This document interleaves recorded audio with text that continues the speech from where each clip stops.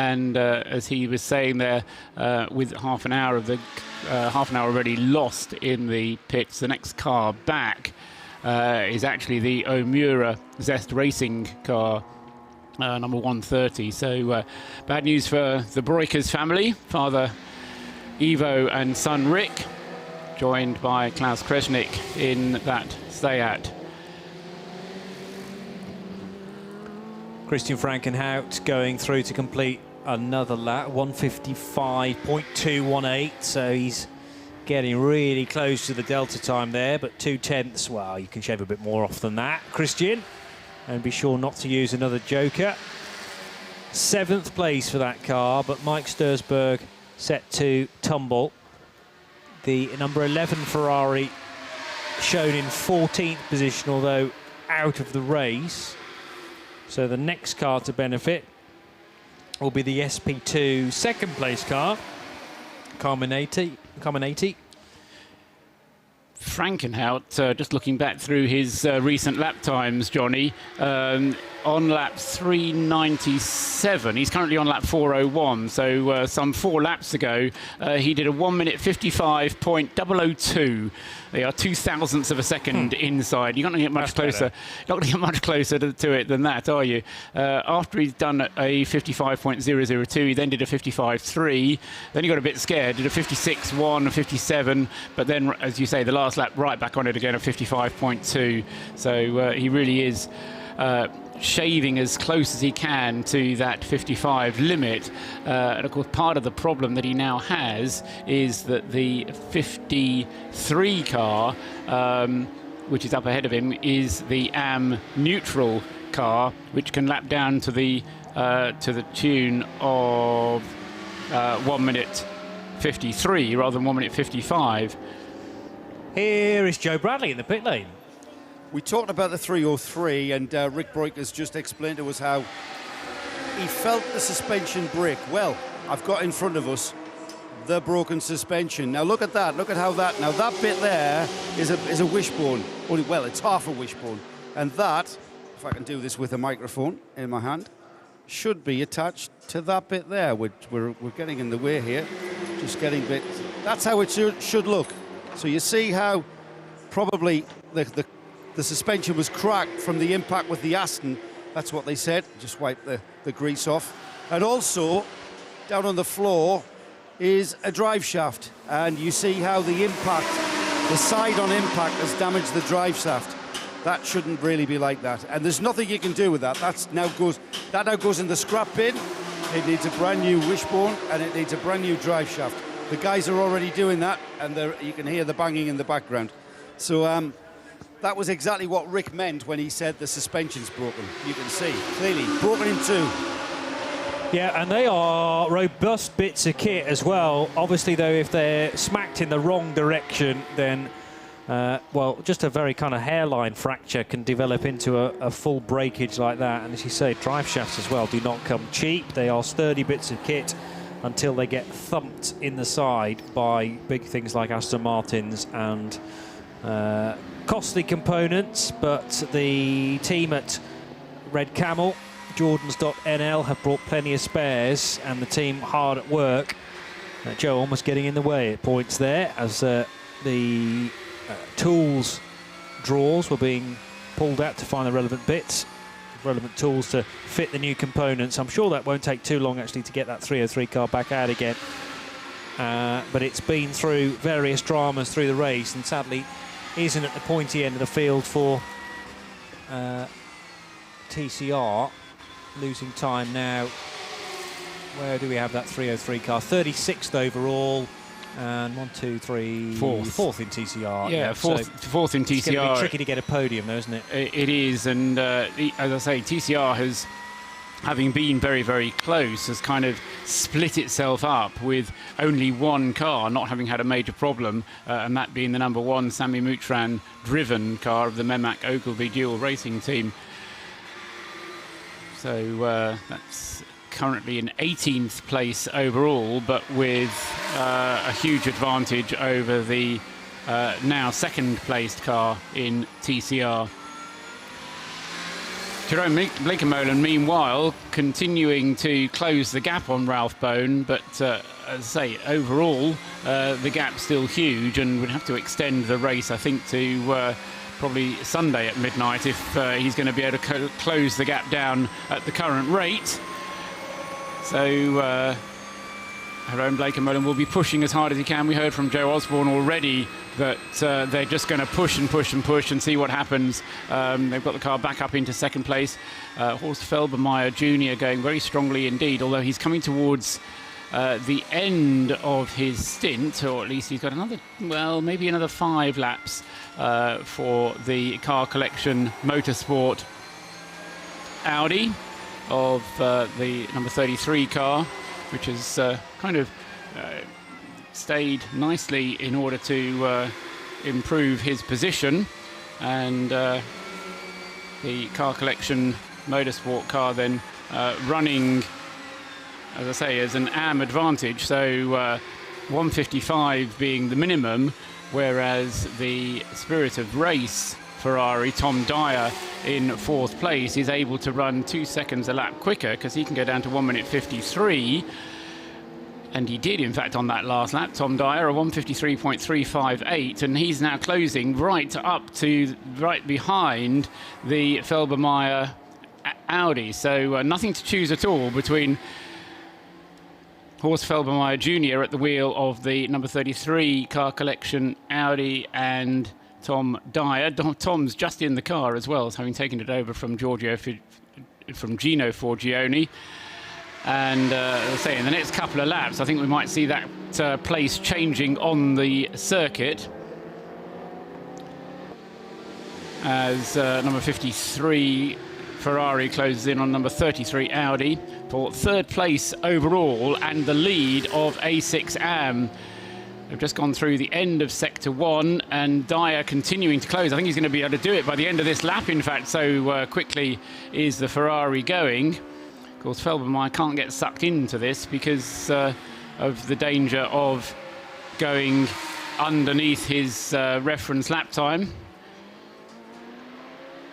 So just looking out towards the end of Sector 2. Yes, here we go. So Johnny Palmer just stepped out for a moment. Now, Johnny, you're going to have to look out of the window here because you're going to see a change of place on the road right in front of your eyes as they come across the start-finish line. This is a change for 3rd place overall in the race, and for the leading AM class car as they come across. In fact, he's done it now, hasn't he? Tom Dyer then has got past the Car Collection Audi, so it's Porsche, Lamborghini, Ferrari, Audi in the top 4 places now, with Tom Dyer doing some very quick lappery indeed and getting past ahead of the Audi. So that's a change of place. Car Collection car back to 4th place, the Spirit of Race Ferrari up into 3rd. And a new A6 AM leader as well in the form of Dyer. So it is the 53, the 33 and the 12 top 3 in A6 AM, and the number 10 car running in 4th position, but Christian Frankenhout putting in some great times.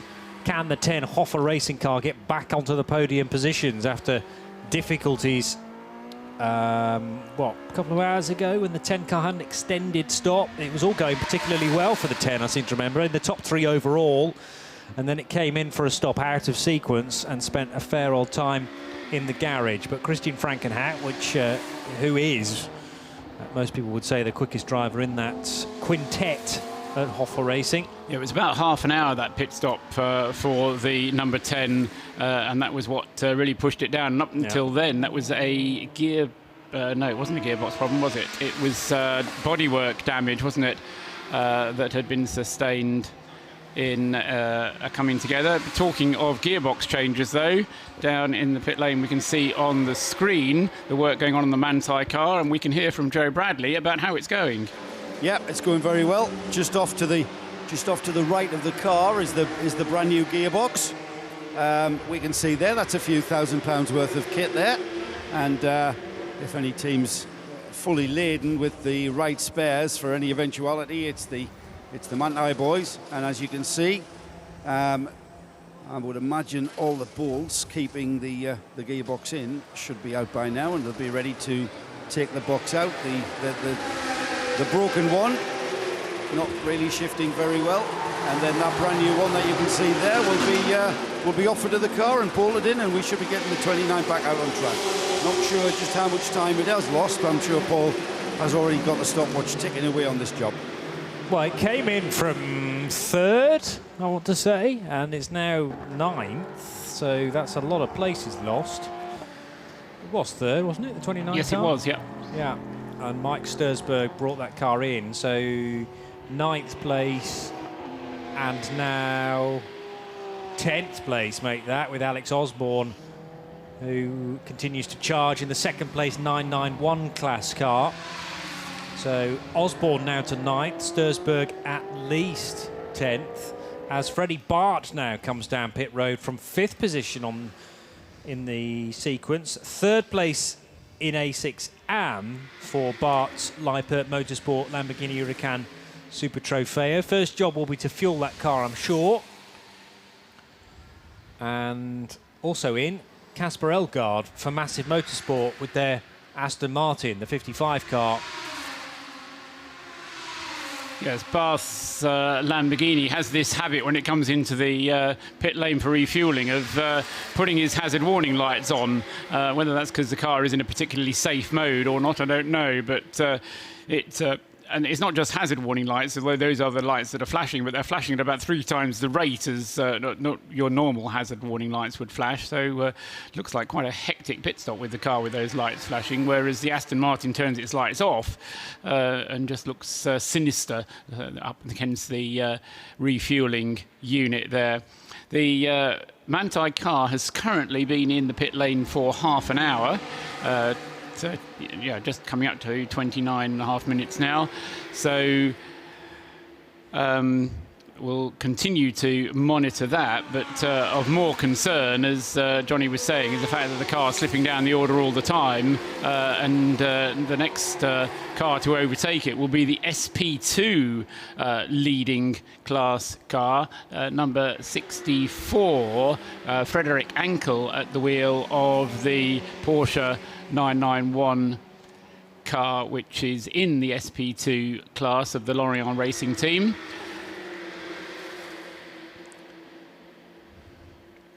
So Charlie Putnam leading 991 from in the MRS car from Alex Osborne in the APO Sport car. That gap is 3/4 of a minute, so not much to choose at the head of the 991 classes. SP2, as I say, being led by the number 64 car, and second in that class is the 65, the other Lorient car, and that is 21 minutes, so some 10 laps behind in second place in the SP2 class. And then the next class leader is the Sami Moutran Memak Ogilvy dual racing car number 1. Roberto Pampanini has brought the 58 Lamborghini Huracan into the fueling area. That car letting off some steam and smoke, and the team having a check around the front right corner of that gold car. It's had plenty of work done on it through the course of the race, so they're just probably checking up on some of that work that they've been doing, so those running repairs. And the hazard lights continue to flash on the Massive Motorsport Aston. Was that the car that you said 3 times the rates of the hazard lights? No, that you said the Yes. Massive. Oh, okay. No, I thought you said the Aston Martin was the one that looked menacing. Yes, it was. It was just sinister, and you can't really see it because it's dark and doesn't have any lights on at all. But it had hazard lights flashing as it went down the pit lane. Did it? Okay, right. Interestingly. Maybe they turn those on to alert to the team as to which car they are, because as Joe said, it's quite difficult necessarily to work out which your car is. So if you stick the hazard warning lights on, you give it a chance of who you are. Yeah, Casper Elgaard getting the message then to identify himself to Massive Motorsport. They're just the 3 drivers this weekend. Christian Poulsen not able to make this event, so back home in Denmark. So 4 cars in the top 20 are currently on pit road, those being the Freddie Bart Lippert Motorsport Lamborghini, Mike Stursberg we've talked about, continuing to tumble down the order, Casper Elgaard and Roberto Pampanini in the fueling area. Renault Clio working its way through turn 5, down the hill to the hard braking at 7. And Nygaard is back out again as the KTM car is now, the KTM Expo, deciding to take this opportunity to duck out of the race temporarily. Daniel Skalicki driving that. And in, I would presume, for a routine fuel. And also a check from the team, probably 4 new Hankooks as well. The front left of that car looking a little bit old. Not long either, Johnny, before we get the next routine pit stop for our race leader due up. Ralph Bone coming up on an hour and 25 minutes of his stint. So, I mean, that admittedly part of that stint has been through the last code 60, but time still counts when you're driving through code 60, so it'll be limited to 2 hours altogether, but I suspect he'll be in before an hour and a half, will Ralph Bone, and that should be to hand the car over to Alfred Renauer. The team having been very consistent in their driver rotation, not only in this race but also at Paul Ricard a few weeks ago when they ran a similarly dominant race, won that race by 14 laps at the end of the 24 hours. They currently have a 7-lap advantage here in Barcelona in the Trofeo Fermín Vélez. We don't really mention Fermín Vélez, but this race is for the Fermín Vélez trophy. Spanish sports car driver of some repute in the days of Group C Junior, and sadly died a few years ago now. But this 24-hour race is for the trophy cast in his honour. And at the moment, the Precoat Porsche of the Herbert team doing everything that it needs to do, with over 15 and a half hours of the race gone, therefore, and that means less than 8.5 to go. In terms of daylight, we can expect the sun to rise at 7:20 in the morning, which is another 3 hours and 40 minutes away. So it'll be getting light within the next 3.5 hours or so, I would say, Johnny. So we'll the sun will rise behind us, so we'll kind of get to see it last. We'll probably see evidence of the lightening of the sky on the TV cameras before we actually see them for real happening in front of us. And in 3.5 hours' time, the end will really be in sight. A reminder that we're running through till midday on Sunday local time. So unlike some other 24-hour races where you get to daylight and you've still got a third of the race to go, and daylight really does signify, well, not quite the home stretch, but only another 4 and a bit hours to go. Make it to daylight, surely the next target for many of these teams, and then see how far you can get. Many cars and teams turning up just to get a race finish here, and if they find themselves in with a chance of maybe a top 10 or a top 3 in their class, that is certainly the carrot to carry on charging and pounding around this 2.8 mile circuit. Ralph Bone about to complete 430 laps.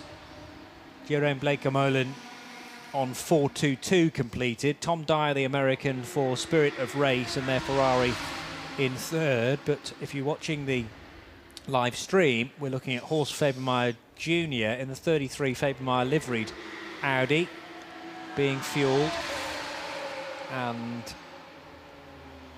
in no danger of giving away fourth position to Christian Frankenhout. There's 5 laps now separating the 33 from the number 10 Hoffa Racing Mercedes. And indeed, the number 10 will be due in for its own pit stop in not very long either, Johnny. So the fact that the advantage seemingly swinging towards it as the number 33 refuels, it will swing back again after the 33 has finished its pit stop, because then we'll see Frankenhout bringing the Mercedes in, quite sure of that. And Ralph Bone has gone through and completed 430 laps of his stint, goes out to an hour and 28 minutes now on his stint, as being pushed into the garage for some extra work to be done on the car is car number 231, which is the OCC Lassic Racing Porsche Cayman, currently the 5th place car in the SP3 class, well down the field in the overall standings, in 42nd place overall. And Joe is there with the Cayman. I am indeed. Not sure whether this is scheduled or expected, because the team were ready for it. However, expected but not scheduled is the short answer, Joe. Yeah, that was exactly what I was about to say, Paul. Expected insofar as they had the trolley jacks ready for the car to go down on, and then enable them to swivel it around and put it back in the garage. Remember, this is a mid-engine Porsche, the Porsche Cayman in GT4 spec, and I'm not quite sure what the problem might be. Maybe it may be overheating, because we are about to take the reservoir for the coolant off. However, we've had a full inspection of all 4 wheels. We've turned the steering, we've pushed the wheels left and right, and we've shook them, and we've checked the bearings for any play, and they seem to be satisfied that there's no issue there. But I think that is are we taking the cap off the coolant reservoir? I think we are, because it's been done very carefully, as it should be, because it's going to explode water out under pressure. And so we're now looking under the vents and the ducts towards the radiators at the front of the car, probably looking for any debris that might have blocked the airflow into the radiators. That would be the first thing of choice for any overheating problems, but they seem satisfied. The bonnet's gone down, and a thumbs up and a wave from the driver. Not sure who's the wheel of this car. I have to say, Joe, that inspecting that car, just seeing on the TV screens, it doesn't look like it's been in a 24-hour race at all, that car. It's in pretty good shape. I'd buy that one. It looks great from 10 metres, like any race car should. Yeah. Up close, it looks a little bit different. But to be honest, Paul, you're right. All it's got is traces of rubber marks. Looks like it's been a 10-lap sprint. It certainly doesn't look like it's done 15 and a half hours. We seem happy. Just a little bit of an inspection there. Nope, it's back up. Let's have a look inside. Yes. Of course, the engine on these mid-engine Porsches are very, very difficult to get at. It's all undercover, and you've got to take plates off to get at the engine. But still attention to the car. They're not happy. They're not quite as happy as they'd like to be, I think. So we're going to be down in here with this 231 numbered Porsche Cayman for a little while longer. Mark, it's actually Leighton Clark at the wheel, a man I remember interviewing in about 2007 when he was a front runner in the Sax Max Championship. So he would have been probably about 16 years old ish. Yes. I didn't even know he was here this weekend, and there was a name. Yeah, that's Leighton Clark at the wheel right now. He was the one that gave you a wave, Joe. So how old is he now? 24 years old is Leighton. That's how old you are, Johnny. From Plymouth. Yeah, I know exactly. Now they're taking the dollies away. The car's going to come off its air jacks, and it's going to be given the nod. Everyone happy? Yeah, car off its jacks. Car being pushed out, and if the car's being pushed out, it's going to be on its way. It is indeed.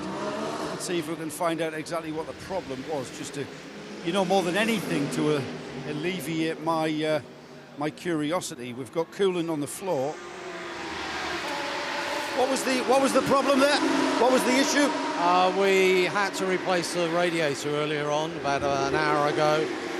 So I think we just needed to top up the coolant and just get some air out of the system. All right, that explains it. So it was a bit of an inspection. My cameraman's about to walk into some balls. That was a bit of an inspection of a radiator that had been replaced earlier. So yeah, that all figures now. So the car out and on its way, all in good form. The other car that's out and on its way is the car collection Audi, the car that was in third place but has now been usurped for that position by the Spirit of Race Ferrari, Tom Dyer.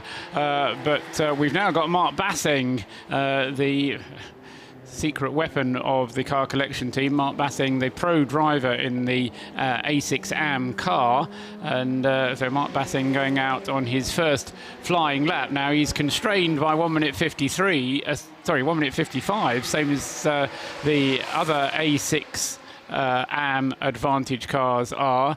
So we'll see just how close and consistent Mark will be once he gets himself round this lap. So he's on his out lap at the moment, but Mark Basseng then with the car collection Audi. Fourth place overall, second in the A6 AM class, and the third place car in A6 AM is now the Frankenhout Hoffa Racing Mercedes. And now looking at the pit stop for the number 25 MRS Racing Porsche, which is the 25th placed car, 5th in the 991 class. Also undergoing its routine pit stop.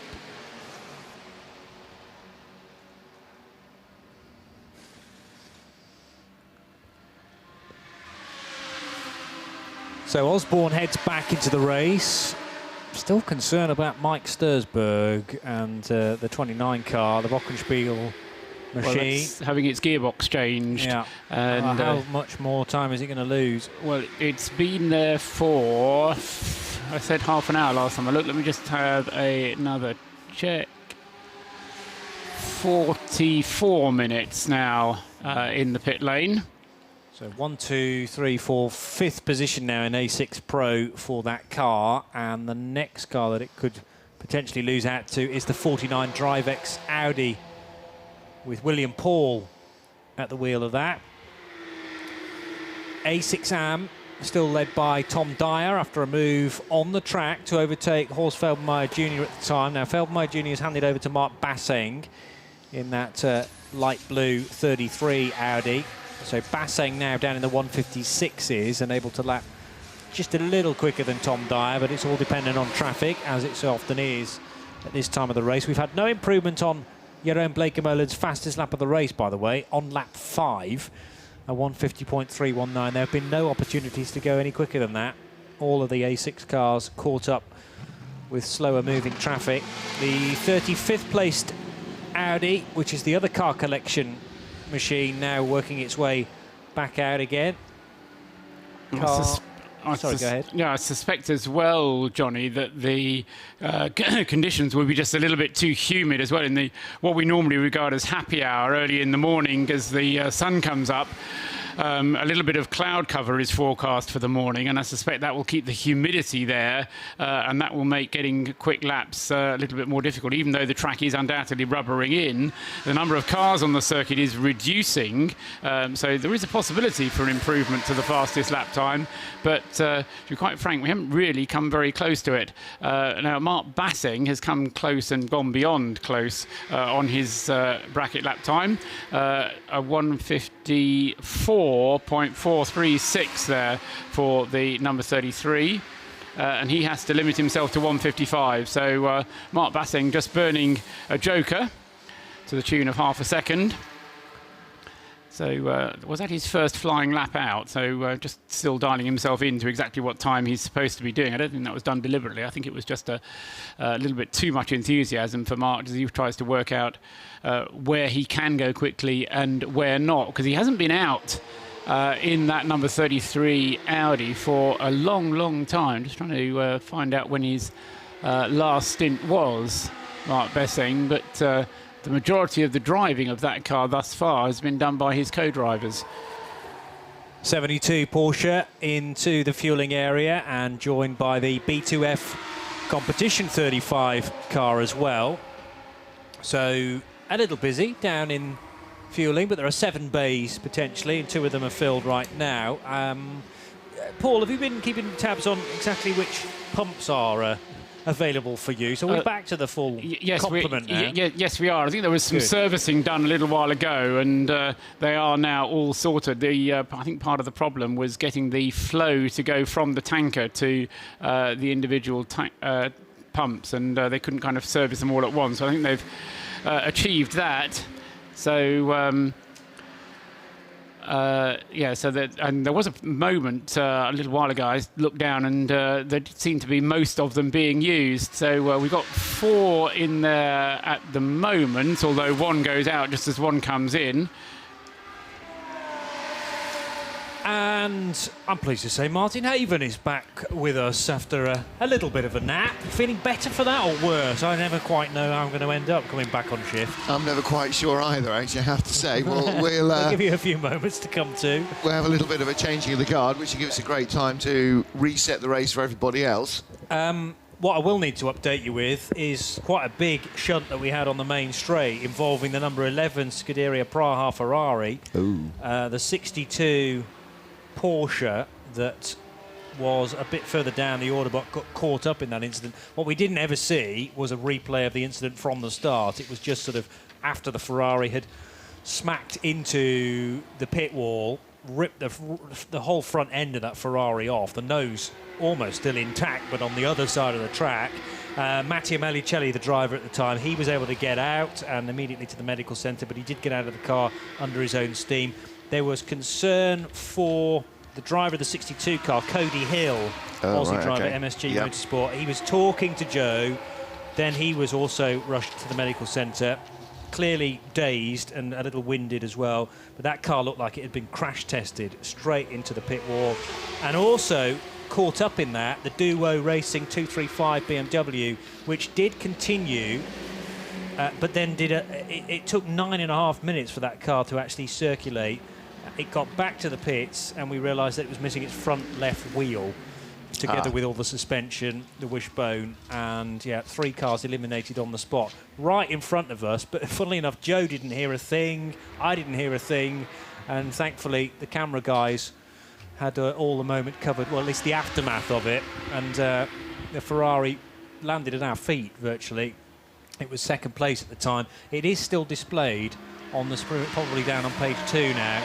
Yeah, and it's working its way all the way down. But that is a retirement, the number 11 Malicelli, or formerly Malicelli driven car. And there's the 235 as well, which is not going to reappear. So our Cup 1 class has vanished. Neither Cup 1 car is still going. Obliterated, indeed. And did the Ferrari ever get a chance to lead the race, as we thought perhaps it might do at one stage? No, not in your absence anyway. Did we have it? No. Sorry, Paul. Sorry, I just turned myself off because I had a quick break of my own. No, the Ferrari never led the race, so we've been limited to the 5 cars that we mentioned to you before having led the race, Martin. But it is worth pointing out, because these are the sort of things that you will ask at some point, so I'll anticipate the question now, that the 911 Porsche has led the race since 6:30 yesterday evening, so since lap 185. So percentage-wise, not quite as far into the, or not quite as early in the race as they took the lead at Paul Ricard, but nevertheless, it's a car that was we kind of suspected it might, got itself into the lead and has sat there ever since. Which is what happened at Paul Ricard. Again, at Paul Ricard, it led, didn't lead, but it was 3/4 of the race, undisputed out front. So number 911 is in the pits once more, so the race leader is in as we get to very close to the 8-hour mark left to go, to 2/3 distance of the race here. And that's been a good long stint from Ralph Bone, altogether 1 hour and 42 minutes behind the wheel for Ralph Bone, and he will be handing that car over to Robert Renauer, will he? Yes. So from Ralph Bone, to Alfred Renauer, because it's his turn on the cycling through, at least. It will be Alfred Renauer, yes, he'll be the next driver up.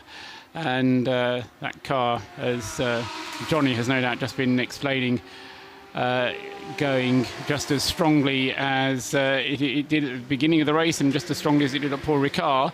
Mark Basseng again going underneath his 1:55 lap time. That's 2 laps that I've spotted, and I've been to the loo between then and now, so might have actually been 3. So we'll check on Mark Basseng's time.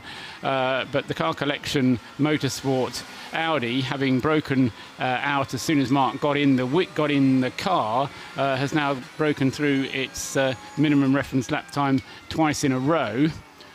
Let me just check back and see whether that's going to become a habit for Mark. Very much the professional driver on that team, of course, but part of being a professional is to hit the lap times, particularly when you're in that kind of a car. It's understandable when there's lots of traffic around where you don't go quite quick enough, but you can't blame traffic for going too quickly. Let's catch up with Joe Bradley in the pit lane with news of the Red Camel Jordan's 303. Martin, you may not be aware, but this car's been in with suspension damage caused earlier by contact with an Aston Martin in the hands of Ivo Breukers. Rick Breukers took the car out and then encountered the suspension actually breaking completely on him. The wishbone completely snapped in two. Now the good news was, or is, still is, the car is now being pushed back, and now it's getting pushed back in the garage. It was getting pushed back out onto the pit apron to resume. However, I think there's still probably looking like problems with the right front, which is where the suspension damage was. They're not happy with it still. So I thought I had good news for the 303. It appears not. The job's not quite done. And there's something looking amiss in that front right corner. And it's already been in the pits, Joe, for over an hour, that car 303, an hour and 10 minutes in the pits. And as you say, not yet coming out onto the track. So what was a very closely matched TCR competition has now turned to a very dominant lead for the number 1 Mehmet Ogilvy dual car. Number 1, Sami Mutran, who's been in that car for quite a long time, must be due a pit stop of his own fairly shortly. Now, actually, when I left at midnight, 303 had just nosed into the garage with other problems, so they have had a very disappointing small hours of the night race. You can see damage on the left-hand side door, the driver's side, of course, and that's legacy of the contact. In the back of the garage, another Dutch-entered car, the Seika TDI, which started the race with a little bit of a smoke haze behind it, leaked some oil, leaked a lot more oil, and I think has run out of oil to leak. Alfred Renauer in the race leading car, heading down out of the pit lane. Still 6 laps ahead of Jeroen Bleekemolen, back up to second in the number 52 Barwell Aston Martin. Third, Tom Dyer. Dyer did a great double stint when the double stinting sort of period started, just as it started to get dark. So he's still going strongly in car number 53. And that's been another good stint from Tom, because he's actually taken over 3rd place overall in the race during this stint. Not through pit lane and pit stopping, but through lapping more quickly than the car collection car of Mark Basseng. In fact, it was when the previous driver was in the car collection car.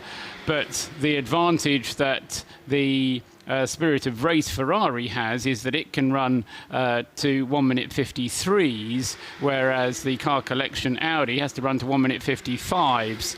And Mark Basseng doing what he's paid to do that time and running in a 1 minute 55.032 on that last lap. So that's kind of where you want to be and have a professional driver. So a tick for Mark, having burned a couple of jokers on previous ones, getting it absolutely right on that previous lap. Encountering a little bit of traffic, though, I suspect, on that most recent one. Sorry, Martin, you were just running through.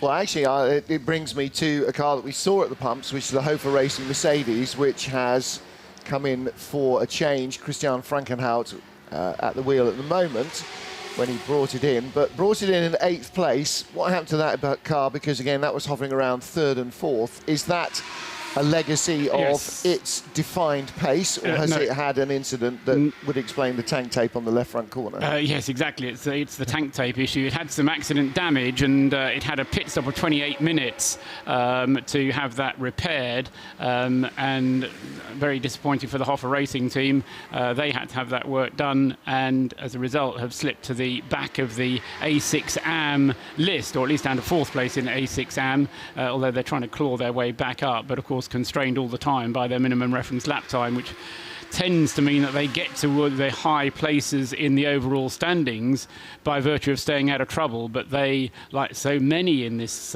race, which still has so far to go, still got a third of the race to go, coming across problems in the race, and that was a half-hour pit stop.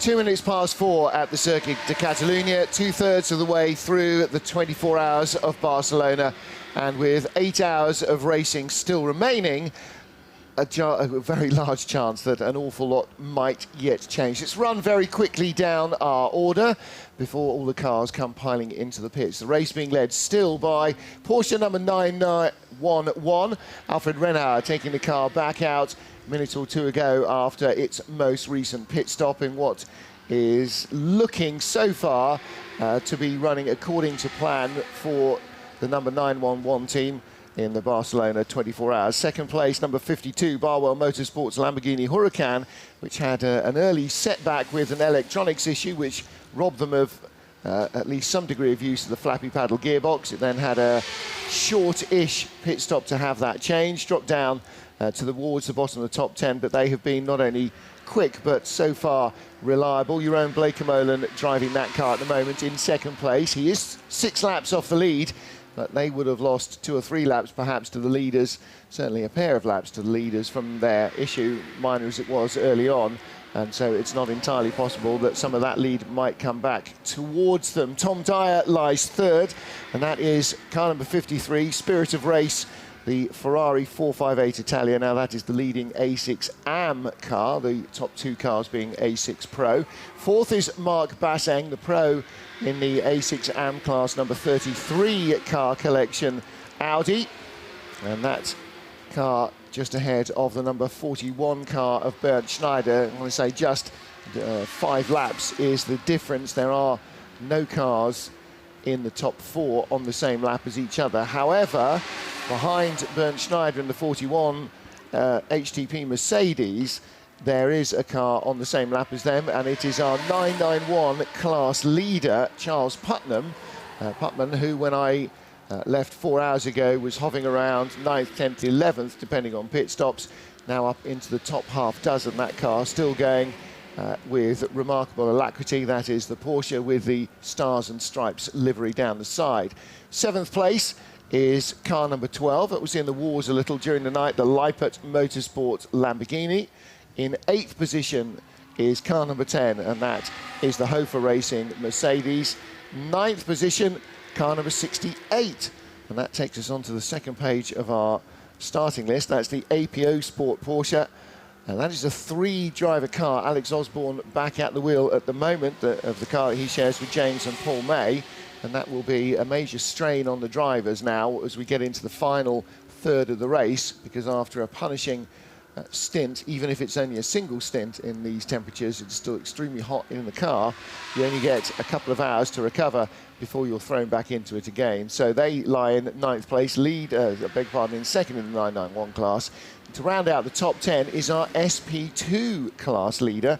And so again, there's a car that has worked very well over the distance of the race so far, 2/3 of the way in, the Porsche Cup car of Lorient Racing, Porsche Lorient Racing, the all-French entry, and at the moment is Frédéric Ancel who is driving that car. So in our top 10, not only do we have our A6 Pro and AM class leaders, as we would expect, we've also got the 991 class leader and the SP2 class leader.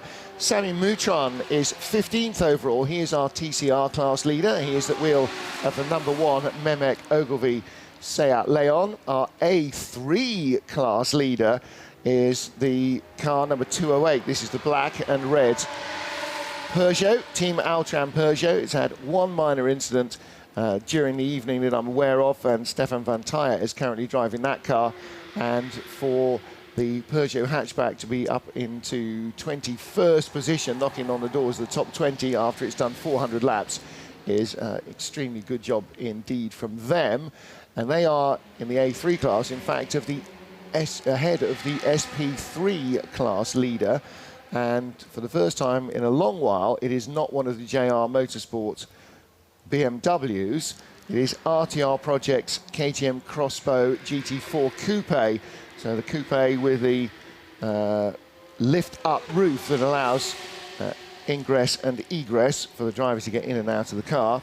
And that's a fairly new, having taken over the lead. It's only been in the lead for some 4 laps, Martin. So we actually I think that's the first time we've mentioned that car as being in the lead of the class. As I say, it's only just taken it over 4 laps ago. All right, so they are at the better part of a lap ahead of car number 103, the JR Motorsport BMW, currently being driven by Koen Bokaerts. And the final class leader is the K-Riser Peugeot RCZ, car number 171, and that is the all-Danish entered car, currently being driven by Jakob Christensen. The other Peugeot RCZ has just come down pit road. That's in second place in the A2 class, and that number 44 machine back in for another stop. So those are our class leaders that are still competing at any rate. The remaining class is Cup 1, and neither of those cars are still in the fray. No, exactly so. And just going back to trying to find out what has happened to the JR cars, a couple of longer pit stops, I think, is the answer for the 103 car in SP3, the JR Motorsport BMW, and that's what's dropped it back. It's not that far behind at the moment, just under a minute behind the Crossbow, although at the moment not lapping as quickly. Koen Bogaerts at the wheel of the JR car number 103, Dan Skalitsky at the wheel of the Crossbow at the moment, and he's pulling away just a tiny bit, having got, as Martin was saying, up into 22nd, 23rd places overall, those two cars leading the top of the SP3 class. Now, they may possibly be in a position where they start to overhaul the 29 Wochenspiegel Manthey Porsche, which is ostensibly a quicker car. Do we think that car may now have cleared its dramas? Because that was a second, third place car. The number 29 car, that's in the pits at the moment, having its gearbox replaced. And it is has been in the pits now just over an hour. So I don't know what the going rate is for changing the gearbox on a Porsche 911 GT3, but well, the noises off suggest that Joe Bradley has more to add. Joe? Yeah, it's still, but the job's still being done. At the moment, they've got the gearbox out, and they are swapping the ancillaries from the old gearbox onto the new gearbox. Now, to get the gearbox out of these Porsches, you have to drop the engine out. It sounds like a big thing. I suppose it is relatively, but it is only 4 bolts, as the engine sits on the frame, and you kind of lower the engine out from the car, and then the gearbox can slip off, and they're ready to bolt the ancillaries onto the new gearbox, and then subsequently the gearbox onto the engine, and then it's all sat in a frame, and then they'll offer it back into the car. But they're still a little way off anywhere near having that car ready. So the 29 still soaking up the clock while it sits static in its pit garage worked on. Thank you, Joe. And of course, more haste, less speed in a situation like that, because what you don't want is to put it all back together, send the car out, mop your brow, only to see it steaming around the back because there is a coolant line that hasn't quite been clipped in, or something hasn't quite been purged through. So that car, in fact, has dropped back behind the SP3 class leaders on this lap. So they are close together. They are both on the same lap, the 224 and car number 103, and they move up to 21st and 22nd. In front of them, Peugeot 208. That is a standard fuel stop so far.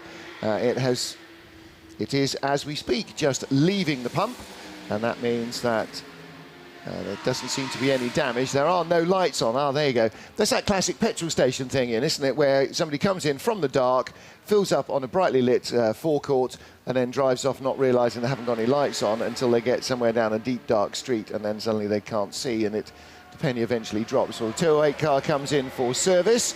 Driver change. Yes. So out gets Van Tyre, and who will get in their rotation, Paul? You'll be up on that. This is the 208 car. Requires some scrolling down. Guillaume Romain handed the car over to Van Tyre, but Van Tyre did it between the two of them. So they've been doing a double-header through the night, as it were. Kim Holmgaard is the guy who hasn't driven the car for a long time. Michael Carlson was before Kim Holmgaard. So the sequence should be Carlson, Holmgaard, Romain, Van Tyre.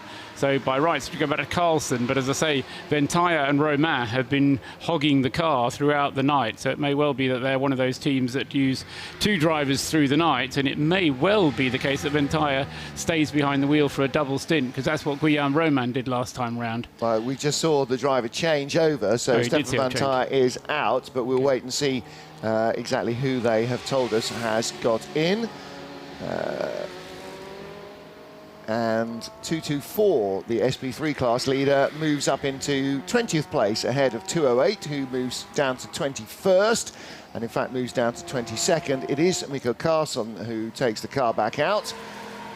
So he's had a good long sleep then, because but you see, after the heat of yesterday, that's perhaps even more important than often it would be, because trying to get some of that energy back will be one of their prime concerns, because it's going to be a long, hot run from daylight into midday when we see the checkered flag come out. So he got out of the car at 5:30 yesterday evening. So very nearly. Well, he's had crikey, that's a proper day off.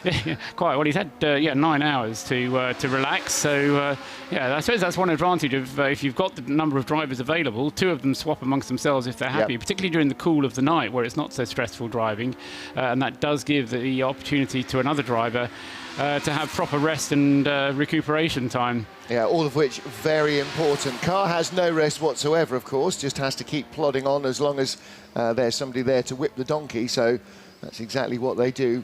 Onboard pictures from Tom Dyer showing that the track is still very busy. We started with, in the end, 64 cars rather than 66 that were initially expected to be here. So 64 is still a very sizable entry. Don't forget, we're not at a Spa, we're not at a Le Mans, we are on a 2.5 mile Grand Prix circuit, so that is a big field. When the leaders hit traffic after 6 flying laps, they will never leave it until they head into Parc Fermé at the end of the race. Our Spirit of Race third place Ferrari breezing by Koen Bokaerts in car number 103, the car that lies second in SP3, as he sweeps around the top part of the circuit up towards corner 9. Around about 48, I reckon, still running. Which is not bad at all, is it? I mean, that's still 50 cars on the Grand Prix track. It's still busy. They start 22 Grand Prix cars, and we think that's quite a busy track. But the funny thing is, talking to a lot of the drivers, or I've not been doing the talking, but I've been doing a lot of listening whilst both Joe and Nick have been doing their talking. A lot of the drivers are reporting that the track is less busy, and so just losing the 15, 18 cars that we have lost does make a big difference to the amount of traffic that you encounter as you're driving round. Yeah, a third fewer cars definitely is going to be noted, isn't it? Particularly if you've been away for a couple of hours and you come back and suddenly it's not half as frantic as you thought it was going to be, despite the darkness. And maybe actually in the darkness, when you're coming up against red lights, you start to define the individual cars a little more than in the searing heat of the day, where it's just a mass of fast-moving metal, or not fast enough moving metal in front of you for the drivers of the quicker cars. Into the pits has come the TCR leading car, number 1, Sami Moutran, coming in for a routine pit stop. That's been a long stint for Sami at the wheel of that car. How long has he been out there? Getting on for an hour and 3/4, I reckon. Well, again, we talked to him in the middle of the evening after a stop, and he was just laid out in one of the reclining chairs in the back of the garage. That's as far as he had got in his attempt to go and find somewhere to cool off. 2-3-1, the OCC LASIK Porsche Cayman. That was plain white in Paul Ricard. It has now had a chance to be liveried up a little bit more. Yeah, had a couple of pit stops. It had a long pit stop, and now it's just had another pit stop of 5 minutes. They were having cooling issues. They replaced the radiator, then they had to bring the car back in to get some air out of the system. But now, hopefully, getting it on its way again without getting too hot. Sami Moutran has done... understated it considerably more than an hour and 3/4. He's done an hour and 55 minutes as he brought the car in of a 2-hour limit. So well, now with again going back a little bit to like the 208, where you've got a four-driver lineup, that double stinting through the night is the sort of major effort that gives your teammates a chance to become really fresh when they come back in. To have actually had some sleep, possibly even in a bed. Just saw the brake lights being pumped on and off on the Red Camels Jordan Seat Leon number 303, and it is rolling back under its own steam into the pit lane. Still got a mechanic's head in the window. In fact, we've still got a mechanic in the driver's seat, Joe Bradley. Yeah, there's still one of the crew in the driver's seat. I'm not really sure what they're doing here. Maybe just wheeling about to see if the suspension geometry is in line. It kind of makes me think that it's not when the suspension's been broken, the mounting points where the suspension mounts to on the chassis have been altered somewhat. And as we speak of the 303, the leading car in the TCR class comes in behind us. The number 1 Maybach Ogilvy car is in the pits. It's already been refueled. It's having its wheels and tyres, and it's also going to get some fresh brake discs by the looks of things. And we've got a caliper ready also. So are we just going to take the whole unit off? We'll find out right now. As same on our side of the car, Joe, as you're on its right front. On the left front, the driver's side, there is a change going on as well. It's going to be a complete unit. It's obviously very much quicker just to change the whole caliper and disc assembly. You need to watch your back, by the way, because 303 is manoeuvring in and out behind you. Just don't want you being caught by that rear wing. Yeah, spot on, mate. Thank you for looking out for me. But I think really they're just wheeling that car backwards and forwards. I think there's something amiss, awry, askew, let's say, on that 303 front suspension geometry. I think it might be a little bit more substantial than that. Out of the Moutran car? That was Sami Moutran who brought the car in. I think it's Ramsey getting in. The camera was just almost close, well, was close enough for me to read his name, but he had his chin down looking at doing the belts up, and so I could read Moutran, but I couldn't read whether it was Ramsey or Nabil. Okay, so Ramsey is in. Yeah. Well, we'll come back to you in a moment or two. So a disc change at 2/3 distance for the number 1 TCR car, and it is the number 1 car, the Maybach Ogilvy machine. They do have the time and space in which to do that change if they would want to. Around about 10 laps of an advantage they have in their class there, so plenty of time to get on with the job. 118 is at the fuel pumps, but there is a mechanic trying to push it uphill and a driver not able to assist him, so I'm not quite sure why. Maybe it has swept in towards a pump and then not met one, and the steering lock is not enough to get it to the pump. It's now being waved away by the team.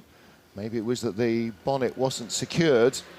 As that comes down the pit road, it is identifiable by 2 bright blue markers down vertical, well, not quite vertically, down the front grille of the car.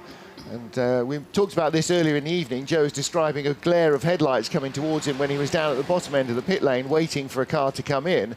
And so that very often people ask, why are all the extra lights on the cars? What are the blue or the green or the red lights or the strips or whatever all about? Well, they are for identification. You can see quite clearly on that BMW that you won't mistake it for any other car if you see that the sort of V, not quite parallel vertical blue lights, you know, here he comes, this is our boy, and then you are primed and ready when he arrives in the darkness. Also helps if you see a TV picture of a car stuck in the gravel somewhere. If it's got your ID on it, then you know straight away it's your car without having to wait for it to be identified either by the driver on the radio or something like that. Yes, without waiting for the driver to have to own up. You can tell that he's gone off. Any moment now we're going to be having Jeroen Bleekemolen into the pits for a routine pit stop out of second place. Meanwhile, we can hear more information from Joe Bradley down in the pits. Joe.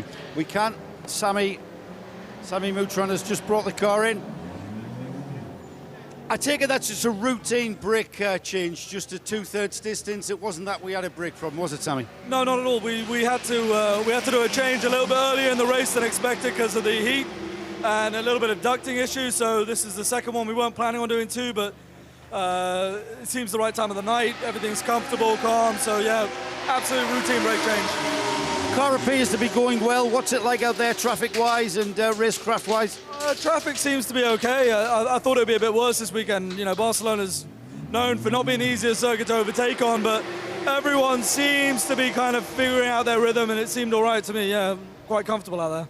And it's Ramsey in the car now, yeah? Yeah, he had a bit of a frustration in the last stint, so I think he's going to be on a bit of a rage this one. It should be fun to watch. All right, good stuff. We'll step back from the barriers. Thanks, Sammy. Somebody's lit the blue touch paper, have they? Excellent. So I'm not sure what the frustration was for him.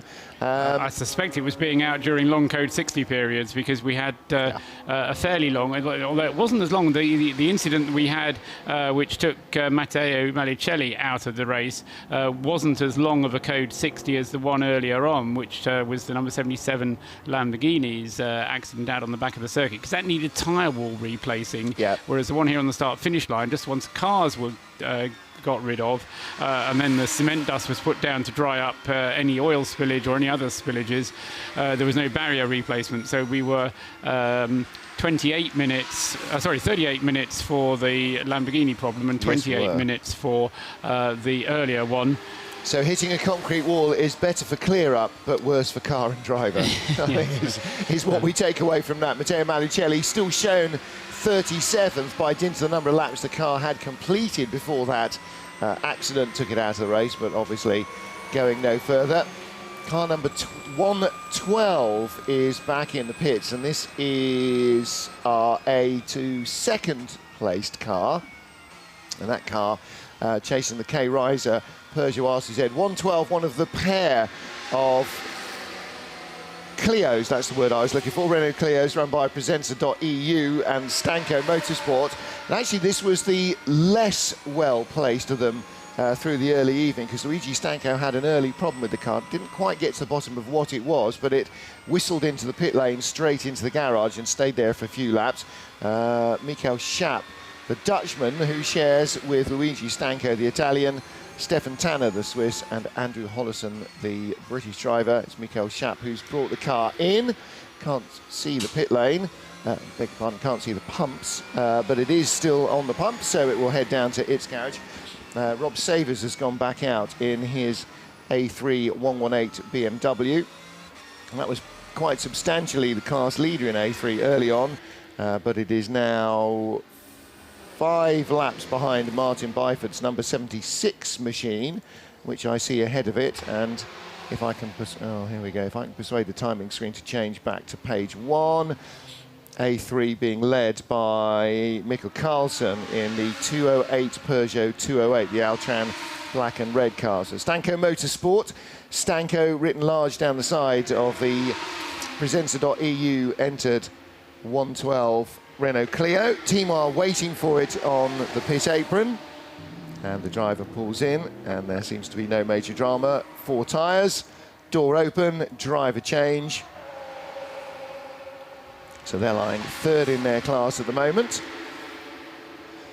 Let's hear from Joe Bradley.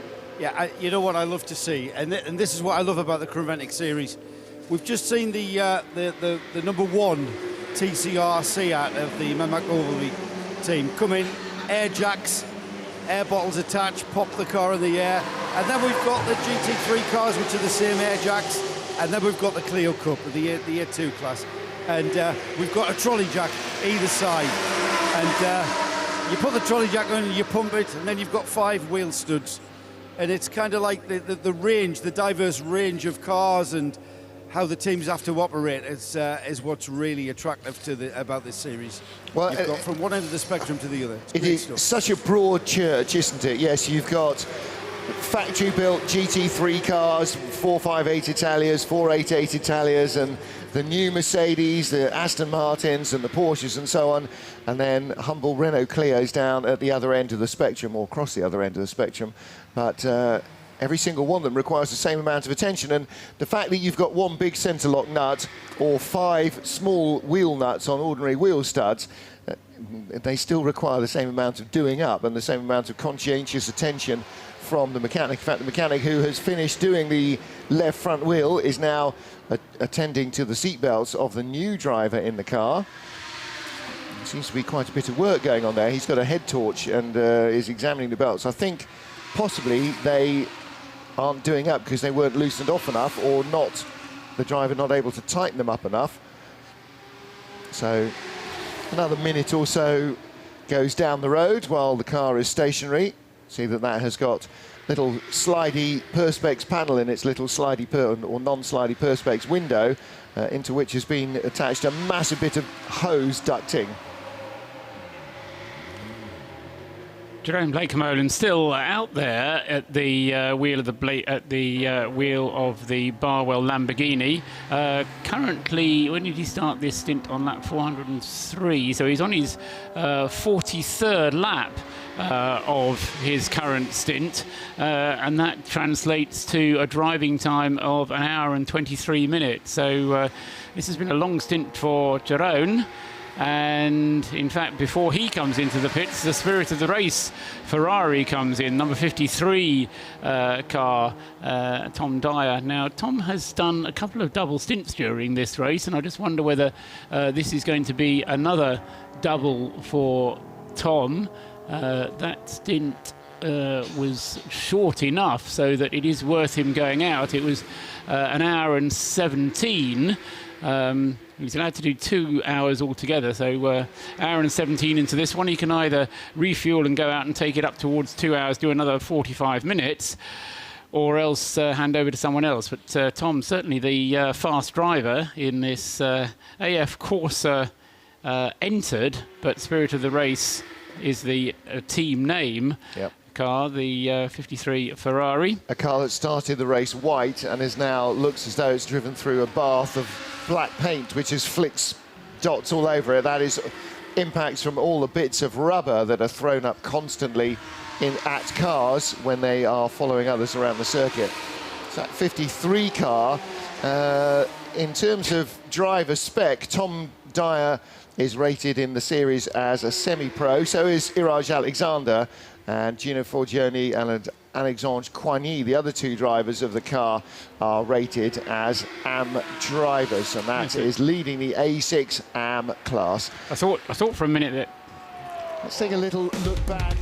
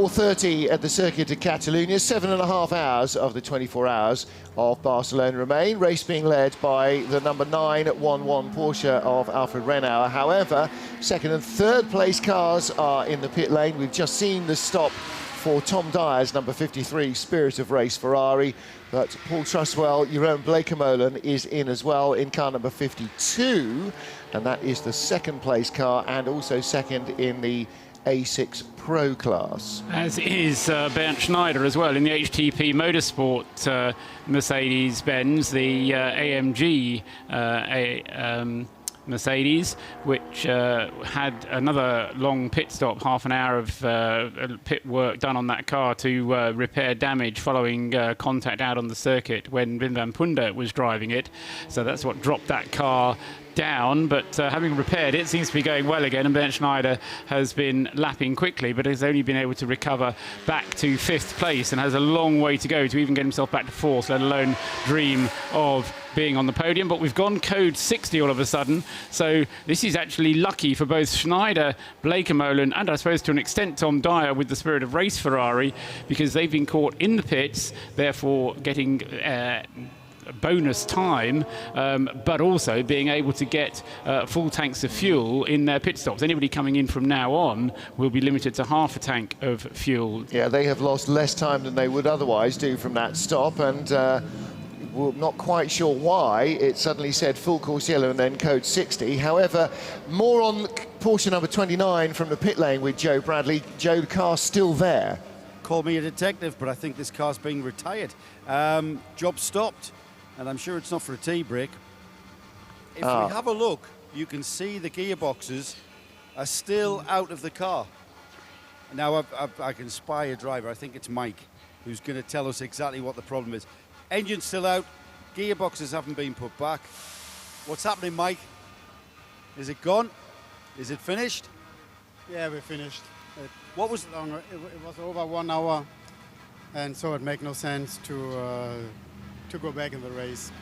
I see. It's not that we can't fix the car. This is just not gonna. It's gonna be not competitive too.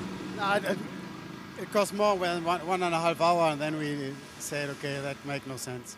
Save the car for another day. Yeah. Bad luck. I'm sure that's not what you wanted to hear. Yeah. Thank you. Thanks, Mike. So the 29, as we hear, is out. So Mike Stursberg walks away, as the rest of the team have, from the car. They will head just out the back of the circuit, likely to their hotel. And there is a car that is down at turn 14, 15, 13, 14, 15. I think that's towards the end of the lap.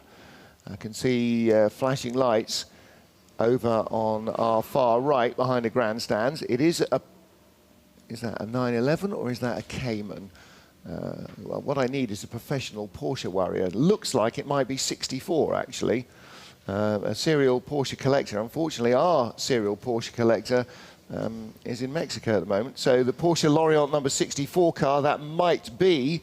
It was Frederick Ancel driving it last time I saw it, and that is shown as absent without leave. Paul Trustwell points to the screen as it pops up with an S rather than a P. Yes, bad news indeed for the leading SP2 car, and its lead in SP2 was very substantial indeed. So absolute disaster for the Porsche Lorient team, losing, or not necessarily losing, but the car, as you say, has stopped. It didn't look, from what we could see, Martin, you were actually looking at it for slightly more closely than I was, it didn't look like it had stopped because it hit a barrier or spun or crashed. It looked like it had just ground to a halt. Or it had spun and crashed. It was sort of in no man's land, I think, down at turn 13, 14, okay. Not on track, but then because they've moved the track, it's a little bit like some of the sections at Silverstone. There are areas that were formerly tracked that are no longer, and I think perhaps that's where he's ended up. So it may be that he has had a little incident, may not have involved hitting the barriers or anybody else, but that has brought out the code 60 because the car is not moving at the moment. Alfred Renauer is in. This comes as no surprise to us that the 911 stops under code 60 to top off the tanks. How much is he topping up though, Paul? Because he's only allowed half his full fuel allocation in code 60. Will he be able to take it all? I mean, will he be able to take all of his half? Pretty much, I would think. He'd been out there for 35 minutes. Yeah, so it should be then, shouldn't it? if it's not all of the half, it'll be most of the half. The Porsche being entitled to 95 litres, so under the regulations, he'll therefore be allowed 47 litres to put in. I think Joe Bradley has news of another retirement. We just saw 303 coming back out onto the pit apron. It looked encouraging. There was a helmeted driver in the car. It is back in the garage, and the way that the door was slammed behind the driver, Joe, suggests to me not good news. No, it doesn't appear so. They're still not happy with the way this car is reacting at 2 miles an hour on the pit apron. There's something going on with the gesticulations. If they see where the car has been hit, big wheel mark. We heard Rick describing how Ivo Breukers was at the wheel of the car when the car was hit by the Aston Martin. It's had massive impact on this left-hand side, and that's caused problems in the suspension area. So 303, another turning into a bit of a witching hour, this, isn't it? We've lost the 303 car now. Yeah. I wonder whether, having taken that hit on the left-hand side and broken the left front corner, I wonder whether they've got a drive issue, a drive shaft issue, because the wheel appears to be attached. It can't just be brakes. Joe will do a little bit of Martin, I've got Klaus now. Klaus Kresnik. Stop. We're on a break. Let's get back down to the pit lane with Joe Bradley. He's got Klaus Kresnik from the Red Camel Jordan's team. Klaus, we know that the car had an impact, caused suspension damage. The car looks all right, but you're going to tell me different, aren't you? Yeah, sadly, it looks like that we have to retire. It looks like at first we thought there's only something from the suspension broke, but now it looks like that the drive shaft were damaged also, and it looks like that the drive shaft inside the differential broke something, so more or less now the drive shaft is slipping over the thesis, so we have really some slips, and to change, now the differential or gearbox that will left, I don't know, 7.5 hours. I don't think so. The boys will try something, but sadly, I believe we will have to retire. That's bad news, Klaus. Sorry to hear that. Thanks for letting us know. It's what we thought. We saw you testing the car. It's another retirement, the 303. Thanks, Klaus. Klaus Kresnik there. So the energy is transferred through the drive shaft and into the differential. That's what we've been told. So it's understandable. It's amazing how the energy from a shunt transfers through and ends up causing all sorts of problems. Yeah, legacy of contact with the 55 Massive Motorsport Aston Martin. Unfortunately, they are out of the race. Number 55 has just left the garage. In fact, Roland Poulsen at the wheel of the car. They're in 11th place.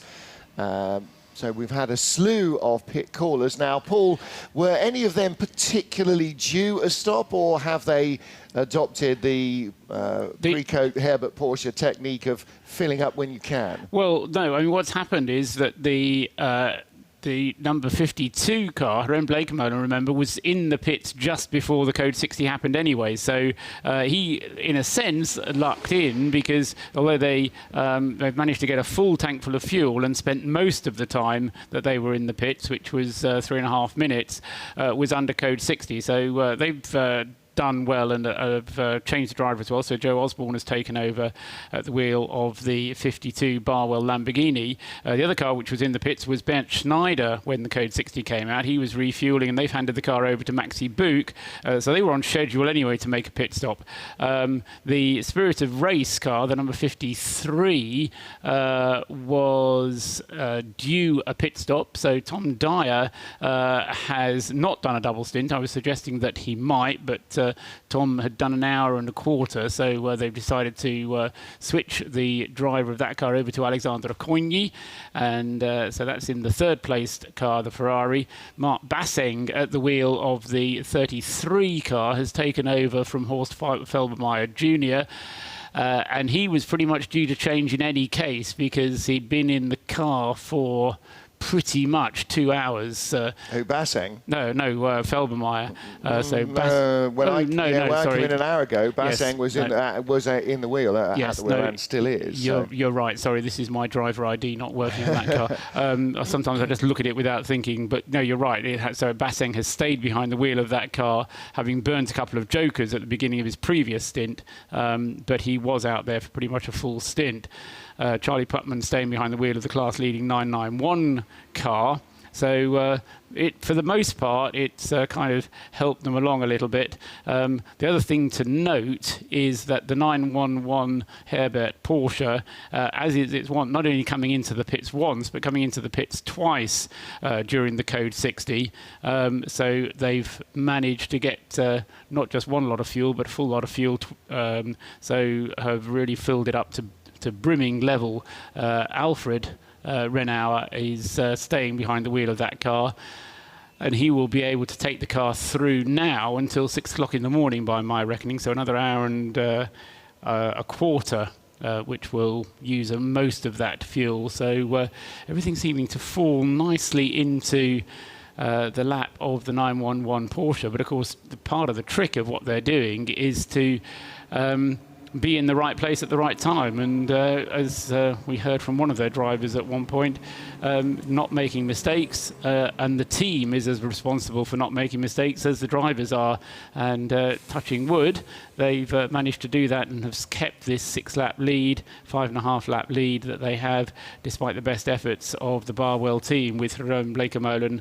Now Joe Osborne will just be itching for this purple flag to be removed so that he can continue the chase, even if it's just to put a little bit of pressure onto the Herbert team and just make them look over their shoulder a little bit and maybe trip over their own shoelaces. And who would have bet that a Manthey Porsche would have a gearbox problem? In any case, I mean, you know, that very unlikely. So that car, the number 29 Porsche, now confirmed as a retirement, as Joe was just hearing, and will be playing no further part in this. So it's Porsche, Lamborghini, Ferrari, Audi, and then the 991 class Porsche, the top 5, with a Mercedes in 6th place, so the top 6 manufacturers. That is the best of the Mercedes as well. That's Maxi Buchen in the 41 car, which was delayed with accident damage earlier on in the late evening. So again, part of the deal with 911 is exactly what we heard from the Mehmet Ogilvy team, the number 1 Seat Leon car, is not to put pressure on yourself, not to go for all of the half chances in traffic right from the beginning. Have that mentality. Remember that it is about 24 hours and not about the next corner or the corner after. You don't just wave everybody past endlessly, but the less pressure you put on yourself, the less stress you're going to drive into the car, and the less chance you have of forcing yourself to make errors. And if you've got that sort of little aura of calm around you, even at high speed, certainly if you're a passenger in the car, you wouldn't be feeling entirely calm at the speed that it's being driven. But it does take some of the mental strain out of it, and that's a major, major issue. Absolutely right, Martin. And one thing that we've had, whether we've been talking to Alfred Renauer or Robert Renauer from the team, or Ralph Bowman was talking to him, you do get the feeling that that team just enjoys what they're doing. You know, they're not just, you know, they're not stressed, they're not biting their fingernails, they're out there enjoying what they're doing. I mean, Nick, who is up here at the moment, just kind of catching up with what's going on, listening, but you've been down there, you've talked to them, you've been amongst the team, and you can nod. They are a team that enjoy what they do, aren't they? Yeah. You know, they absolutely you do are. get the atmosphere of it. And there's a little bit of fun going on all the time. I mean, they're not taking this lightly or casually. They are absolutely taking it very professionally, but there is that feeling of fun all the time within the team. There seems to be a lot of glue in the team somehow. You know, you feel you could kind of hit one of them, and the whole lot of you would, you know, the whole lot of them would suddenly descend upon you. You know, they're a very well knit team. Yeah. So still waiting for the completion of the Code 60. We saw out of one of the onboard cameras a little while ago, the car's still out in the gravel out at turn 13. This is the 64 Porsche we're talking about, the former SP2 class car.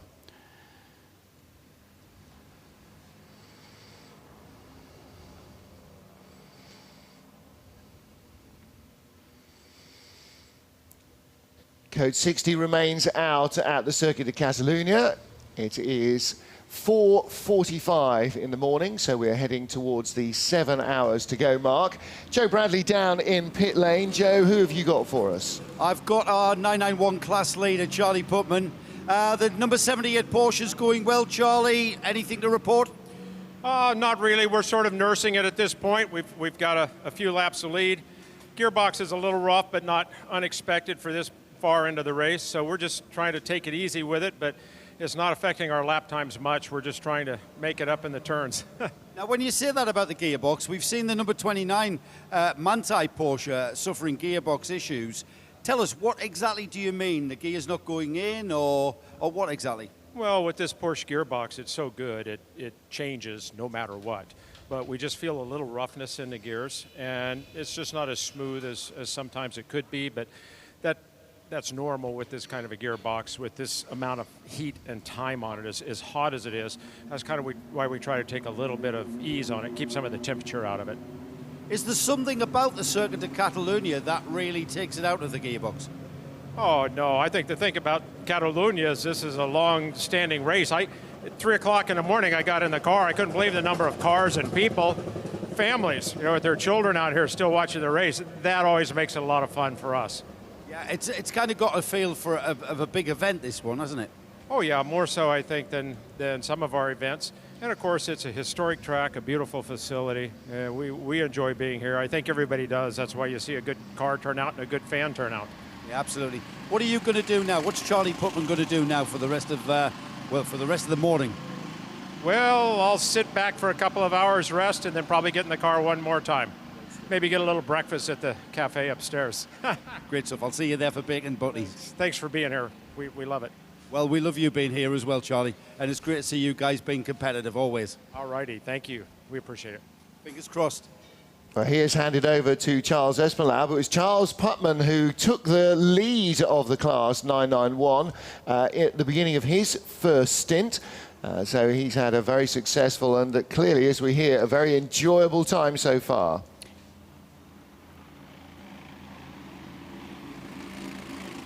Seven hours and 11 minutes remain of the 24 hours of Barcelona. We're under code 60. The number 64 Porsche Lorient Racing Porsche, it will come as no surprise to you to learn, is stopped out on the circuit, remains stopped out on the circuit. And Paul, it was sort of stranded in no man's land, wasn't near a barrier. There didn't seem to be any of the other cars nearby. We surmised that it either maybe had run out of fuel or had a spin and couldn't get itself started. In either situation, you would have expected it to have been moved by now. So I wonder whether it's somehow managed to seize its transmission and is taking rather longer to shift. We're only looking out the window at a flashing light in the distance. Can't really see what's going on with that car. No, I have trained the binoculars up there, but apart from the flashing yellow light, because there isn't a lot to be discerned, I'm afraid. All you see is just a lot of blackness rather than blackness in the distance. But we can only hope that they're going to remove the code 60 fairly quickly so we can get on with the race. We've already had some 17 minutes of the code 60, which actually thinks that we will get up to 18 minutes because rescue car on pit is the message that has just come up. There is a flatbed coming in with a Porsche aboard it. And the code 60 will be removed in less than 1 minute, we are told. There we go. So this will be an 18-minute code 60 or 17 minutes and yay seconds. It is the 64 Porsche Lorient car that comes on the flatbed, so whether it had ran out of gas or had a spin and the driver had lost the engine. There have been a few cars with starter issues. Just watching the MRS GT Porsche being pushed away, number 25, not being pushed away, but being pushed started, the number 25 car, or possibly just being helped with the clutch to move away from its pit. Car number 12 has left the pit lane. That is the Lippert Motorsport Lamborghini Huracan and Jürgen Krebs at the wheel of that. I think that's a driver change. Yes, it was. That car in 8th place. Yeah, that was Jürgen Krebs taking the car over from John Paul von Berg. Also heading out is car number 17, no, not number 17, 38, beg your pardon, which is the Duquesne Engineering Renault RS01. Philippe Bourgeois at the wheel of that. And another car in the pits as well from our top 20 is the number 64, 64 Porsche Lorient car, now shown in the pits as opposed to stopped. That's because it was... Yes, because it came in not under its own steam. On the flatbed. But that's Exactly actually good, because that gives us a timer which will therefore get triggered when the car goes, if the car goes out again. We'll know how long it spent in the pit lane. We know when it stopped on the circuit because we have a lap time, so kind of much easier when they do it through the pit lane entrance than when they bring it in through the back lanes, passage, because then it's all a bit trickier to match. That was our 12th code 60 period, and 17 minutes were required whilst that car was retrieved. And that brings us to a total of 2 hours and 25 minutes under code 60 for the whole of the race thus far. But we haven't yet had to use a safety car, so in theory at least there's been no bunching up. So the gaps that we see on the track are the real gaps. Manthey Racing Garage with 2 dead Porsches out of a total of 2 entered.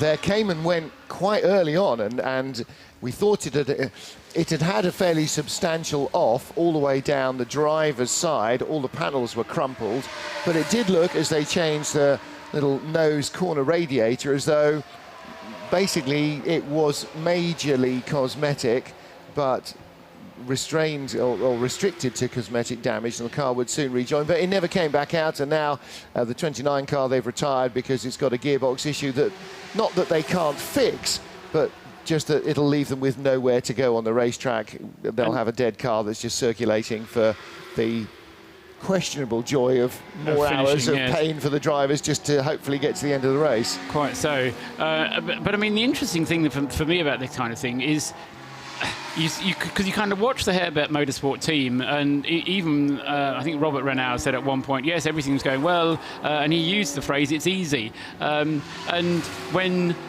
a team like Manthey comes, as you say, Martin, with 2 cars and both of them are out with still more than a quarter of the race remaining, you sort of think, well, actually, this can't be easy, because if it were easy, Manthey would be doing it and getting the cars through to the finish. Given that they've had problems, and, you know, serious problems with their cars, you know, it's not easy. HTP have had problems. You know, their car has lost half an hour in the pits. The Hoffa Racing team has had problems. They've lost time in the pits.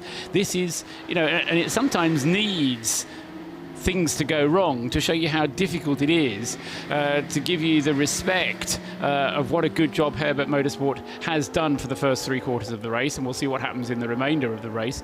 But, you know, there's always something that can trip you up, whether it's traffic, whether it's a mechanical defect, whether it's somebody in the pits not doing something that they should, you know, and that's why you have to kind of, I always say, you know, people always ask me how I stay awake, but because you have to pay attention, because if you blink, then somebody in the pits is going to blink, and you'll miss it. And it's that kind of thing, and it's the same kind of challenges that are faced by the teams down there that go wrong. I mean, we've lost the Rick Broikers car as well, Evo's car, the Red Camels 303 car. You know, so many cars have gone by the wayside. Shows you how difficult this kind of endurance racing is. We've got to 2/3 distance, and we've lost 1/3 of our cars. So yes, it is, and it's especially this weekend. It's an awful lot warmer than it was at this time last year, and that has resulted in a higher level of punishment for car. There don't seem to have been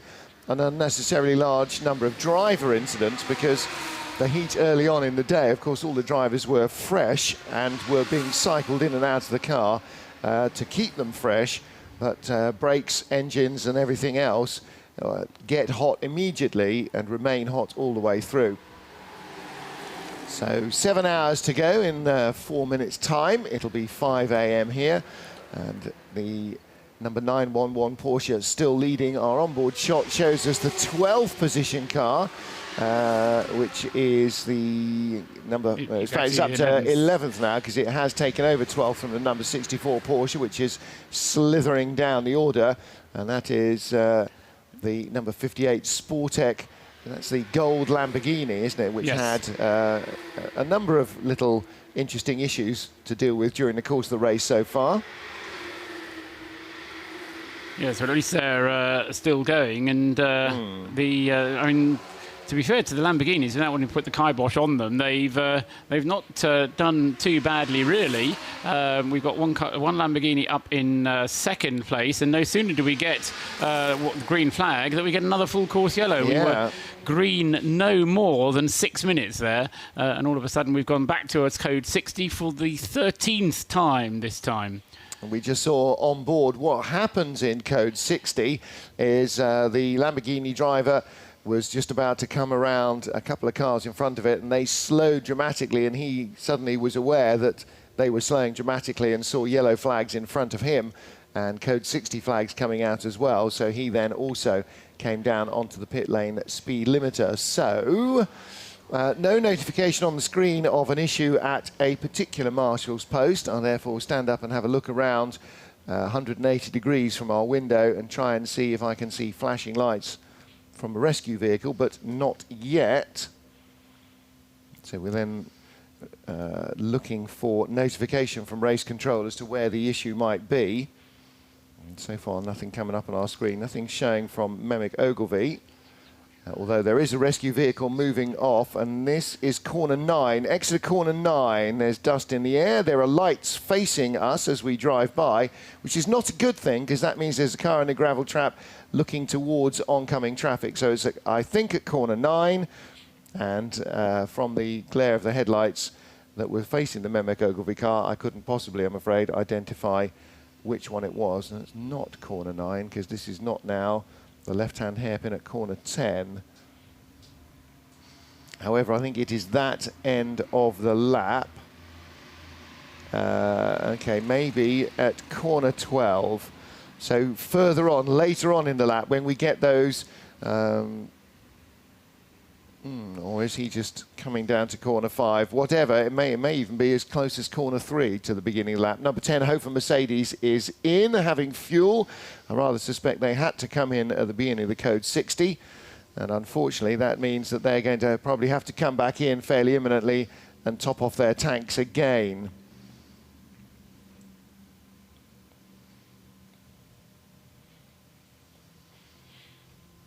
Michael Kroll at the wheel of the number 10 Hofer Mercedes, which has got a bright green illuminated box around the windscreen. We've had a driver change down in the pit lane as well. Joe Bradley has gone in search, I have to say at 4:59, he hasn't unearthly of finding a bacon butty anywhere. But Nick Damon, how are conditions down on the pit road? It's still very warm and humid, isn't it? It's very muggy. That's the thing. You think, oh, I thought I'd come out 4 in the morning, the gloaming, the lovely cool air. Nope, it's thick and heavy. Also, I go away for a couple of hours and you've removed most of the field, which is a bit unfortunate. There are some, I don't know whether you've got these shots, but there are some circuit shots on one of the cameras on the track, on the pit wall, that show a car very alight around the track. So that wasn't dust, that was smoke. So yeah. It's facing the wrong way in the gravel trap, and I think possibly as near to you as turn 3, but there's a big stand of trees between me and turn 3. It's out now, but when I was first looking at this, I thought it was a highlights reel. I think you don't walk in and see a TV picture of a car on fire. I've been around long enough to know you're watching the highlights reel, but no, it's a track car, and it's out now, but it was belching great lumps of flame. Do we know which car it is? No, we don't. I'm still struggling. I think that's 3 to 4. Do you not think that's 3 to 4? Yes, I definitely. think it is. The bit on the other side of the road from where the two Mercedes took each other out in the Spanish Grand Prix a couple of months ago. Yes, I think you're absolutely right, and for a different reason. Yes. Because they're not. It hasn't taken its teammate out. So thick and heavy then in the pit lane. That's Nick Damon, ladies and gentlemen. From the mouth, cast from his own mouth. Another of our refuelers under this code 60 is Koen Bokarts in the SP3, now SP3 leading car number 103. That's JR Motorsports. Hello, good morning to JR Motorsports. If you come up to the booth, there are stroopwafels. So you can come and refuel yourselves. No Dutchman ever travels anywhere without strip bottles, so I'm sure that they have their own. That car leading SP3. This does not look as though it will be a short code 60, so that might trigger quite a few more pit callers as well. 103 is off the pumps and heading down pit lane with what looks like a Subaru rally car light pod across the bonnet of its BMW, so they're clearly very keen on being able to see where they're going. Michael Kroll has headed back out of the pits in the number 10 Mercedes and may just go round for another 4 minutes on the rev limiter, speed limiter at 60 k's before he comes back in to top off, because I think there will be plenty of time. As Nick described, a burning car in the gravel is not the work of a moment to sort. It's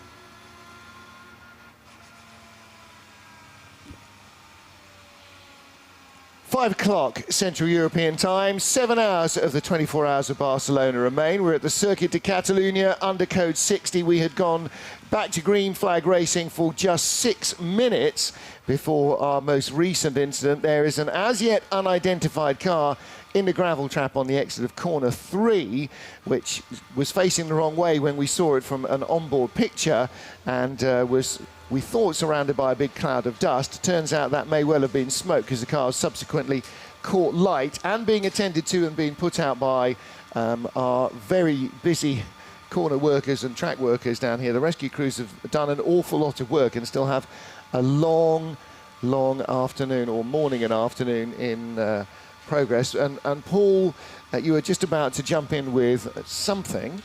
Just a suggestion that the car in the gravel might be the number 55 Massive Motorsport Aston Martin, because that one has an S beside it on your screen. Yep. And also on my screen, the last time it was seen was less than a minute before the code 60 was called, and everybody else has kind of continued to circulate, but that car hasn't. So it could...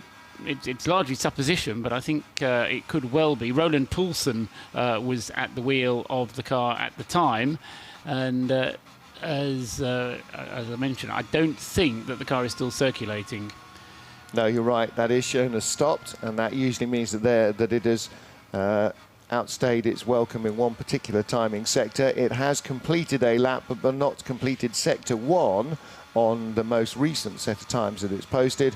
And if it hasn't completed sector 1 and it's missing, that means it's missing in sector 1, and that's where corner 3 is. So I think we can rather confidently add 2 and 2 together there and possibly come up with 4 rather than any other random number. So very likely to be Roland Poulsen's Massive Motorsport car in the gravel. But despite having only had about 6 minutes of green flag running, still the 911 decides to call into the pit lane to get more fuel. Yep. And it's Alfred Renauer who, stopped the previous time to get more fuel. He's stopped again to get more fuel. He definitely won't get half a tank in to the Porsche this time. Joe Osborne in the Lamborghini, I think, has stayed out, hasn't he? Now, did you see him stop for fuel? Because he's not on the pumps at the moment. The 911. Porsche, yes. Okay, you did see him stop for fuel. Okay, yes. So I wonder whether they will do a driver change as well. Because even if you are not at the end of your maximum allowed 2 hours, if you are faced with the prospect of maybe 20 or 30 minutes being very, very slow behind a safety car and the driver's been in for a while, you might want to change them. Let's have a look. 911 is having a driver change. Service going on at number 10 as well. Brake change there, Hello Nick. there. Yeah, the 911 did sneak in and do a little driver change. I'm a bit far away. Well, I saw a driver getting out. And the same thing's happening here with number 10. Return from its problem with the wars. Michael Kroll has got out. Once again, it's Rowan Eggerman who's got in. So we're obviously in the gloaming, and we're also with the point where we're running under code 60. So there's no point putting your fast drivers in just to tick off laps at 60 kilometres, and they're taking the opportunity to do another pad change as well, which on these SLS doesn't take very long. And just to illustrate that, the pad change on the front tyres has been done now. So they cost about 5 seconds. Did you possibly notice if the 911 also had either a pad or brake change? It was just driver. Okay. No tyres either. Okay, so that was probably just to get Alfred out, who'd done an hour of driving, and Robert, I'm guessing, will have got into the car on the rotation. It is Robert after Alfred. So if you see a Renauer twin in the pits, it will be Alfred. Oh, well, I'll go and try and find one. But that was the Hoffa Racing, so that's the longest delay they had was have a very short conversation with Roland before they let him go. Unlike the actual change in the pads. We'll go a quick word with Michael Kroll, because I can see him. As I go past another car that's retired, honestly, you have literally taken the entire field out whilst I was having a slightly longer break than normal. Giving you more cars to look at, Nick. Well, yes, it's stationary. With Michael Kroll. Michael, that was, I take it, quite a frustrating stint, just going at 60 kilometres an hour. Yeah, but I did the best Code 60 time ever. Yes, it's like me. I've always said I'm as good as down the straight as anybody else. It's the same in Code 60. Yeah, that's perfect. But bad luck is there are some cars going only 40, so it's bad luck. There'll be a number of accidents recently. Do you think why that might be? Do you think drivers are tired? Do you think the cars are getting a problem, or is it bad driving? Oh, in this case, it's a badly burning car. And on the other thing, it's accidents like here on the main street. I think that's tired and from one car, bad driving. And is this you now, Michael? Will you have to drive again the car today? I think I will drive at 11 o'clock, something like that. Fabulous, thanks very much. So that's Michael Kroll from the number 10 Hoffa Racing. And the combination of accidents, tiredness, darkness, the track going off, the cars getting worse, apparently that can cause accidents. I think just the very nature of the beast, and I mean the thing that Michael didn't mention, which also has a role to play, of course, is the difference in speed differential in performance between the various cars. Because when you need to overtake kind of now, or I don't really want to wait. I'm going to get past, and then, as I say, you had the incident that. Driving on the start-finish straight when cars wanted to fan out as they came across the start-finish line to overtake each other down the straight. And there was just a coming together, which we didn't actually physically see. Johnny and I were immediately above it, but the screens were blocking our view, and the television wasn't recording at the time. So, but certainly it seemed to be a coming together between cars as overtaking moves were trying to be happening between cars of different performances. So we move into this Code 60, and hopefully we'll get information about the recovery of the Aston Martin. We have a message on the screen saying car number 63 will be brought to the rescue park. Now that is the MSG Motorsport car, had an accident in the pit, hit the pit wall on the exit of the final corner, got loose away from its driver at the time, Marcio Basso, and hit the wall backwards quite hard. Did have a long pit stop, has rejoined, but clearly has had other issues. 55. Our onboard camera in the Sportec Lamborghini shows that the car is now on the back of the flatbed, and yes, positive identification. It is red, white and black. It is definitely the 55 Aston Martin. Fire is out. Not too much need to clear up oil and what have you from the gravel traps, because it's unlikely to cause cars to go off. If they meet the oil there, they will already be in trouble. Robert Renauer out of the pits in the race leading Porsche 911. Again, with the prospect perhaps of a longer, with a car on fire and a gravel traps, our precedent was about 37 minutes for the previous one, but that did include a little bit of, in fact, no, the car on fire and the gravel traps didn't take that long. It was the tyre barrier pushing back into positions from the 77 Lamborghini incident with the BMW. That was the one that was the longest of our Code 60 so far. So this will probably go to a dozen minutes, maybe 15 minutes. The car is on the flatbed and will be heading away now. So we shouldn't be too far away from going back to green flag racing. So I'm sure some of the drivers who have been busily working in the cars and now are feeling the heat rising up through their body and perforating their eyeballs. Probably they must be feeling like they're boiling and are desperate to get some cooling air moving into the car and get back up to speed. And of course the other effect that has is that it gets the adrenaline rushing again, and that helps to suppress the fatigue that the heat is currently working into them. So they will get their wish fairly soon, I think. Yes, I think the only other thing which might be delaying the restart, Martin, will be if any of the fluids that were on fire didn't catch fire and have left and deposited themselves on the track surface, and then once they've got rid of the car out of the gravel, then the marshals will busy themselves trying to tidy up the track surface so it's not too slippery, and we don't get everybody sliding off as soon as we do go back to green flag racing. So it'll depend a little bit on the condition of the track, I fancy. Yeah, I think so. Not quite sure where or what the Massive Motorsport team might have heard from Roland Poulsen. I imagine he was not necessarily his first thoughts to report to the team exactly what was going on if he had an issue and the car was alight. So we'll try and catch up with that in a brief period.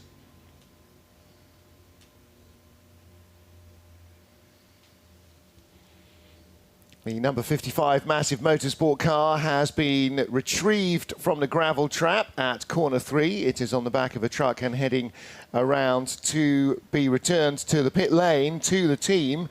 But after a fire and an incident that saw it in the gravel trap. Now, whether a leakage of fluid caused the car to go off on its own goo and then catch fire because it was hot exhaust and leaking oil or something, or whether there was a breakage and a fire subsequent, then not entirely certain. I'm sure Roland Poulsen will have in his head at least some idea of the way that the incident transpired, but that is what has brought out our most recent Code 60 period.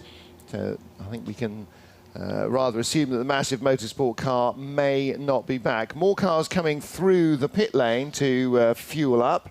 If Nick Damon is down in pit lane, Nick, what do you know? I have a Renauer who's covering up for this time. Bashful Renauer. Bashful Renauer, get the top on. How was that last stint? Last stint was good. Now Robert is driving. We have a lot of cautions last time, but it's okay and we can go on racing. Every time I speak to you or your brother, your teammates, you're getting a little bit further ahead, a little bit further ahead. Are you actually pushing particularly hard? For sure, we are pushing hard, but in the end, it's very good for us because the Porsche runs very good in the night and it's quite easy to drive. Excellent, Albert. And look, so that was Alfred Renauer just out of the car. You can tell that by the marks on his face. Unless I got there. Actually, I'll tell you, it's whichever Renauer just got out of the car because I only realised I've invented an extra Renauer brother today, Albert, who doesn't actually exist. And apparently it's Robert, but it is Robert, indeed. I am struggling with twins. We do need to have a word with Creventic about them having an identifying tattoo or something. I agree, but we also need to have a word with Creventic about having more identical twins in cars, because it's quite comedy. Just yes, that's absolutely certain. So we go green once more, and Paul Trustwell will confirm that was around 17 minutes. Yes, it was. Yes. Hang on, let me just press the right button. Well, that was just a guess and counting in my head guess. Yeah, to do that. Don't do that. And we may go back immediately to purple because the number 54 Lamborghini is. We don't have a number 54 Lamborghini. What's to go? 58, the gold Lamborghini. Not 54, you idiot. So 58 has gone straight off, and that is Niklas Sturzinger. And that is downhill at turn 5. So the moment they all got up to speed, of course, engine immediately responds to the throttle inputs, and so does the gearbox, but the tyres take a little while to come back up to their operating temperature, and perhaps was also caught out catching a little bit of traffic. He is going to be retrieved from the gravel. 199 is back in the pits. 99 appears to be in the back of the garage under a cover. So TGM Sport Racing, their 2 Honda Civics. 199 is still going. Do you have in your head, Paul, at the front of your Cortex where 99 vanished from? Sorry. 199 is in 46th position in the A2 class, but the sister car, the 99 car, well, there is a car in the back of their garage which has got a cover on it, which I'm going, yes, it is 99. That's down, shown as 61st, having completed just 50 laps. So that was one of our fallers at the first few hurdles yesterday afternoon. Yes, 99 hasn't played any part in the last 12 and a half hours of this race. Hasn't. Nick, what do you remember about 99's demise? It kept coming in, going out, coming in, going out. The 99 was overheating from day one. The That's 199 right. we have here had a clutch problem and a couple other bits and bobs. This one looks like a simple... let me go and have a talk to the driver. I think actually it was Ricky Kuma. I'm not quite sure. It was indeed. But even though his name's not actually on the side of the car. Ricky, your name's not on the side of the car. Was that a late change after the demise of the 99? Actually, you got the wrong person. It's Mark Simmons. Ah, Mark, but you're wearing someone else's hat. Yeah, we had trouble with the other lid, so... You see, it's Mark Simmons wearing Ricky... See, now, I'm having a lot of problems, right? I've only come back. I've got the Renaults who are identical twins. People with the wrong helmets are just not helping me today. How's the 199 going these days? Yeah, it's going well. We only had some problems early on with the clutch master cylinder, but the guys repaired it, and it's been great ever since. It sprung a radiator leak earlier on before I got in the car. Changed the radiator, we've got a standard rad in it. She's running absolutely brilliantly. Obviously, the last hour has been a bit kind of frustrating, I would imagine, just sitting at code 60 the whole time. Is the track in poor condition now? No, it's absolutely fine. It's my first night session ever in an endurance race, so the code 60 is a new experience for me. So your first session, and you did most of it at 50 miles an hour? No, I didn't hear that at all. Sorry. Your first session, you do most of it at 50 miles an hour? No, not quite. I got a few good times in, I think. And you got, what, one more session for you today? Yeah, the guys are talking about perhaps me finishing the race, but I'm not sure yet. It's up to them. Hope we can take the flag. Thanks, Mark. Thanks very much. So the gets confused Nick, it's 5 in the morning, he doesn't know where he is, goes on. I think this is an exceptional run of form from our teams down on the pit lane, making sure that Nick hasn't got a clue. I know what. Oh, I can see him coming. Quick, give me that helmet. I'll just take it off and pretend I'm someone else. Life's not easy sometimes when you're trying to identify newcomers to the series. Now, we saw, while Nick was doing that, a very brief replay of 58 tangling with a red and black Peugeot, which makes it either 205 or 208. Paul, the car, the Peugeot didn't go off, the Lamborghini did, so not entirely sure we're going to be able to identify from a lap time which of the two it was. I'm assuming 205 is still running. If it's not, then it would have been 208. That would be process of elimination, but no, Mark Rostan is at the wheel of 205, and that is still running. Yes, they're both still in the race, and just looking at last lap times, as you say, difficult to distinguish. A slightly slower lap from Mark Rostan at the wheel of the 205 than Michael Carlson did at the wheel of the 208, and both of them coming through within the last... Oh, no, wait a minute, Well, that would have been at the beginning of the code 60, so yes. it wouldn't be a current lap or even a previous lap. So no, I think we're just going to have to know that it was one of the Altran Peugeots, and at some stage, possibly in the near or distant future, find out which one. But I think that'll remain shrouded in the mist of time. Well, after that brief-ish code 60 once more, which is... they go in fits and starts, don't they? We didn't have any for quite a while, and then we had a big one, and then nothing much for a while. Now suddenly we've got lots of little nadgery ones happening. I think maybe Nick's next port of call will be to the Dane train to find out from either Casper Elgaard or Christopher Nygaard or the team, or if he's back, actually Roland Poulsen would be perhaps the one to talk to, exactly what happened with the incident, gravel trap, facing wrong way, catching light, retiring from race of Massive Motorsports number 55, Aston Martin. Actually, hang on a second, I'll fade you up. Thank you. Actually, my next point of call is the full service the 58 is getting, as well as the removal of gravel from the air intakes following his... this is very high-quality gravel. This is the sort of stuff you pay about £10 a bag for down the local garden centre. Oh, Barcelona gravel, that's what you know. So in has got Milos Pavlovic. Who has got out of that car? That was being driven by Nicholas Sturzinger. Nicholas Sturzinger, who's had the issue. Nicholas Sturtzinger is rather too similar a name to a judge on the X Factor, isn't it? Yeah, but I don't think he's ever gone out with Lewis Hamilton, being the major difference between the two of them, obviously. Well, it's debatable if she ever really did either. Yeah, there's an awful lot of gravel coming out of that. So you stop the car, the gravel's coming out, they have fueled up. And as always, with this gold Lamborghini, there is that smell of fuel. They've still got some problem. I think it's a breather is the issue. And the thing stinks. I'm not quite sure why I hang around the back of it. It could be about to go up in a massive conflagration at any moment. But that's me. You know, if I can't get a name right, can't identify a twin, at least I haven't caught fire. Now that car uses an overflow dump bottle when they're fueling, because it's got that fast fuel flow tank in it, and the fuel has to go somewhere. And we've seen when it's been sat at the pumps, obviously the top of the catch bottle is open, and so the whole thing is swathed in fuel vapor. So that may be the lingering odor of which you are complaining. I'm not really complaining, just concerned about. Yes. So I see if I can grab a word with Nico. He's still got his hat on, which is obviously makes it hard. But he's talking to the engineer. Hat's coming off. He's thinking, oh no, I've got to talk to Nick, even though we've got the same first name almost. So to 57. Anyway, right, so I have a cameraman. I have a young... No, it's another kind of hint. What happened? Well, I fell off the track. It was a nightmare. And... right, so... Stursy. Let's look at that one.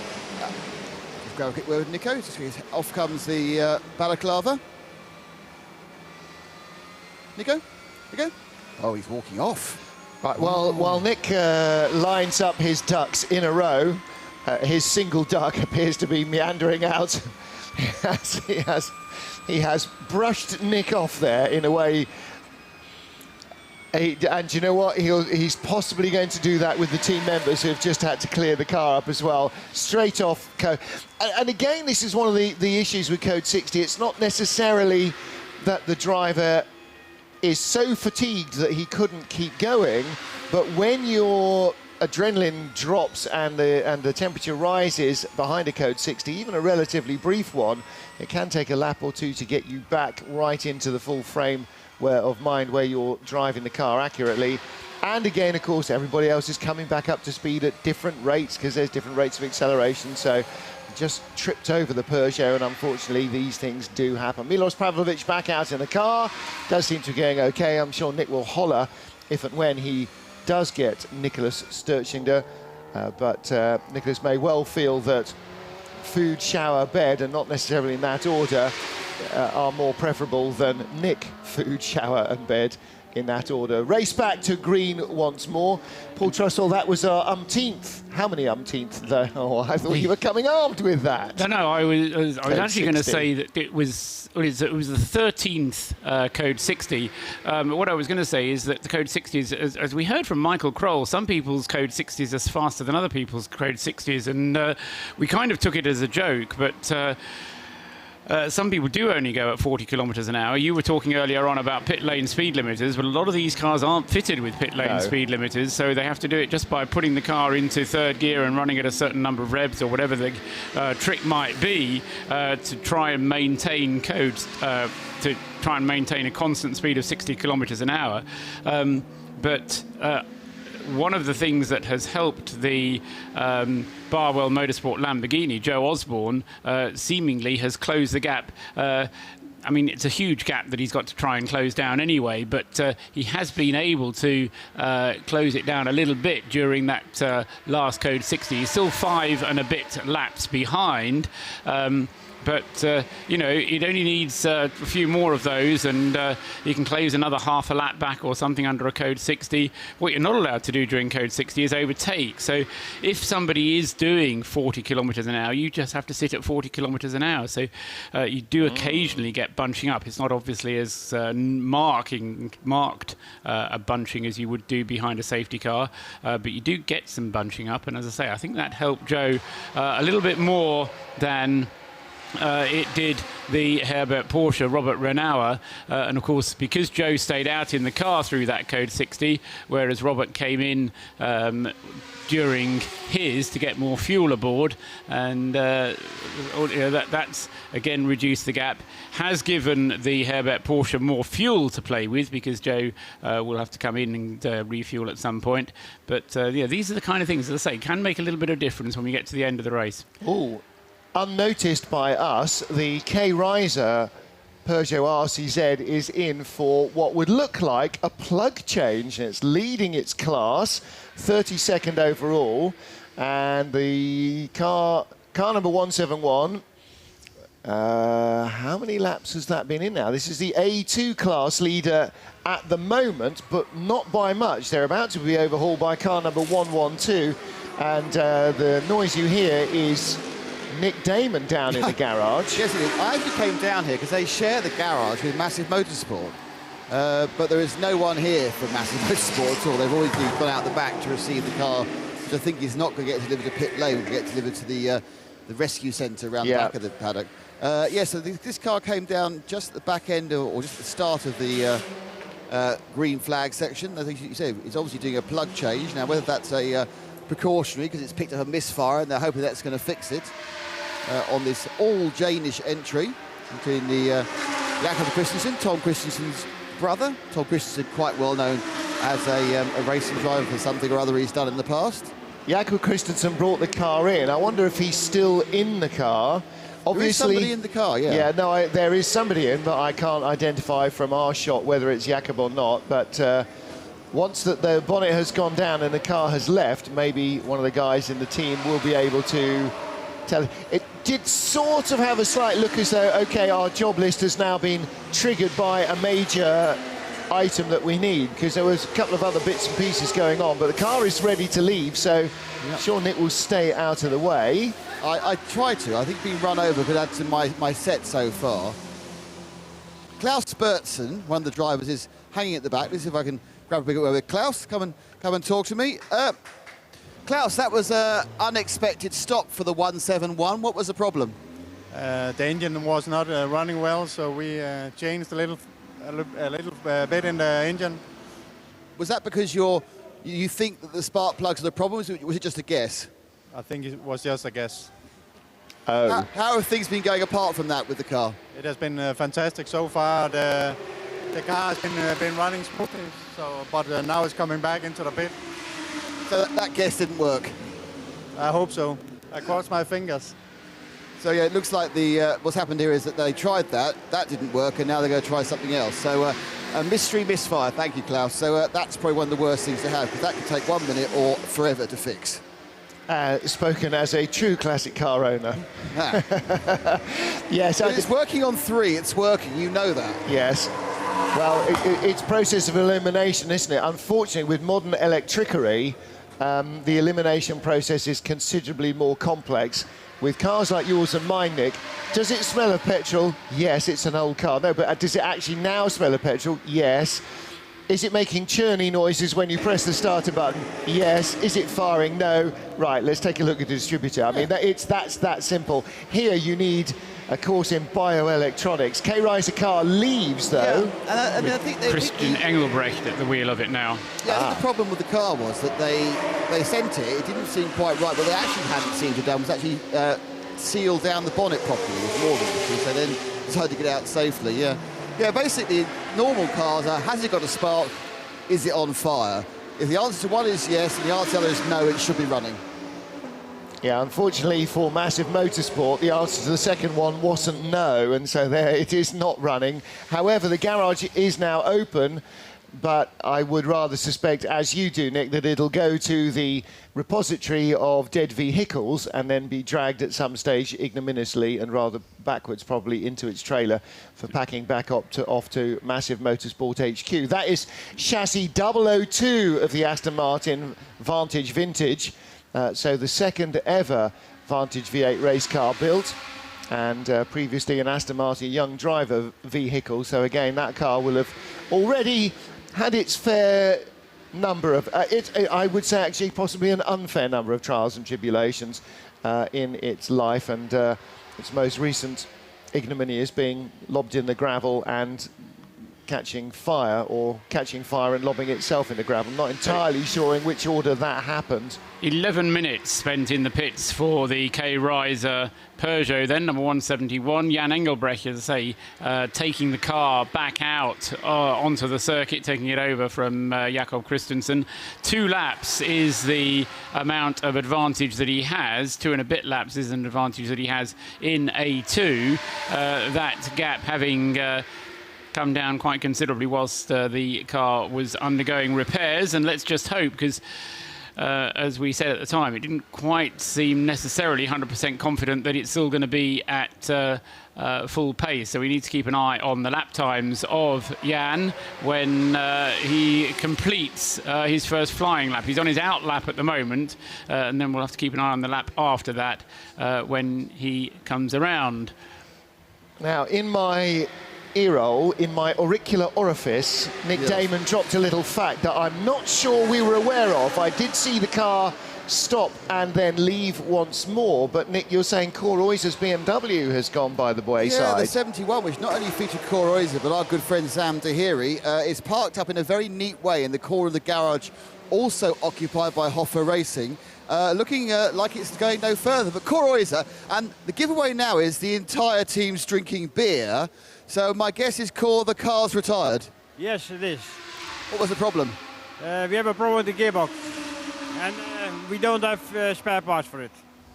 Oh, well, so it's a good thing is at least you get to have a drink and go home early. Yeah, like 5:30 in the morning, yeah. That's a good thing to do. Oh, the Dutch like a good drink at 5:30 in the morning, don't they? Yeah.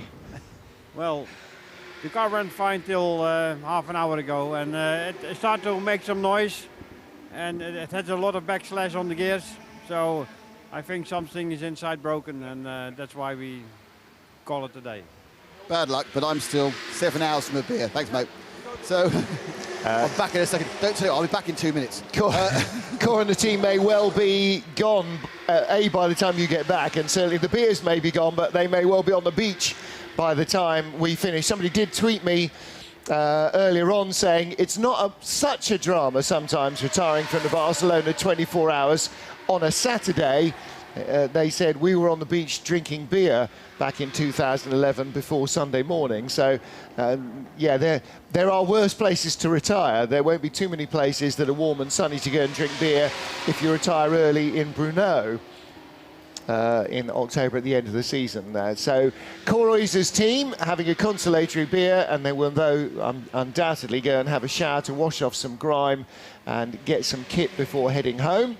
And that car was in the A3 class, now slipping down the order, 38th place and out of the race. So another one bites the dust, and one more car out in the darkness.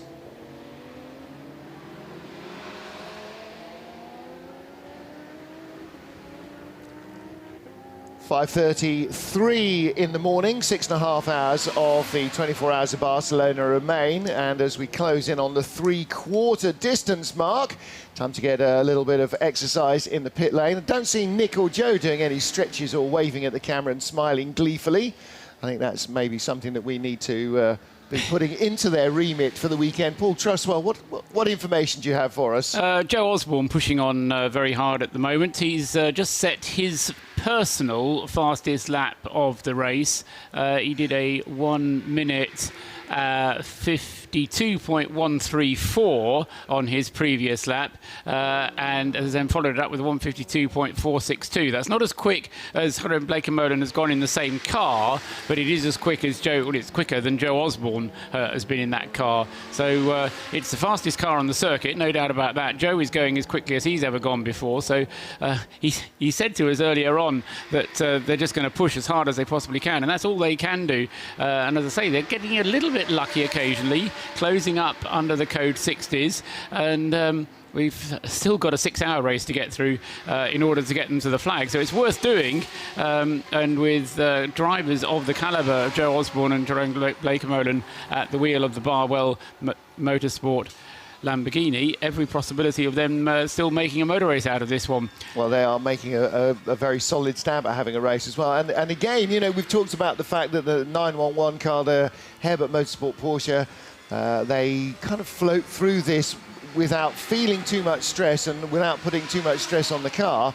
But again, we've seen several incidents already in the race where front runners have been taken out ostensibly through no fault of their own by other cars in a number of classes. So it's not always in your own hands. Sometimes fate will have a part to play in it. Fortunately for our TV audience, we are on a TV break, so Nick's gymnastic antics in the pit lane have been caught for posterity, but not broadcast to the planet, not at this stage anyway. Meanwhile, good morning. Is it morning or afternoon? It's probably afternoon in Australia to Miss Jax. She's listening in, and good evening, good night, good morning, afternoon to Ken Childs on the other side of the hemisphere. He's listening in from the Carolinas, which must be a fairly nice place to be at the moment. And I too also have a good number of passing yards that I'm not using at the moment, Ken, in relation to conversations he's having with himself on Twitter at the moment. So our worldwide audience continues to wake up with us, go to sleep with us, spend the morning, afternoon and evening with us, and we're about to be joined by our TV crew as well.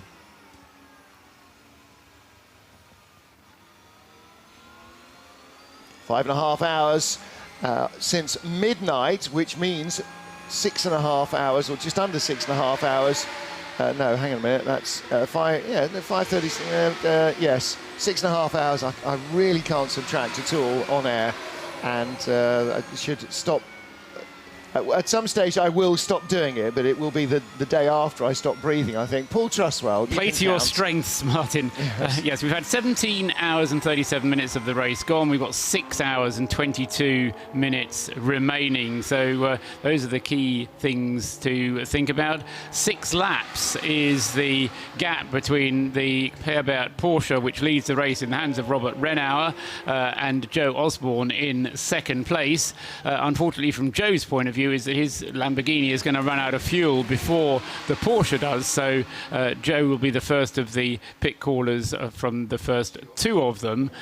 In the number 33 car collection Audi, which is the fastest of our AM cars, that is managing to maintain an advantage over the Spirit of Race Ferrari, although the Audi is running in the AM positive, the AM advantage class, whereas the Ferrari is running in the AM neutral class. That means the Ferrari can lap 2 seconds a lap quicker, if it can, than the Audi, but nevertheless the Audi holds the advantage, as it were, on the track, with Mark Bassing doing a great job and lapping more quickly than Alexandre Cogny at the wheel of the Spirit of the Race Ferrari. Tom Dyer earlier on was doing a great job and managed to get the Spirit of Race Ferrari up into third place, but now it's the Audi back into third. Having had its various problems, the HTP Motorsport Mercedes, Maxi Bouk, going very strongly in that car now, and it is in 5th place overall in the race, but has a disadvantage of some 17 minutes or 6 laps back away from the Ferrari and Audi up ahead of it. So it's been a trying race for HTP, but at least they're still in the race, which is more than several of the cars are, Martin. Oh, me? Yes, after my bout of calisthenics, I decided to go for a walk around the back of the track, and in the dead car paddock is indeed the 55 Massive Motorsport. It's very lonely. It's on its own. The poor little car. It's got one yellow overall member of the RACC, the Royal Automobile Club of Catalonia, looking after it, and it's a mess. As many things with the fire, the rear left is melted almost entirely. It's quite exciting because the whole of the rear perspex, the glass of the rear window, which of course is actually plastic, has melted, and it's formed some marvellous globulous look that's fallen into what would be the rear parcel shelf. If you have a road car, it's just obviously on this sort of car, it's a carbon fibre level. Also, the whole rear left is burnt to a crisp. But the good news is that Aston Vantage, most of the expensive bits are at the front to the engine. I mean, you've got the transaxle at the back, but that didn't look like it got affected. The question is what caused the fire. It's on the side where the fueling is, so it's probably a petrol fire. It's not going to be oil with a front engine car. Is it repairable? I don't know, but they can certainly break it for spares. You never break a classic car for spares, Nick Damon, as you well know, having driven one that looks like a collection of spares. On the final page of our timing screen, me, not you, final page of our timing screen is car number 130. Now, from 47th on down, I think I may be right in saying that is the only car that is moving on the page, and it has just come in for fuel. 130 is the Zest Race Car Engineering Seat Leon Cup Racer. Rob Taylor brought the car in just now for fuel. He's not alone in the pit lane, but he is alone on the final page of our timing screen as being still in the race as opposed to not still in the race. So he's sort of working his way, clawing his way back up through a field of dead cars. It's Dawn of the Dead on that page. He is the only one that is moving and the only one who's actually in any chance of making it to the finish, I think. Yes, he's going to be able to, from that page, certainly, he's going to be able to overtake fairly shortly two of the cars that were involved in our start line incident of several hours ago. So far behind was he. That's going to be the next target. The other car, which is not too far ahead of him, but which is still moving, is the number 199 Honda Civic, the RKC TGM car, which is, I think, Martin, in 45th position. Well, it is in 45th position, but I think you'll find it on your screen in 45th position as well. And that's the 5th place car in A2. William Gannon, the driver of that car at the moment. But you're right, we're getting increasing numbers of cars that have retired, or at least if they're not officially retired, they're playing no further part in proceedings. Well, what 130 is also going to do... Excuse me, I was playing to my... Hang on a second, Nick. I'm just playing to my strengths by eating on air. Yeah, I know. What 130 is also going to do is pick up a TCR place from 303 in a few laps. But the Peugeot 205 has come in to you, Nick. Yeah, the 205's just come in there. They're lifting up on the front right.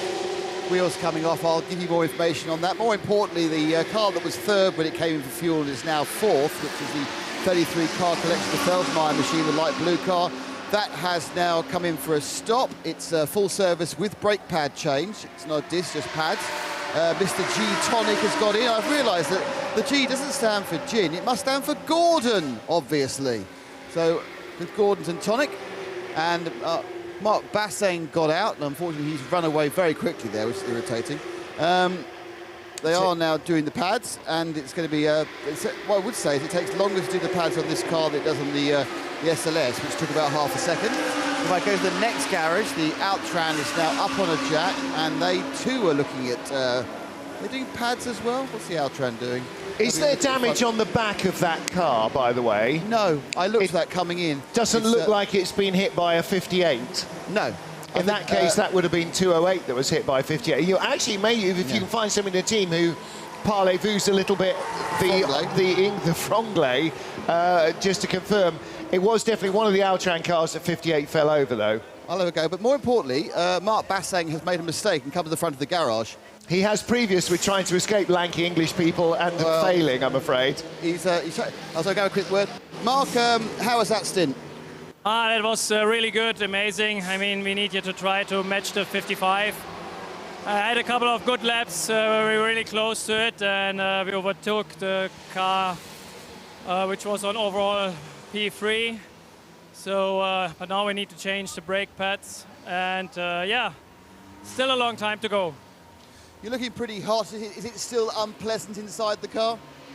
This stint was okay, I have to say. I could easily do longer now, but the first stint was horrible. I was really happy to get out of the car. I think we have more than 60 degrees in the car. And the heat makes your concentration dizzy, and that was really on the limit. So with the improvement in cockpit temperatures, is the car's handling improving as well? Sorry again? Is the car's handling improving as well? Yeah, absolutely.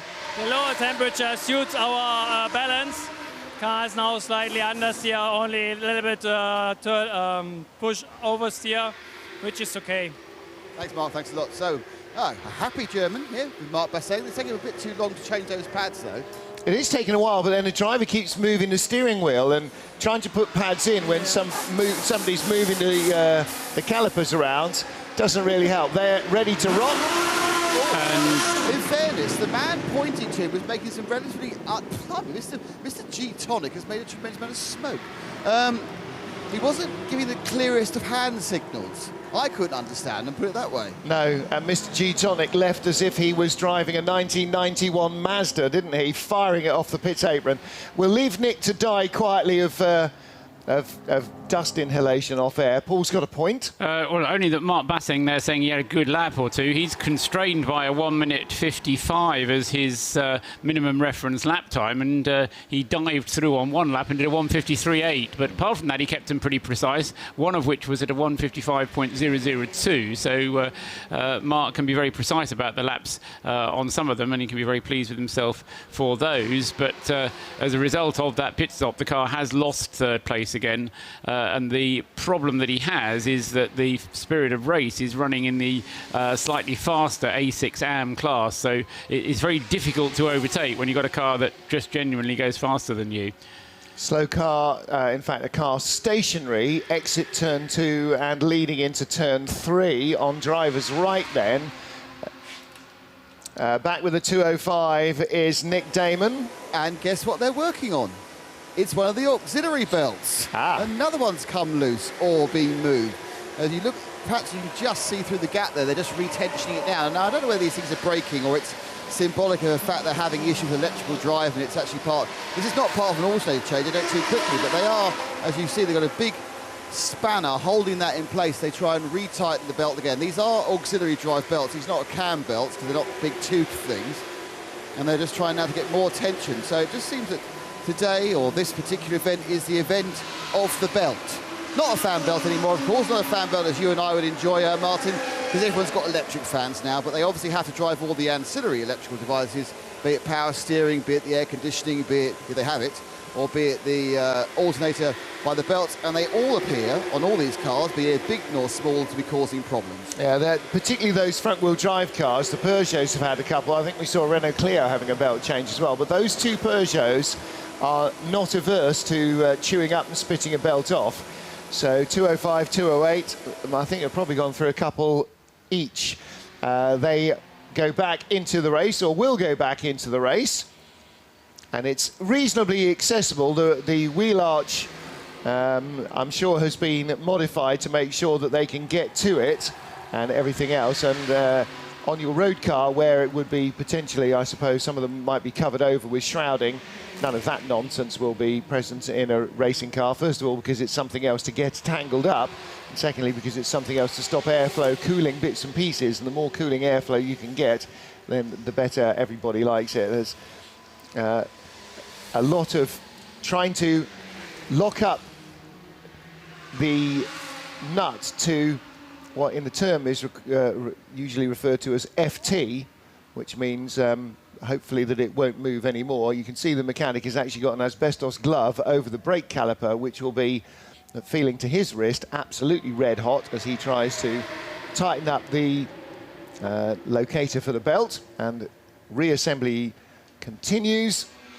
Meanwhile, into the pits has come Porsche number 72, and that's not on my first page, so let us find out where he is. Let's not have our timing screen turn over. Now it does. So this is Mikael Munneman, and down in 27th place is 991 class car, and by memory that would be third in 991. It is fourth in 991 now. So driver change going on there. No, this is 33 rather, so this is a driver, 34 driver change going on at the number 34 Audi. Alma Grimm has got out, and that means that hopefully Nick will get a chance to chat to him in a minute or two. No code 60 disc change here as code 60 is initiated, and that will be for the car stranded on the exit of turn 2, I think. All looks very unflustered, doesn't it, Nick? And eerily quiet all of a sudden. Hello, are we on? That's it with the Code 60. You know, normally you can't hear yourself think. Code 60, you drop a wheel, it sounds like the end of the world, like three cats fighting on your dustbins. But funny, actually, walking in from the hotel, because of the bank of the trees behind the circuit, even when it wasn't Code 60, it's remarkably quiet, just with that row of trees. But yeah, suddenly it becomes almost silent when the Code 60 comes in. I noticed the HCP Mercedes sneaked past me by me as well. I'm not sure what they've done. Actually, I'm not even sure where they are now. They're doing quite, fifth now. Yes, I thought they still do quite well. So I'm not sure whether they certainly stopped. They went past me. I think they did a very quick full service as well. So they've whether it's still Maxi Book who's in the car, I don't know. It was Maxi Book, but he should have changed, and it could be Bryce Bosey, or it could be Wim de Pundet back into that car. We've also got the race-leading 911 getting into the pit lane for more fuel. Of course, because it is Code 60, and that's what they do. Let me see if I can grab a word with Elmer while it's a bit quiet. Elmer, one of the tallest drivers in the event. Elmer, how was that hour and a half or so, hour or so? In the night it's not so hot and it's very good. The traffic is not so high. It was a very good turn, a very good stint. Your car has had some incidents, some accidents. Is it still handling okay? The handling is okay. The mechanics were very, very good. The handling is perfect before. Very good. So what do you hope to achieve in the next 6 hours or so? How high do you think you can get? Perhaps I think we know 28, perhaps under 20, but more is not possible. Elmer, thank you very much. So it's a positive move forward. At least the car's running. Exactly. And the way we've got cars dropping by the wayside at the moment, and I blame you and Joe, by the way, because you got rid of most of the field while I was having my longer break. We might be out of cars entirely by about 7:30. Well, I think you can definitely blame you for that, if that is the case. Quick summary on that, Nick. 24 cars have so far been posted as retirement, subject to anything that's happened as a result of the current Code 60, out of the 64 that started. So we've got 40 still running. So you're slightly exaggerating to say we've got rid of half the cars, but we're certainly getting through a percentage. But we always knew this was going to be a race of attrition, and not least due to the high temperatures of yesterday. And continuing, as you've said, very muggy conditions. Possibility of muggier conditions later on today in the morning after sunrise. It's there's scheduled to be a few clouds about, and one of them might even produce a shower, was the last forecast that I saw before I went into race mode last night. Paul, let me ask you about Martin Short's car 246. What do you know about that? What do you want to know about it? I want to know, was it already posted as stopped, or is that the car that may be stuck out at turn 2? 42. It could be the car that's stuck out at turn 2, because the yellow was given at 17:44. That's elapsed time into the race. The last time it passed the start-finish line was 17:42, and so, yes, Richard Neary was at the wheel of it at the time. It could well be a shorty BMW, Team ABBA with Roll Centre Racing BMW. Okie dokie. Well, that's a good excuse for Nick to go down and try their paddling. Paul, 231 is in. That's the OCC LASIK Porsche Cayman, which inconveniently, now that I've got my timing screen back to page 1, is not on page 1. Peter van Serlen has taken over our SP3 class leading BMW number 103. Now that, I think, came in under Code 60, so Peter's first job may well be to come back and fuel the car all the way back up, but that is the SP3 leader, and Barwell are in from second position. There's noises off, and that suggests that Nick Damon is there. I am indeed. Now, obviously, I didn't actually see. Obviously, Joe Osborne's got out. I didn't quite see who popped into the car at that point, because I was going, oh, look, there's a second-place car. Let's go and run up it. Now, it's getting a bit of a injection of oil or fluid of some sort through the helpful green door, and our cameraman gets spat in the face as the 205 Altran begins to leave the garage. Joe walks towards me. He won't escape my microphone of doom or something. So that's the 205 is being very recalcitrant. It's the next door garage. They have a problem pushing it backwards. Let's just grab a quick word with Joe while we can. Joe, first of all, I didn't quite see who got in to replace you. Richard Abra. And in second place, that's behind, many laps ahead in a kind of splendid isolation. So what are the tactics now? Flat out, which is nice. The car owner and our gent Mark Paul's kind of giving us the go-ahead to push as hard as we want, and no holes barred, which is always nice, so we can put a few scrapes on the car. What is the downside of pushing as hard as you can? Does it mean you end up with shorter stints? A little bit marginal, maybe a lap or so, but the Code 60 seemed to negate that more than it's worth to save a bit of fuel, unlike Dubai, where we're always about fuel save there. The negatives are it's quite scary, some of the moves you're putting on the slower cars. I try and apologise when I do a bad move on them, but yeah, it's all fair and love and war out there. Joe, go to a shower. Cheers, man.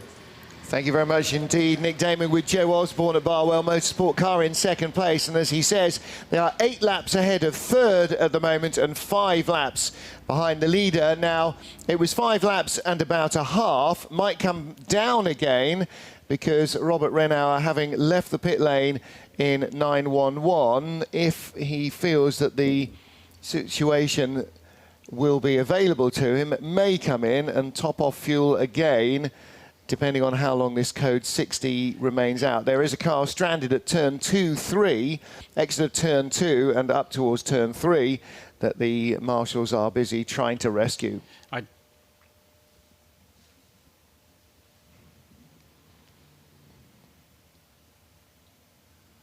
6:03. That is the number of hours and minutes remaining in the race. We are getting close to the 3/4 distance mark, Paul, and we've still got the 3/4 distance mark, Paul, and we have still got 2/3 of our cars running. That's a decent hit rate. Yes, I think it's higher rate of attrition than we would normally have in a Creventic race, because generally the reliability is very good, but I think the temperatures of yesterday have taken their toll. Just considering what tactics might be open to the race leaders, we've just heard from Joe Osborne about Richard Abra having taken over the car. Meanwhile, in the race leading 911, Robert Renauer has stopped for the second time under this particular Code 60 in order to top the fuel up. I'm surprised actually that there's even space in that car. No, well, Nick's there. They're doing a driver change. And full tyres as well, so that's a short change. So Robert's got out the car. All right, Robert's got out the car. I get Renauer confusion, as you know. Yeah, so Robert has got out, exactly. In it's not Alfred. I know that for a fact. It should be Daniel Alleman getting into the car on the rotation. They're usually fairly good with their rotation on the Herbert team. Now, Nick, when you get to chat, yes. When you get to chat to him, let's find out whether this is a Code 60 factor, where suddenly the fatigue just washes over the driver. I mean, they've been going for 18 hours, so they're all pretty pooped, I should think. I expect so. My feeling is that they're now starting to play with driving times. They've got a pretty good team of 4, but obviously some are faster than the others, and they probably think they don't want to have as few minutes as possible driven under the Code 60. I must admit, can I ask Paul a question? Go on. You can. When it comes to the all-pro driver lineups, what are the driving rules for the various teams? Various drivers and their talents. You're not allowed to have an all-pro driving team, or do you mean the driving teams on the A6 Pro cars? I do, sir. Thank you. Right. Yeah. So the A6 Pro cars have to have an amateur in them, and in the case of the 911 car, the amateur in the car is, in fact, there's 2 of them. There's Ralph Bone and Dan Adelman, are both defined as amateur drivers. But the good news for them is that because Robert Renauer and Alfred Renauer are both described as semi-pros, therefore, although it's a pro car, there isn't a single pro driver in the car. There's basically no limitation at all on who drives when, because it's racing in the pro category, and although they have to have an AM driver in the car, there isn't a pro driver in the car, so there's no limitation on who drives. So the only purpose for playing with the drivers, as you've just described, Nick, is to make sure the fastest driver is in the car when they need to have the fastest driver in the car. But what we found when we analysed the data that came out of the Paul Ricard race was that there wasn't a lot of difference between any of the four of them. Yes, the two Renault twins were the quicker. Those two were the quickest drivers in the car, but Alleman and Bone aren't that far behind them. Bone a little bit quicker than Alleman, but they're a pretty good, well-matched team of drivers, and of course they all understand each other very well as well, having driven together so much. Thank you for that. That explains everything. So they haven't got by their tactics, they can drive as much as they want. Correct. Interestingly, Robert, on seeing the chance of talking, he ran at the back. I think to go and dress in his towel for a more toga-like interview. Now, what's happening now is the Renault RS01 is coming for a pit stop. Now, I didn't realise this. Did you guys realise that they have a disabled driver on the team? Obviously, we're used to the BMW, the converted BMW, running with an all differently abled team. I didn't realise that Gilles Duquesne was a man in a wheelchair, I must admit. So he's about to get into the car. Yep, Gilles Duquesne has driven this car in the Renault Sport Series as well, for which it was designed, and runs the team, also runs cars in the European Le Mans Series. And as you say, he is wheelchair bound, but that doesn't stop him driving the car, and he is taking his stint behind the wheel as well. And so Gilles Duquesne running the team, running a number of different cars in championships, and driving as well. Good to see him moving into the Creventic series, where we have a very open and welcome attitude to drivers of all differing abilities. But it's great to see it. It's a car which is now run with a mixture of able-bodied and less able-bodied drivers, and it's something that just surprised me. I didn't even realise it had happened. So it's fantastic, really. I mean, obviously the car itself is pretty good. How's it doing, Paul? How is our Soul RS01 running at the moment? Well, at the moment it's running all right, but that had that gearbox. And remember when you were displaying on air your phenomenal gearbox expertise? Wasn't that yesterday? Was that during qualifying? That wasn't the race, was it? It was with the innards of this car. Was it during qualifying? Yeah, that was qualifying. Oh well.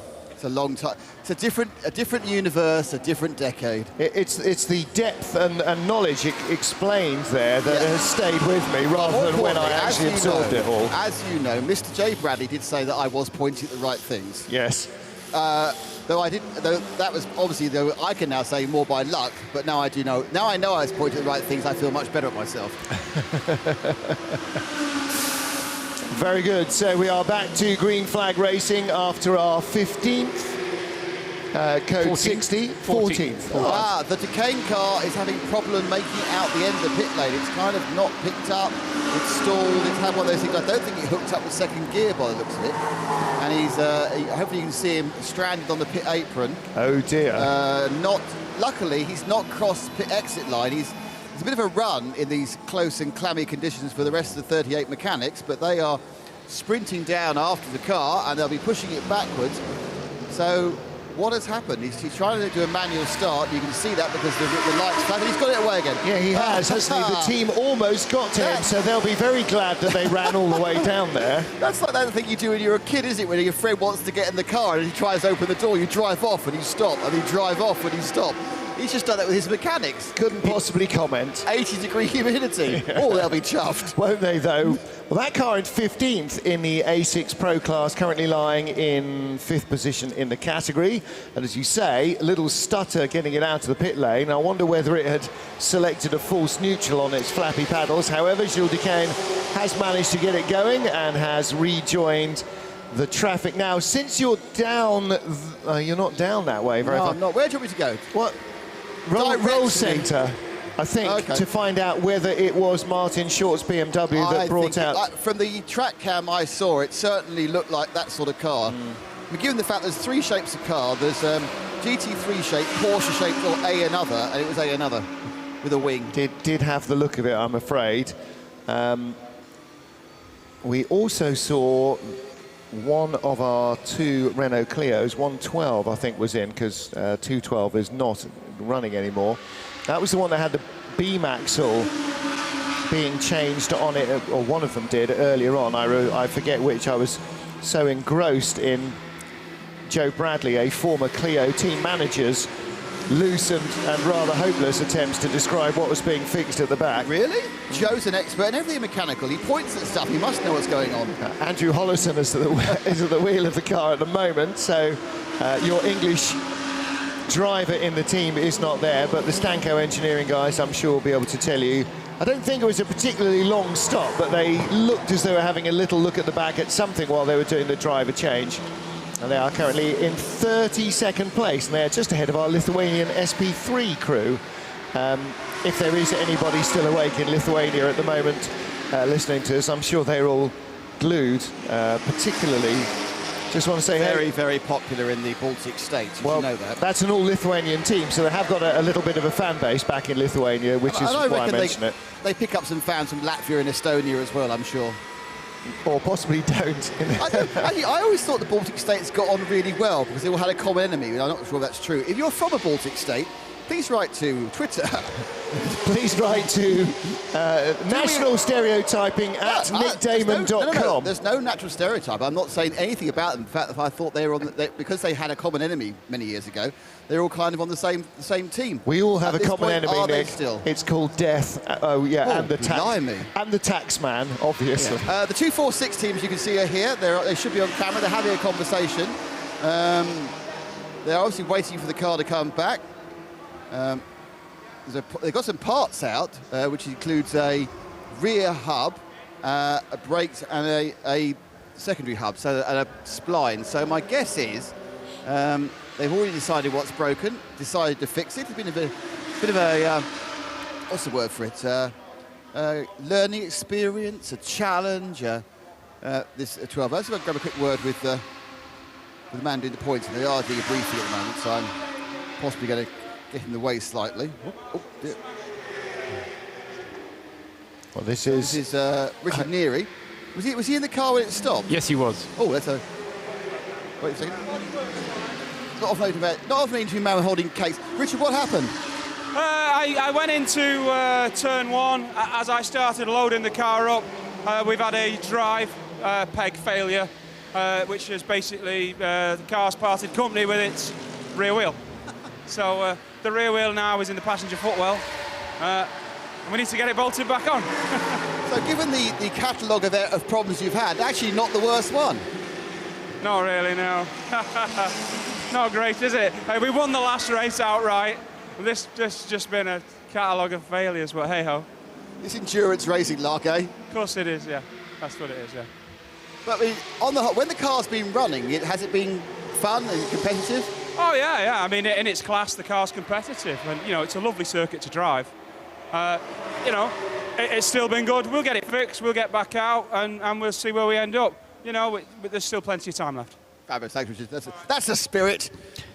Nick's got coffee and cake, everybody. Yeah, as well as having coffee and cake, he's kind of paraded it for us on the television, so you can see it. I'm cutting him off now as a result. But before you do cut him off, I do just want to add one thing to what we were talking about earlier on about drivers and that kind of thing. If the drivers of the number of any car want to score points in drivers' championships, they have to drive for 2 hours. Now, there's nothing in the rules necessarily that say that the 911 team has to use all of the 4 drivers that they have nominated in the car. So, as I say, provided they have 2 AM drivers in the team and one of them does 2 hours, then that's fine. But that's the only minimum requirement, and they're comfortably within that now because having had 18 hours of the race elapsed, I think everybody has done 2 hours in certainly in that team, the number 911 team. And have the brothers been doing long stints or longer stints during the night and cycling out the other guys? So Daniel Alleman is in now, and presumably Ralph Bone will do a little bit more of the driving again once daylight arrives. Well, yeah, but they've always driven the car. That's the point. They've never actually skipped anybody in the in the cycle. So although the 2 brothers have done more of the driving, they've never omitted either Daniel Alleman or Ralph Bone during their cycle. So you can rely on them to be a bit like Swiss watchers and just go through the cycle no matter what. Down to Roll Centre Racing comes the green and black BMW. And as documented by Richard Neary, who was the unfortunate incumbent at the time, it has spat its left rear wheel off, and that is in the car waiting to be reattached. So not the work of a moment, but the boys are made of doughty stuff, and Richard Neary is there to direct instructions, which suggests that Martin Short, being the team boss, is getting some well-earned kip. So that car, not on page 1 of our timing screen, there's the errant wheel, so they will replace the left rear corner and send it back out again. Their technical diagnosis there from Nick Damon was? Yes, it snapped some bits off. It has. The hub has where's my cameraman gone? He's gone around the wrong side. He's shooting the wheel in the footwell. Well, you need to always shoot the damage, not the result of the damage. Look, so this is the hub, and you can see that's the... I'll put the coffee down. So that's where it's sheared off. So that's the caliper gone. Looks like the rest of the connections are all still there and unbroken. So it's lost the wheel. Oh, sorry. It's sheared off the wheel. It's sheared off that nut. It's also lost another thing. I think we ripped that out of the hub. But as you saw, they had a whole rear trailing arm ready to go on. So it'd be, it's an unbolt rebolt job. It'll probably take them not very long. But the question is obviously whether it's done any side damage from the car being scraping along the floor, Nick, and that sort of thing. What you can't see there is a brake caliper. So if that's gone. So that will need bleeding through if it hasn't broken at the dry brake. Still on the inside of the wheel. Yep. I think it's snapped off and on the inside. Well, it may have dry brake. If it's got a dry brake, it'll have just dry broken. If it broke at the dry brake, and the chances of it breaking at the dry brake are obviously nil, because that would just be too lucky. Hang on a second, I'm just going to see if I can find the wheel. That may have gone. They're mending the door. Yeah. I can't see what happened to the old wheel. That's disappointing. I could have The told wheel you. is still bolted to the disc, and the caliper is still attached to the disc, but the whole shooting match has sheared on the hub. So the drama for them may be if it has done, as happened with 303, the Camel Red Jordan's car, if it has got knock-on damage from the wheel. Maybe pulling something out in the differential or so on. It all looks to be attached, but whether that works or not, I don't think it's damaged the drive shaft, looking where it broke. I mean, you've made a very good point about the great likelihood, unless they've been incredibly lucky, they're going to need to do a rear brake bleed. But apart from that, it kind of looks like one bolt went, it just got too much pressure and it sheared the other two of the three holdings. It came off in one go quite nicely, but yeah, they've got some problems with the brake lines and the potential damage underneath, actually.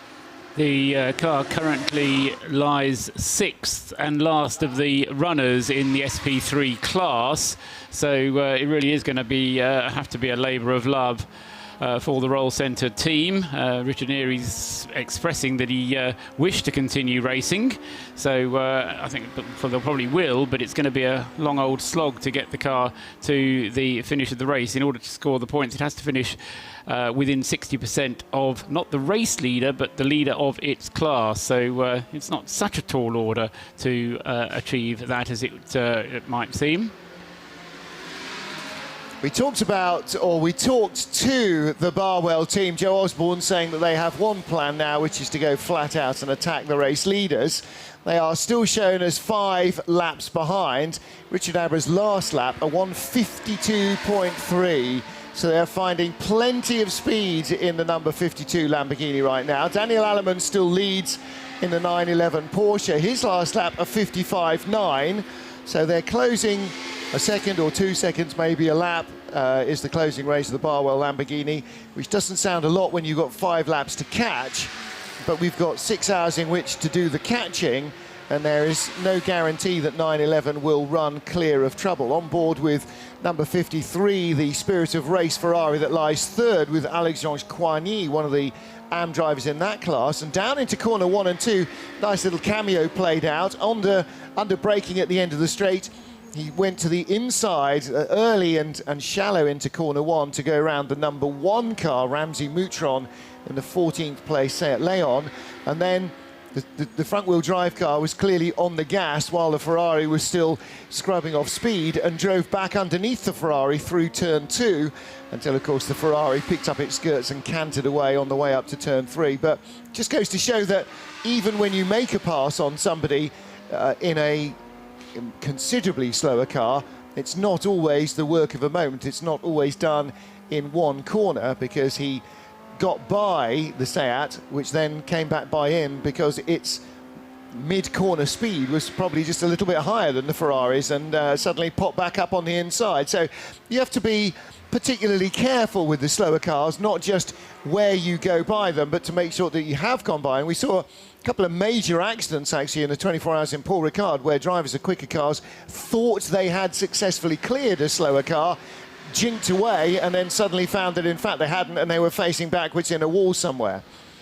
So it is a multifaceted task to get by. And very quickly, Nick, who's just rejoined it? The 115, the green and yellow Seat that spent a great number of time in the pits, and great numbers of time for a great amount of time, currently saying 50 on its indicator. I think it's probably lower than that. That's the car where we were doing the mini version of the car, which confused everybody, but that is now left after another lengthy pit stop and is rejoined the race, hopefully, for a run to the flag. Yeah, 7 minutes 48 seconds. They're not a hugely long pit stop, but certainly longer than they would normally need for fuel and tyres driver change. And in this case, they didn't even change the driver, because Jörg Musachak is the driver that stayed at the wheel of the 115 car.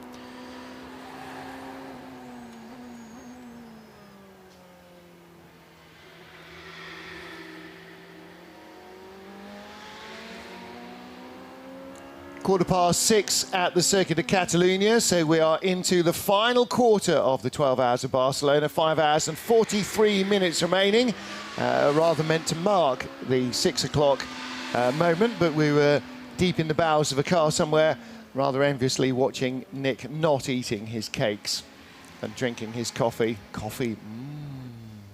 Nick's wandering around looking for somebody else to tantalise with his coffee cup at the moment, as the race leader continues. Daniel Aleman in car number 911. Richard Abra in the 52 Lamborghini, the Barwell Motorsport car, in second position. Alexandre Coigny in third position, car number 53, the formerly white Spirit of Race Ferrari. In fourth place, G-Tonic, car number 33. That's the car collection blue and yellow Felbermeyer sponsored Audi. In fifth place is Wim de Pundert in number 41. That is HTP's dark grey, so dark it's nearly black, particularly with brake dust all over it. Peugeot, that's not the word I'm looking for. Mercedes-Benz, thank you, Paul. And in sixth position, Charles Espenlaub. So in the top half dozen, we have got A6 Pro cars first and second and fifth, A6 AM cars third and fourth, and our 991 class leader. The second place car in the class is the 68 APO motorsport car, and James May has just brought that 991 class car in from 10th place to refuel. And since there might be a driver change there, I'm not entirely certain as number one comes in as well, Ramsey Moutran. Now, he only got in a tank of fuel ago, and I think he might stay in for a second stint. Not entirely sure, Paul, with 68, whether you can confirm or deny that, because there's only the three of them, I would suspect that they are probably doing single stint, single stint, single stint, single stint all the way through. Does that look like it's been the case? I was ready to confirm it, and then my own screen suddenly jumped, and I had to move it again. We were talking about the James May, Alex Osborne, Paul May car, and they've... well, they've done the trouble is, when they've come across a code 60, they've tended to do half a stint. So, for example, Alex Osborne has done a stint and a half when he's had a code 60. James May is just coming to the end of a stint and a half, because he did, again, a stint under code 60, which was a short one, and now a longer one. So they're being constrained by 2 hours of driving time, and I think they've tried to push that in order to get the driving time maximum.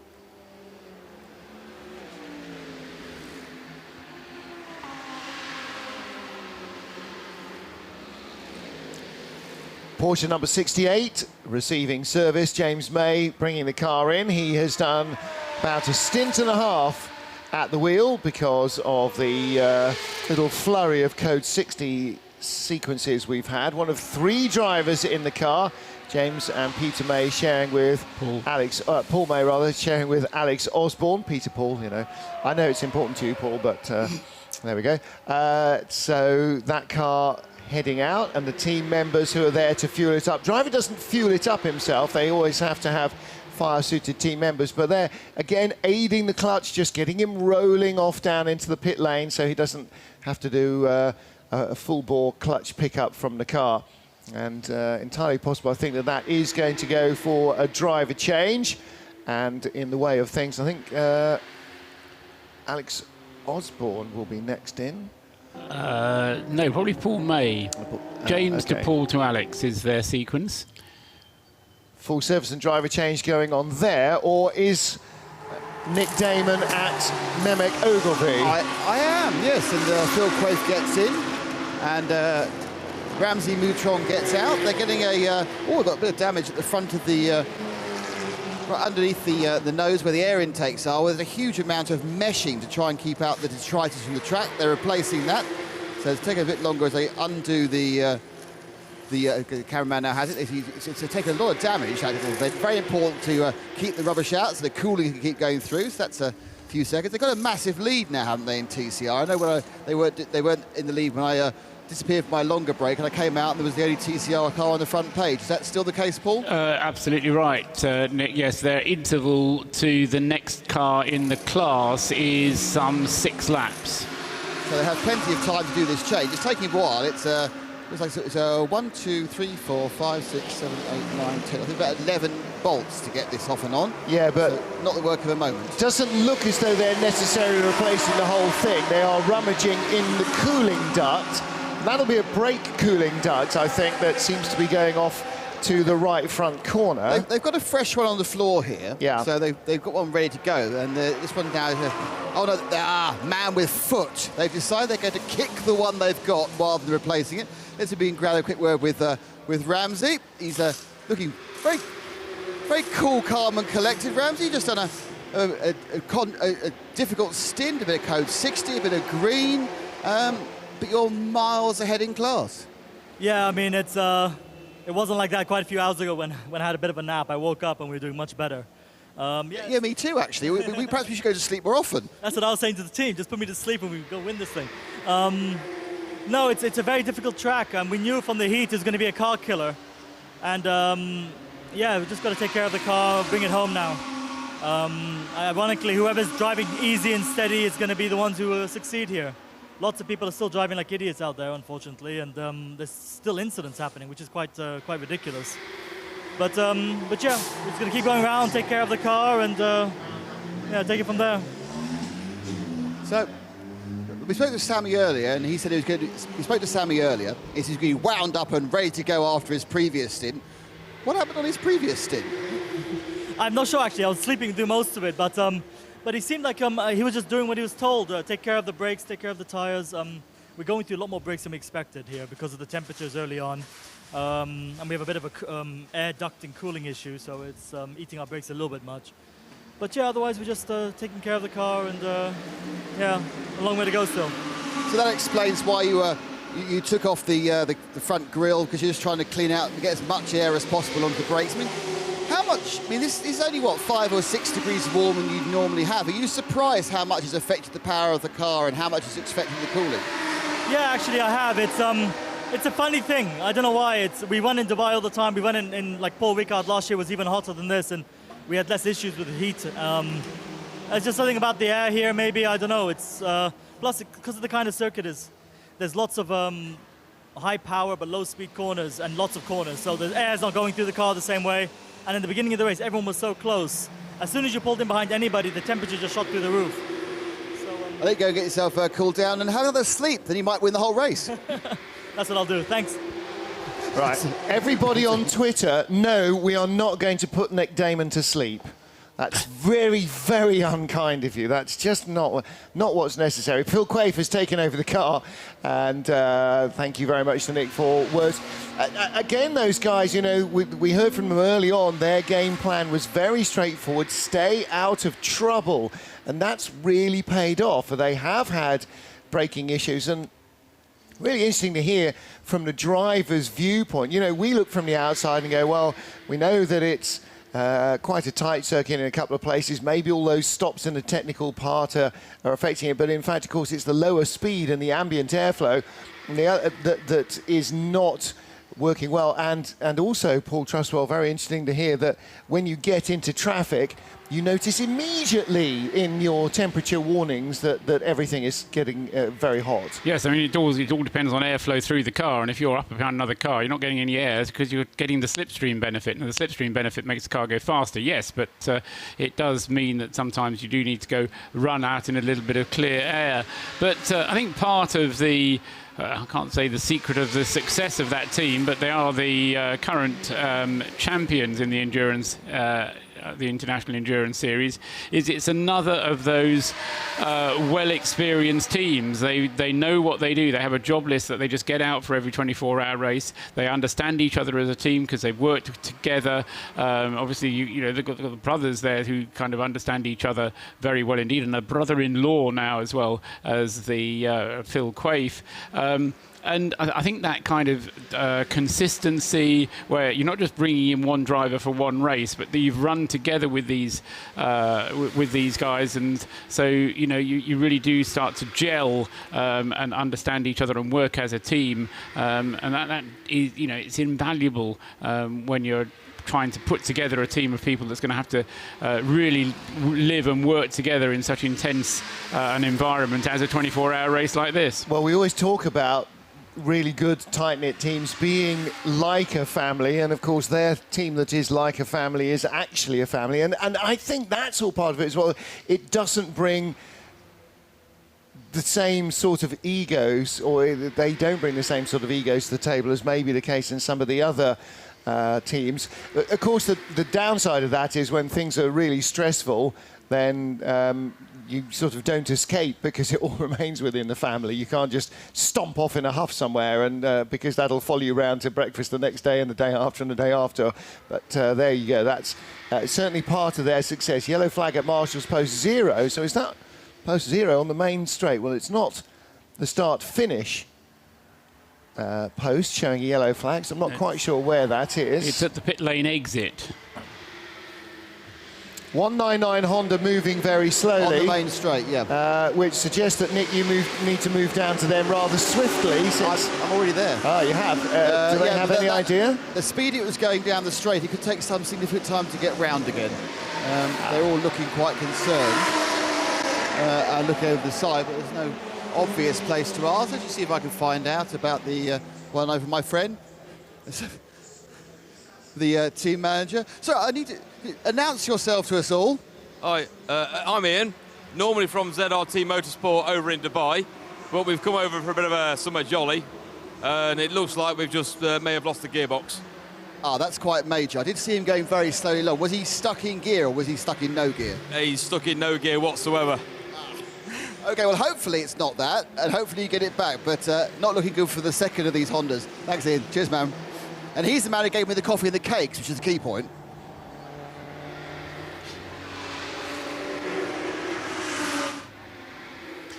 So yellow flags then being shown to notify us. I suspect what's happened is that the car has not only gone slowly but ground to a halt altogether then just past the pit lane exit. Now what we've seen in the past is that they've occasionally rescued the car at pit lane exit and rescued it quickly, bringing it straight back into the pit lane. Yellow flag has stopped being waved, but it's still, oh no, it is, it's just stopped being waved because there's no cars coming. That's the only reason. Waved very energetically indeed by one of the Spanish marshals, as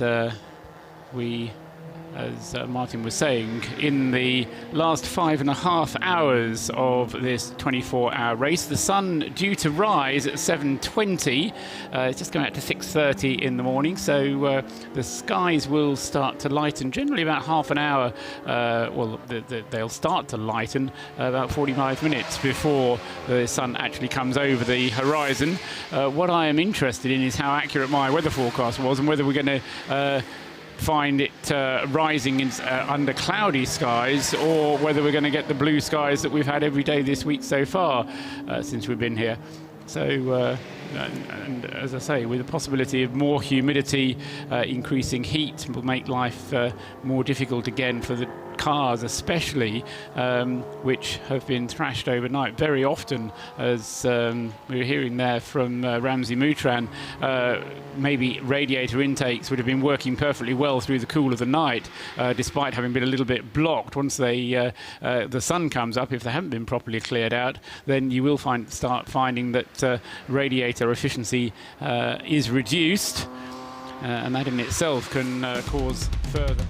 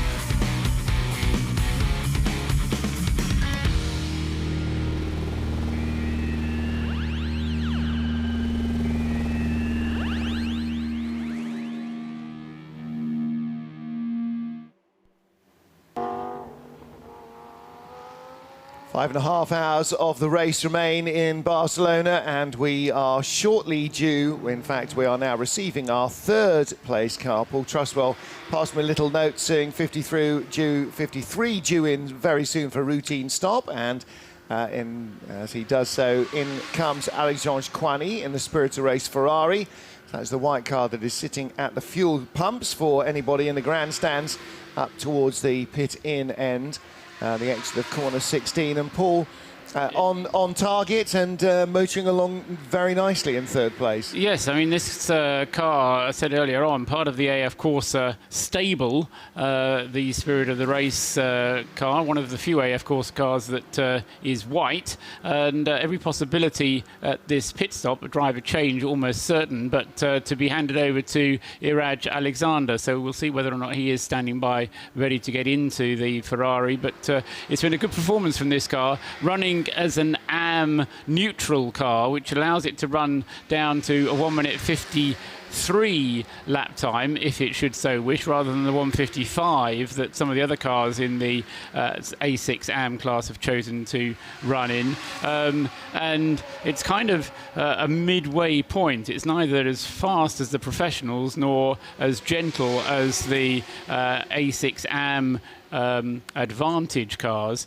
and there's a kind of a going thought, and perhaps this is putting the light of that thought, that having this interim position is not the way to go, but the way that the Spirit of the Race team have driven it, they've been going very nicely indeed, and at the moment at least they've held the advantage over the 33 car collection Audi, although these two are the kind of two closest cars amongst the top group, and G-Tonic, who's currently at the wheel of the car collection car, may be able to catch up depending on how quickly they can get the Spirit of the Race Ferrari back out into the race, and maybe we may well see another change for third place through this pit stop cycle.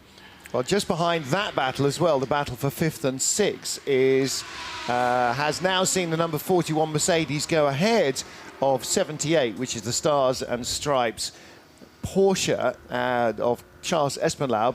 The 78 car, the Porsche, still leading its own class, number 991, but Wim de Pundert has brought the number 41 car back up into 5th position.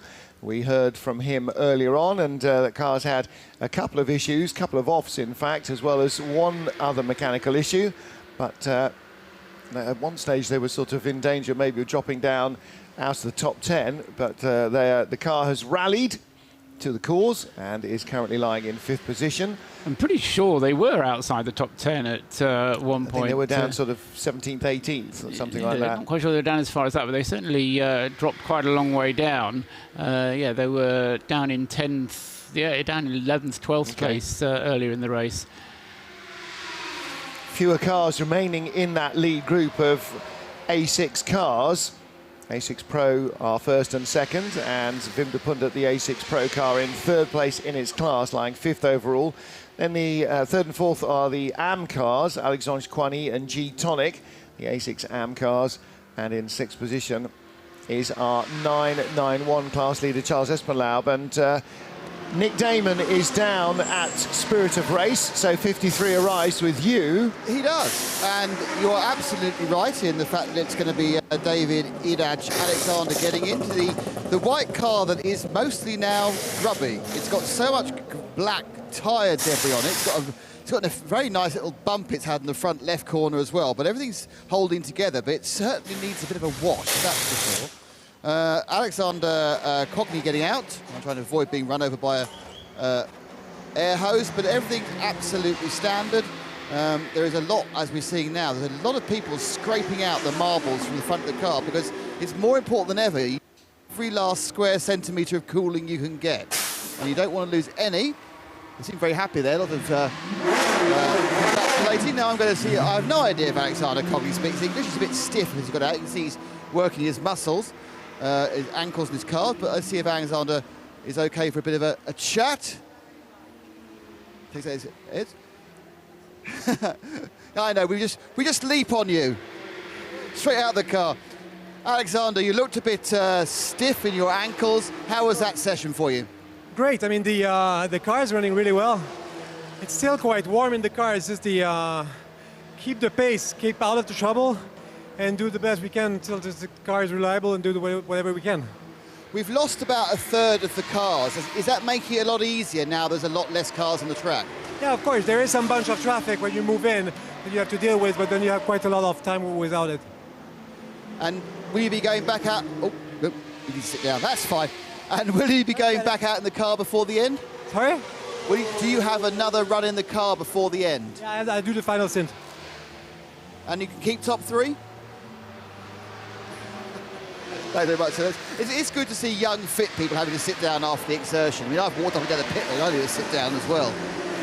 Well, he has done his penultimate stint as the roseate fingers of dawn start to stretch across the sky. Camera shots certainly show us a lightening sky above you, Nick Damon, but it is warm. It is still quite close and muggy. Very humid. Thick and heavy were the words that that Nick used earlier on, and to describe the air. It is very humid, but the shots that we're seeing so far show that as the light comes into the sky, there is not full cloud cover and there is not heavy cloud cover. There is a little bit of cloud cover. I'm not sure what we've seen so far is going to produce an awful lot of rain, though. Third place car remained in third, I think, Paul Trustwell, after its pit stop, number 53, ahead of the 33 car. So the lead Audi remains in 4th position. How far? Not very far behind, 34 though. Gone. How far down is that? Why am I not seeing that? The other car collection, Audi, is a long way down. Long way down. In fact, I'm not even sure that it's still running. I think it might have had a problem out on the circuit somewhere. 34 is currently running 27th overall. Ingo Vogler. This was a car that had the rear end damage, and it is still circulating, first thing to say. But as I say, running 6th in the A6 AM class and is in 27th overall. So off your front screen there, Martin. Yes, it is. So I'm afraid I shan't be troubling myself to go and find it, since you've just documented its not demise, but its fall from grace. Andres Saravia in number 49, in 11th place in the DriveX Audi, that's the grey and fluorescent yellow car, just set the fastest final sector of a lap in the race for that car, and is now gone on to set the fastest first sector on this current lap. So Andres Saravia, you talked about how, Paul, a little while ago with Johnny, how happy hour might not be quite so gleeful because of the humidity and the denseness of the air, but it might not be a cool, thick charge, but it will still be a thick charge of air going into the cars. And as the light starts to appear in the sky, it does make the speed a little easier to find and the traffic maybe a little easier to negotiate. So we may still get a flurry of mighty quick laps. The troublesome green and yellow number 115 Seat. It's been in our camera shot in the pits and drawing attention to itself so many times, and yet I still forget that it's the MHM Motorsport car that is back in the pits. There is no work going on with the car. It is up on its jacks. There appears to be a conversation of sorts going on through the driver's window, but not much going on. Nick, what do you know?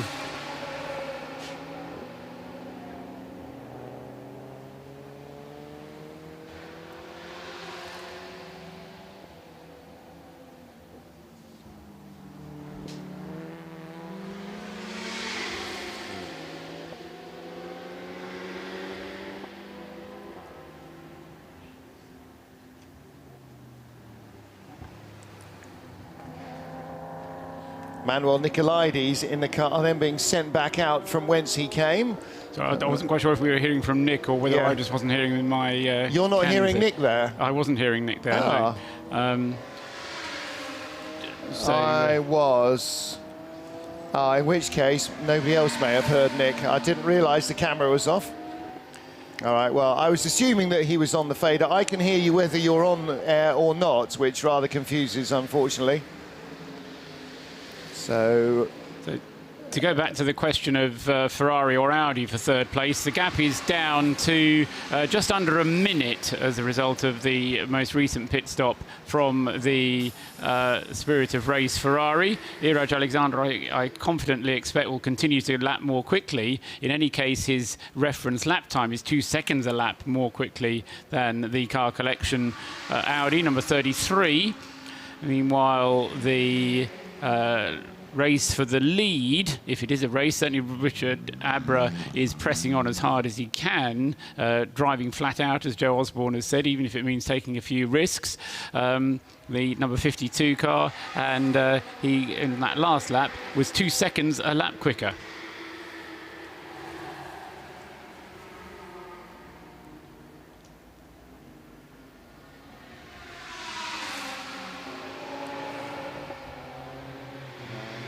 Lights on the cars, lights on around the Circuit de Catalunya, but there is also light in the east. So the sun is on its way into Sunday morning. We are already 6 hours and 42 minutes into Sunday morning, but the race still has just over 5¼ hours left to go. So we started at midday on Saturday.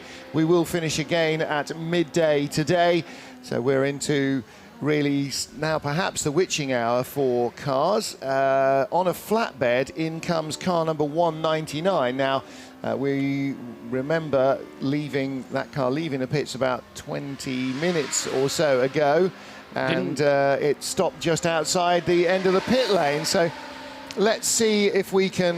I should fade up a number of microphones to see what we get now, on. The 25, which I was telling just you about earlier rather than the whole world, which was waved through because they waited until it's come back, and it's got a huge amount of damage on the front left, and very bad Porsche damage because it's managed to hold the radiator. Now, so did it have that when it was waved away? Well, it had some damage, which to me didn't look as serious as it now. So I think that it's been scraping on the floor, as you can see. Look, that's been hanging down, and that's made it worse. I'm pretty certain the radiator was whole, but the plastic work probably got worse from being run through.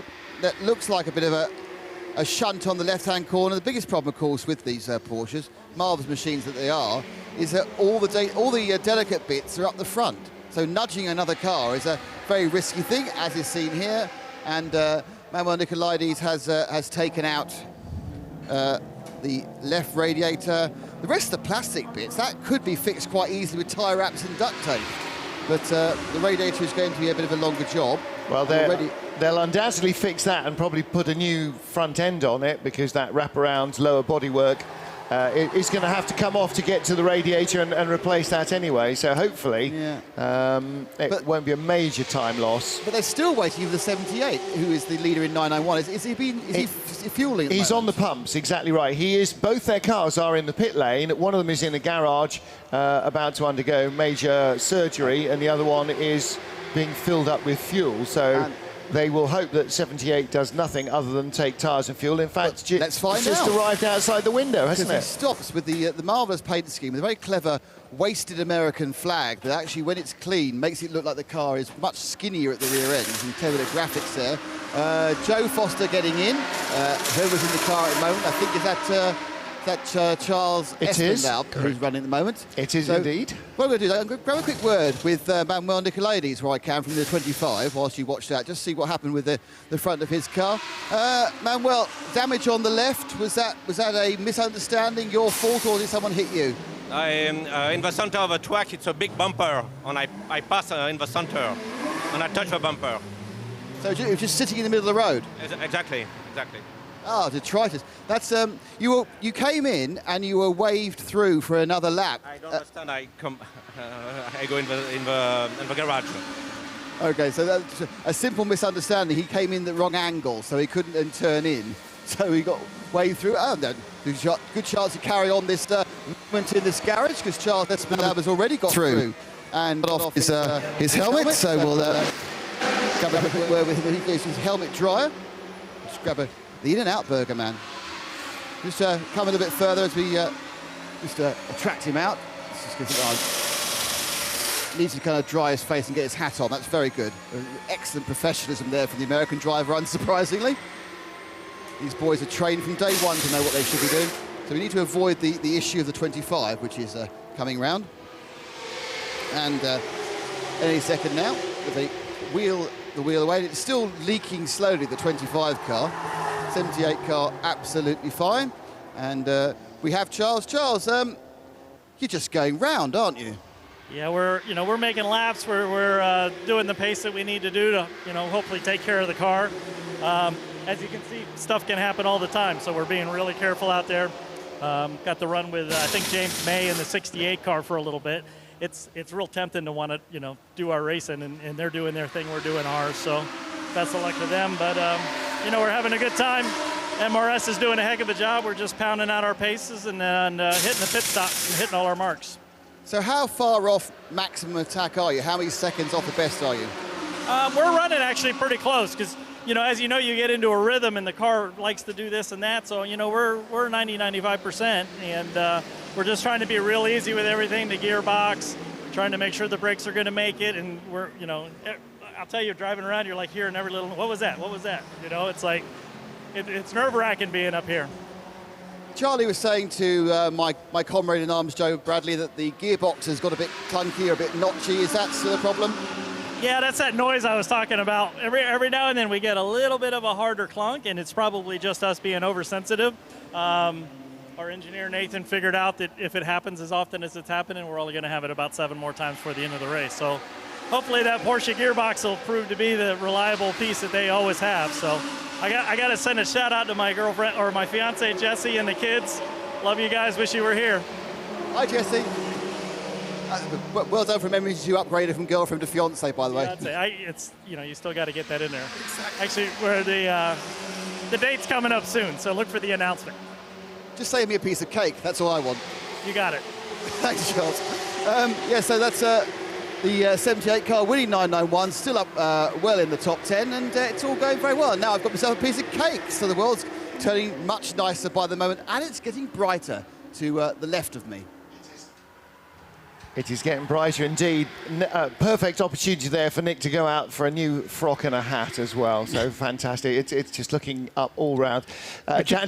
Paul Trusswell. Good take. Back to the race. Richard Abra is making ground on Daniel Alleman in the leading car, and just looking at the kind of pace. I was sort of doing a little projection there whilst we were hearing from Charles Espenlaub.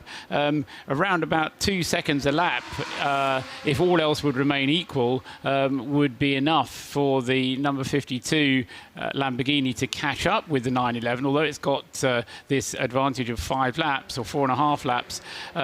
The gap is coming down, and if the Lamborghini could continue to gain at the rate of 2 seconds a lap with 5 hours of the race still to go, it would be possible for them to catch up purely on pace. Now, I don't know that this particular phase where Abra is catching up on Daniel Alleman will continue to go at this rate, and in any case he's not doing it at 2 seconds a lap, and of course every lap that he fails to do at 2 seconds means that he has to do it more in the future. But I think that's not the point so much, and Joe Osborne would no doubt confirm this. It's just to put the pressure on.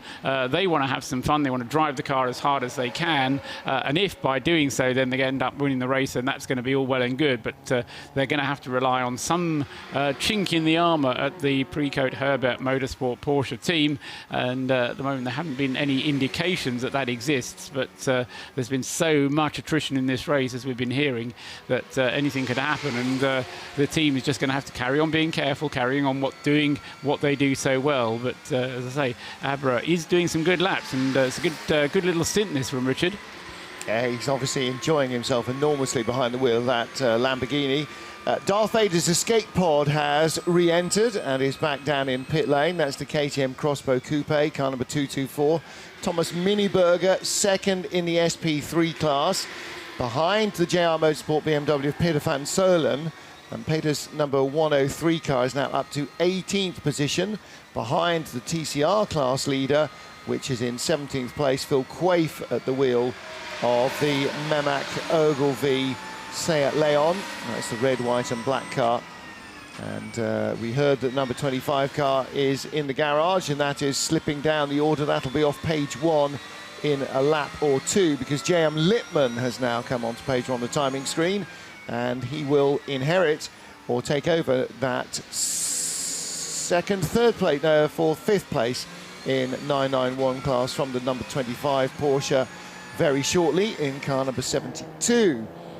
So the leader in 991, currently Joe Foster driving the number 78 Porsche, the American Stars and Stripes livery on it.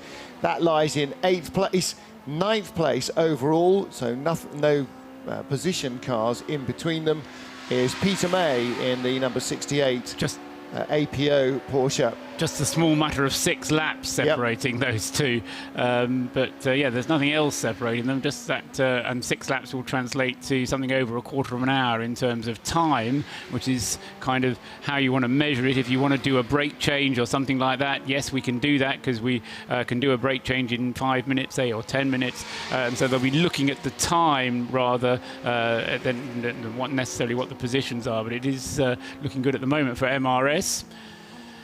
Also, Milos Pavlovic, the fastest driver in the 58 Lamborghini, that is the gold Lamborghini Huracan, has just set the car's fastest race lap, a 1 minute 55.200. They are in the A6 AM class, but in which particular speed bracket of A6 AM are they? I'm assuming they're not allowed to exceed a 1 minute 55. That is the 58, isn't it? The Pavlovich car, the Sportec Motorsport car. They're at 155. 155 is their limit, so Milos Pavlovic is doing exactly what he needs to do and pushing the car hard, but setting some good laps as well. So another lap in the 1 minute 55. So 55.2 is the best lap that car has set. Haven't even burnt any jokers. Well, that, yes, if its fastest race lap is still 2/10 inside its maximum, then they can't have burned any at all. And of course, the fact that that lap just happened from Pavlovich, an indication, after all, that we might get a happy hour. Always nice to kind of see cars being thrashed to within an inch of their lives at this time in the morning, having been thrashed already for 18 and something hours, coming up towards 19 hours of the race completed, with just 5 minutes before the next one. There's another one from Pavlovich. Actually, not from Pavlovich, is it? That's from the number 49, the DriveX Audi, which has just set a 1 minute 52.835. Now, the DriveX car is one of the cars that got shoved from A6 AM into A6 Pro. So they're free to do as fast as they can. So a 52.835, the fastest lap of that car thus far for car number 49 in the hands of Andres Saravia. Still the fastest lap of the race overall. That lap from just the 5th lap of the race, which is really, of course, the 3rd racing lap, because the first 2 laps were done under the safety car, or pace car as it was before the start of the race. 2 formation laps counted towards the total count of laps. Sharon Blake-Molen, 150.319. What's the betting we can get under 150 in the next 2 hours? Possible? I think it's possible. Might look at the number 52 Barwell Lamborghini as being one of the contenders for that, particularly if Jeroen gets back into the car. We hear drive shaft failure for the number 199 Honda, and they have taken the wheel off, and now they've put the wheel back on to try and move things around and see exactly what is going on. The team have not given up on the car. They have given up on 99, and I'm sure they're hoping that they can get at least one of their 2 cars to make it all the way through to the finish. Heard from the Mehmet Ogilvy team, was it Ramsey Moutrong was saying that so many long constant corners here, that unlike somewhere like Paul Ricard, where you've got the long straight with time for things to cool down, the car is always loaded up, and that's not only detrimental to the tyre life, but clearly also has caused a few drive shaft problems. This isn't the first car that's had drive shaft problems. The others tend to have been mainly from incidents, though, Paul. Into the pits has come the 52 Lamborghini. Richard Abra, having just given him the credit, has brought the car into the pits. Now, this isn't the longest stint that Richard has ever done, so I think it might just be, as we get into the faster part of the day, that they, as you were suggesting, Martin, want to get Jeroen Blake-Molen into the car and make the best of the happy hour. It's been exactly an hour that Richard has just done behind the wheel of the car. So that was a single stint, and again it may just be that they are now, like everybody else, starting to really feel the effects of a long hot day yesterday. And although it was long and hot for everybody watching and working outside the cars, certainly the temperatures inside the cars were fairly clinically insane. We heard reports very regularly of temperatures being up at 60 degrees Celsius, which is very, very extreme temperature. And of course, the driver is not just sitting in the car, he is sitting in the car swaddled in thick layers of clothing with a helmet, working out extremely vigorously. So it is a brutalizing environment in the car. Do we still have Nick down there in the pits? Because he will be able to tell us, no doubt, if Jeroen Blake-Molen is standing by to take over the driving of the 52. Yes. Nick tells us. Yes, I am standing by, and yes, it is Jeroen Blake-Molen who'll be taking over. Excellent news. So they have 4 fresh new tyres and 5 not very fresh-looking mechanics. And Richard Abra will. And he's popped out the fuel station now, and he comes towards me. It's not a very long run. The Barwell pit, much towards pit entry, probably about garage number 16, which actually is about 4 garages down. And he stops, hits his marks almost exactly.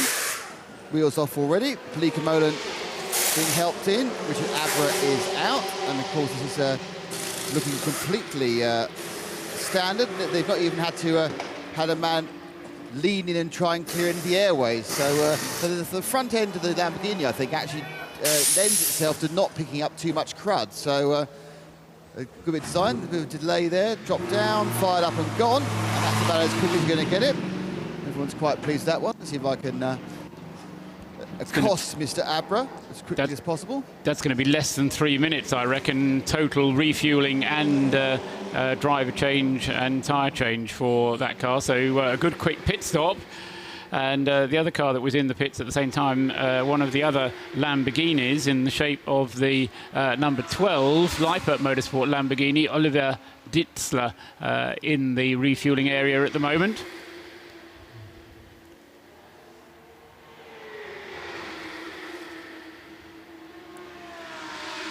Also in the refueling area is the K-Riser Peugeot RCZ, and that last time we saw it was in the garage having work done, which clearly has sustained it, and it is continuing. I think it did a full stint, Paul, and that car still leading the class, yes, possibly. Yes, it is in the hands of Jan Engelbrecht, that last stint.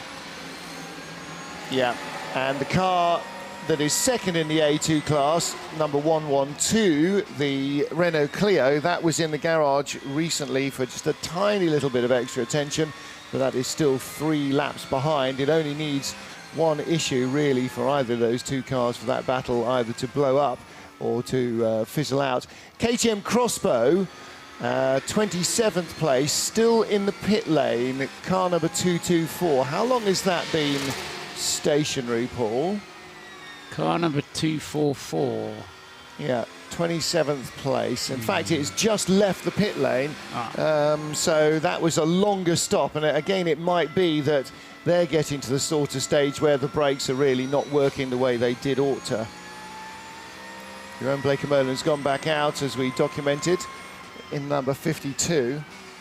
That's the second time that car's been in recently, Nick. So that does slightly sound like they're still trying to fix an issue. Yeah, they've been fiddling with it on a number of occasions. It comes in, as you say, I do like the idea of being Darth Vader's personal transport. They lift up the clamshell. They were putting fluids in it last time, sent it out again, and now it's got more problems. So not quite sure what's going on there. When I've spoken to Richard at the end of this, after this commercial break, I'll go down there and find out what's going on.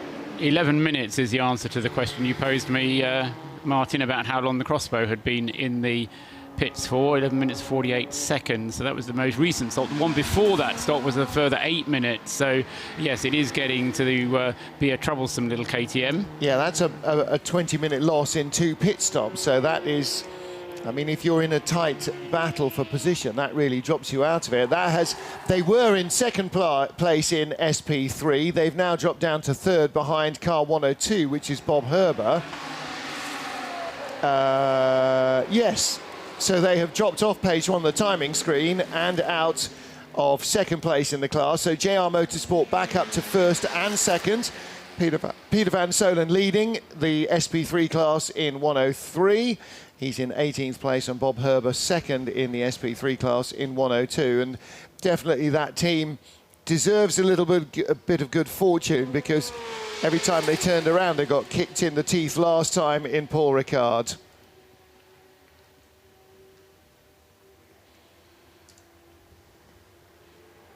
Fresh is probably not the word, but fresh off a fastest lap for the car 3 or 4 laps ago. Milos Pavic back in the pit lane in the number 58 gold Lamborghini, which gets us into a Lamborghini frame of mind. Down at Barwell is Nick Damon. With Richard Abra fresh out of the Barwell car. Just an hour. Is that as long as anyone can do now? No, we can go for longer. We just, I took Joe's code 60 and fuel top up, so that brought us to an hour, so then Jeroen goes in. I think Joe would have been up on time, so yeah, it's my first hour stint. All the others have been 2 hours, so it's quite nice. Is it getting more pleasant yet? I mean, I know it's about to get warmer again, but less cars must make it easier.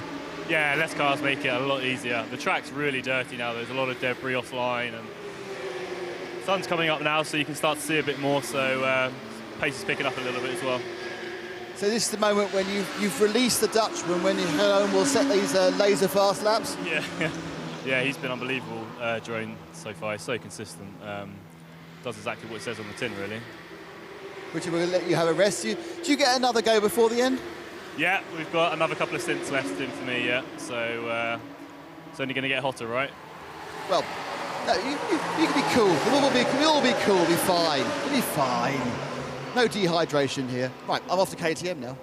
Think cool, wet grass. That's the answer there, isn't it? Or nice cold beer. That will be the prospect, I think, that keeps everybody going to the end of the race. The chance to get back and cool down and relax a little bit, win, lose or draw. It's been a hot weekend for everybody. Ronald Egerman leaves the fuel pumps in the 6th place Hofer Racing Mercedes. This car 3rd in the A6 AM class. Their rivals, number 53 and number 33. Those are the white Ferrari and the yellow, blue and yellow Audi, and they are a couple of spots further up the road. Gold Lamborghini is with the team. The number 58 car has Nick Damon loitering with intent. It doesn't. It's not smelling of fuel either, which it normally does, which is, well, A, good for them, and B, good for me, because it's not going to get involved in the conflagration. Milos Pavlovic has got out. I think once again it was Christoph Lons who's got in. I don't know, I must have missed a stop, because every single time I see that car, Christoph Lons is getting in, he's never getting out. Well, so, he never gets out. He kind of morphs out halfway through. I can see just ahead of me, the Hofer Racing machine has stopped as well. Ronald Egerman has got out. I'm not sure who's got into that car. You'll find out any second now when it clicks the transponder. I'll just see Milos. Milos, how is the car running now? It's had a few problems. Well, yeah, we had a few problems early on. Since then, everything is running well. Unfortunately, we lost some time. But yeah, hopefully we'll be able to finish now the race with the pace we have, and we will see. Depending on how the others do, maybe we get a little bit higher up the order. You lost some time with an accident. You end up going in the gravel. That hasn't had any ill effects on the car? No. When Nico went off, it was just a little bit of gravel that went inside the car, and that's it, nothing else. How much is the track and the temperature improving? Is it a much nicer situation now than it was a few hours ago? No, the track is very messy. It's full of dust, people going off left and right, and even I had a little bit of a moment because somebody lost a piece of a car and I just didn't see it and went straight over it. So it's very, very treacherous at the moment, but hopefully now, within the next hour, it will be very smooth because finally we have daylight again. Miles, thank you very much. Another person who's almost hit some debris and broken their car. Of course, that was what broke the 25 car, hitting a rogue piece of car in the middle of the track. Martin. Yeah, exactly right. And unfortunately, in the darkness, they tend to leap out at you. Just ask Harry Tinknell. But in daylight, you have a better chance of spotting debris. And so too do the marshals, of course, because a lot of debris will not be easily identifiable in night time because it isn't lit. So dramas, hopefully with lack of visibility, will reduce. But of course, the other thing is that drivers will start to take a little bit more of a chance now and again in traffic when they can see a bit better. You can see red sky in the morning, Paul. That might be a portent of some rain on its way, but at the moment, not particularly cloudy overhead. Doesn't look threatening at all, does it? And No. I'm afraid to say it was only a small chance of rain that I noticed as we were starting the race, and a few clouds perhaps rolling in. But certainly, what little light we have at the moment looks pretty clear. Looking away to the west, the direction we're looking in, the sun rises behind us, and I'm not quite sure of the local weather conditions. Most of the hills are behind, are ahead of us over to the west rather than to the east behind us, where it's mainly coast. Yep. And light definitely stretching across the sky. It'll be full daylight fairly soon. And coming up to the inside the 5-hour remaining mark, as we are now at 7 in the morning. Dust in the sky in front, so somebody's gone off, or is that smoke?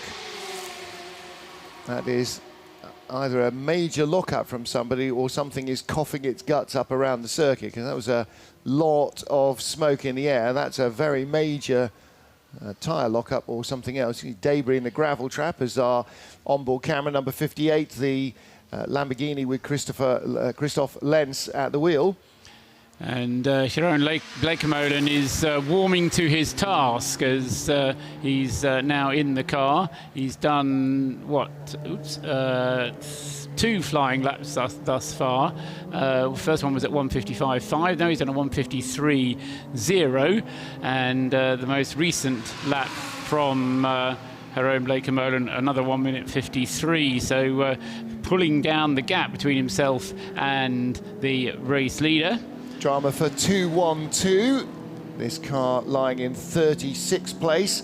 And the Presenter.eu car, this is the all-Danish car. This is Nikolaj Sorensen. He's half spun it off into the gravel. Good news for Roll Centre Racing fans, friends and family. Martin Short, his team have fixed the number 246 car, and Richard Neary has taken that back out. That had, you'll recall, a hub failure. The wheel brake and everything else fell off. It is not out yet. Nick lied to me, saying it was going out. It's fixed. I think it was fixed, but they're just doing the alignment with the string. You have to do alignment. The wheel fell off. You can't just guess. Another drama. 2-1-2 has gone off, and where he's been guarded by yellow flags, so has 95. So the Mark Carr's Mazda. That will be the first, no, not the first time I mentioned the VDS Racing Adventures car. That car went off, and that is down at turn 14, and no, it's turn 11 according to our map. Yeah. So and the Stanko car has also got going again in the meantime. So practically back to green flag racing. At least it will be as soon as the service vehicles clear themselves out of the gravel bed. And yeah, car hadn't gone very far off. It had backed itself in, and only one wheel had dropped off the edge of the tarmac into the gravel, but clearly that was just enough for it not to be able to get back out again. Wim de Pundert has stopped for fuel in car number 41. That's the HTP Mercedes. Yes, another 1 hour stint for Wim. The HTP car has got its fuel and is heading on its way. The 212 car going on. I don't think he's even going to come into the pits, having had its moment up at turn 11. No, he wants to work out his embarrassment first with a series of quick laps before he comes back to the team and is able to hold his head up without his tail between his legs. So yeah, no, he continues. There was no damage done. He just had a little loop around. Car number 41 reaches the team.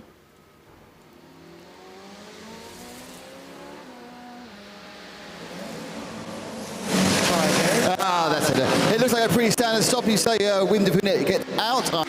I'm walking towards it. It's a very, very good looking car, this new AMG machine, especially in this darkened grey that they've now decided to give it a kind of a look over. There's also a very good helmet on Wim as well. It's a small version of the car in there. So they are just about to move away. So I didn't see who got in that one, I'll be honest with you. I'll just see if I can grab a quick word with Wim. But he's two. He's Wim. Man.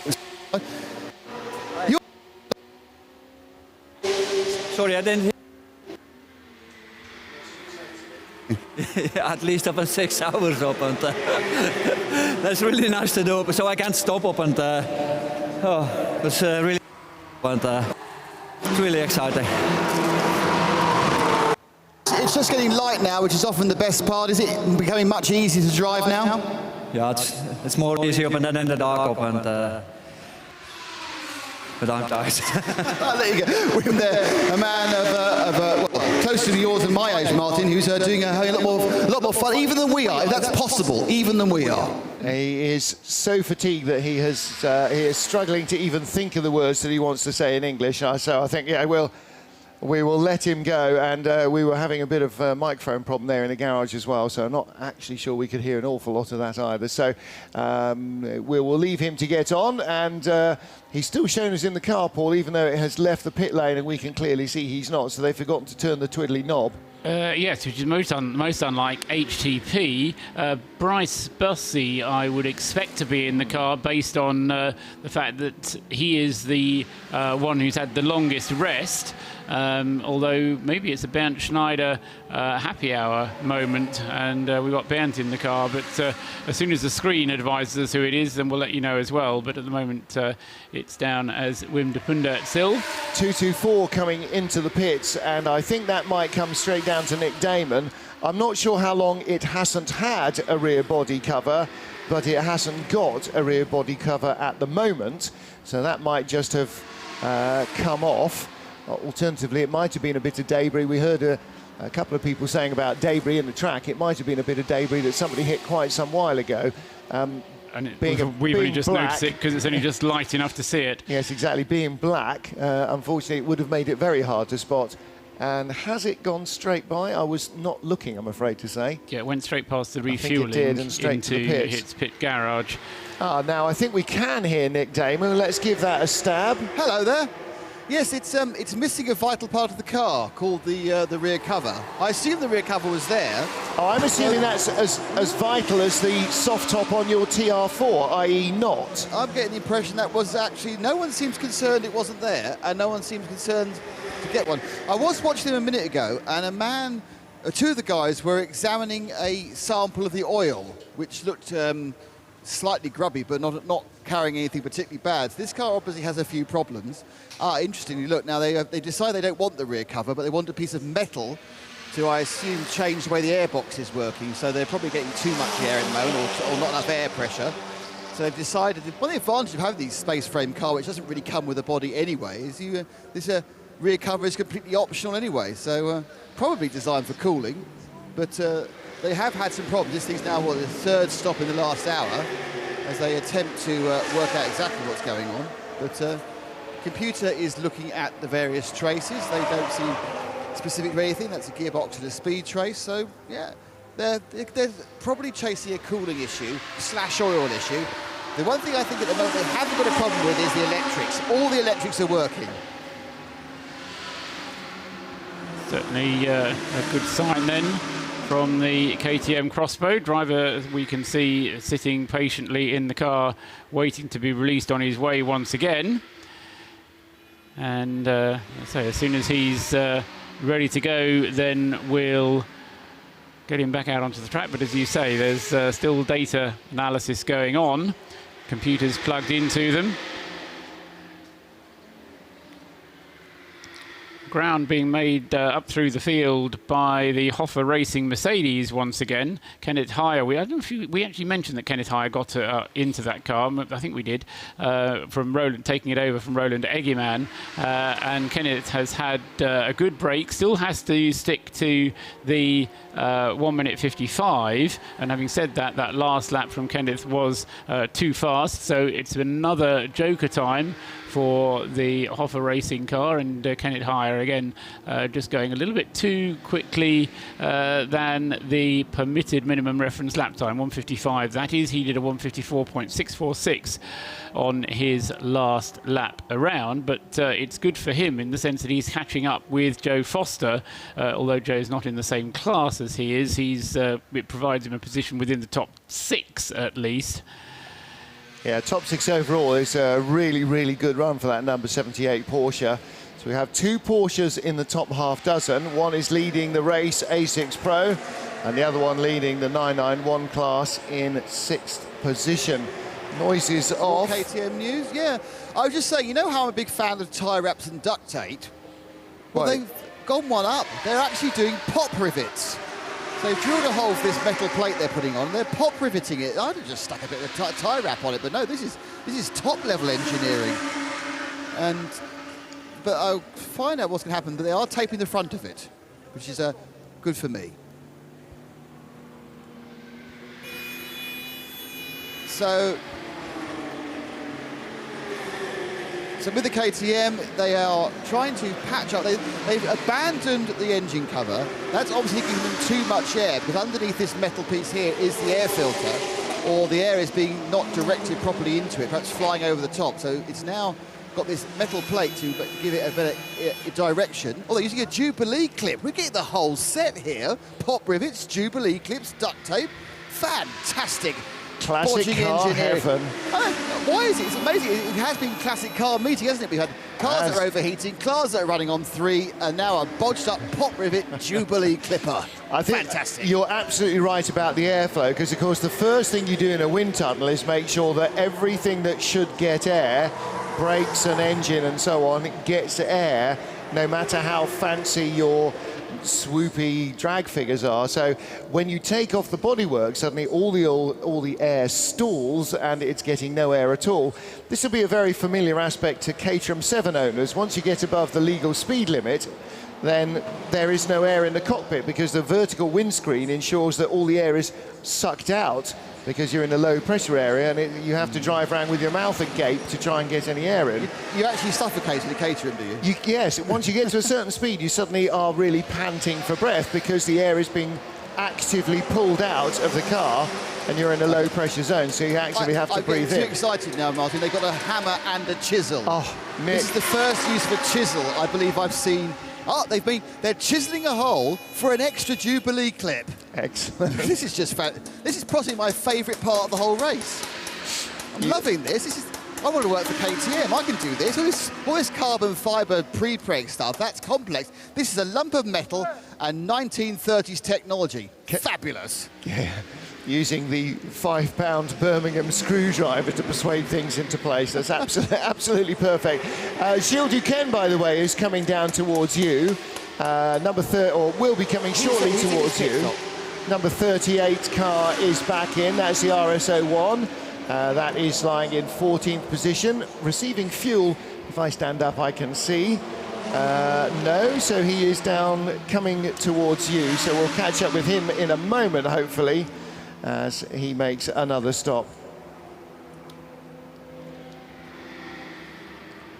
Number 34 Audi also reaching its pit. That is Ingo Vogler about to surrender the white and blue car white and blue car collection car. Yeah, much more manly that one, wasn't it? Where did your voice break again? About 30 seconds ago.